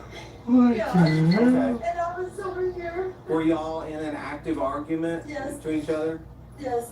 He was right here. He was laying on the bed. I don't want to say that he did anything, okay? That's not what this is about. But he stood up and he had some words with me, and he's very mean with his mouth. And you see how big he is. I had my head down because he spiked me. The next thing I know, I heard the gun go off, and I didn't even know there was a gun in here. He just went down. He went down right here. I didn't see her come in. I mean, it's all happened so fast. When you heard the shot, did you see where she was? Right here. She was right He here. was right here. I saw him more than I saw her. I understand. Where's your cigarettes at? Dirty stuff. Okay. Dirty soaps and wallet. Can I get his ID? Real quick. He said he felt like he had to pee. He had to pee? That's what he said. Right after he got shot? Yeah. Oh, he hit that area, so I bet he had a lot of pressure there. Well, the chamber was empty when you Yeah, I put made that. sure she took it in the house and put it on the counter, took the mag out of it and cleared it. So the thing could be anywhere. I don't know how much effort we should put in for a shell casing when we know the guy's got shot and we got the suspect admitting to it. We got the gun. Caleb, I don't think we're gonna find it. We'll be leaving here soon, okay? You doing all right, ma'am? Yeah. All right. You know what hospital they're flying him to? UFO. He was hit twice. He was hit twice. Right, literally next to each other. I was literally one stack on. Powder burns? No, there was no powder burns. It was a huge shell. It was 25. Were y'all around when the dog came out? We rounded the corners. You popped the taser. Okay. The dog sure looks like it's gonna be fine. It didn't for a minute. I didn't care. I thought I got it in the eye. Doc felt bad. Well, I gave it 2 rounds. I'm just glad you laying on it. Thanks, guys. All right, man. Saving our asses from getting bit. He said something Glenn shot him. What? He said a Glenn guy shot him. A Glenn guy? Yeah, said Glenn something couldn't hear. He had an ambulance. Taylor said when he got here, he said, don't worry, I'm not going to tell. So I'll just give you all that information. What's your first name again? Kathy. Do you have kids? What are their names? Eddie? What's Eddie's middle name? Charles Edwards, his name. Okay. It's So, my church family going home. We had church today. Well, I'm going to Cleveland. maybe. All right. We'll talk at the PD, okay? Are you injured? You feel okay? Okay, I just want to check. Yeah, that's Because, okay. you know, you're going through a lot of stress right now. I mean, I won't have to stay in jail, will I don't know, ma'am. We want to make sure we understand the facts of what has happened today, okay? I also have an 88 here, since she's the daughter of possibly the mother there, want to speak to an officer. 10-4. Is that on active? Negative, I'll just send it to you. Whenever I get a chance, I'll try to give her a call. Somebody shooting off fireworks. You can see them right up here in a second. I think so too. I get nervous when the police are behind me unless I know the cop. Well, I ain't never broken the law in my life. For the ones who rise to every challenge, there's Granger. For the ones who get it done.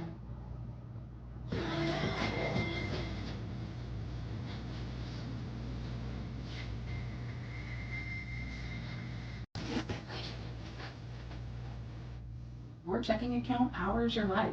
With Emboldt Credit Union, enjoy no hidden fees, easy digital banking. Would you hang out with that officer right there? The one with the really nice mustache. I don't know the guy. Do you know the guy? The guy's right? Deputies first question the 71-year-old woman, Kathy, and will interrogate Patricia or Mo afterwards. For narrative purposes, we will show their interviews simultaneously. I'd like to take a picture of anyone who's involved in an incident like this. Are you injured in any way? No, all I've got are official needs. Will you voluntarily waive your right to talk to us? Mm-hmm. All right. Did you used to live up on the road years ago? Did you used to run away from home when you was juvenile? No, that would be my half sister. Okay. It has been going on for about 6 months. Jeremy got a trailer. It's a camper sitting on the other side of the garage over there, and they were going to move in. Because that's basically my son's house. My son lives there. Kathy reveals that her son Eddie also lives on the property, but he doesn't appear to have been there during the shooting. You said his name's Jeremy? Jeremy Stinnett, yes. How well do you know Jeremy Stinnett? I don't. Knew him in the last 6-8 months, something like that. They were gonna move into that camper that's on your Yes, property, but I so thought- your son could move back in the apartment? Yeah, so my son could be in his house. He thinks that I'm cheating, and I haven't. I know what I do, and so it's the good Lord. He pumps himself up over it, and I have a mouth. Just that I was a lot cheating. He gets so angry. I wish I was just gonna mouth shut today. I kept her when she was a little girl. She's like a daughter to you. Oh, yeah, basically. He come on the scene and moved in. Well, they can't get long, 2 or 3 days. How often has it gotten physical? A lot. I don't want to talk about that. That's not. That is relevant. It is. It helps us understand the situation. Trust me. I paint a picture of him. It's awful. Jeremy is a good person. You love him? Yes, I do. We've never responded out there for a disturbance or domestic. No, they didn't want me called. I probably should have, shouldn't I? Maybe, yes. This is kind of boring, bro. What are they even talking about? Out to the floor, you know, and going, I know I called 911 several times. That's bad. He's making phone calls. Yeah. Get reception. He's telling me he loves me. He's turned white. He starts talking and he's not making any sense. Did he have his hands on you at any point when you heard Kathy? I want to say yes. When you did see her, what was the conversation? Mom, you need to calm down. She was very calm. I couldn't calm down.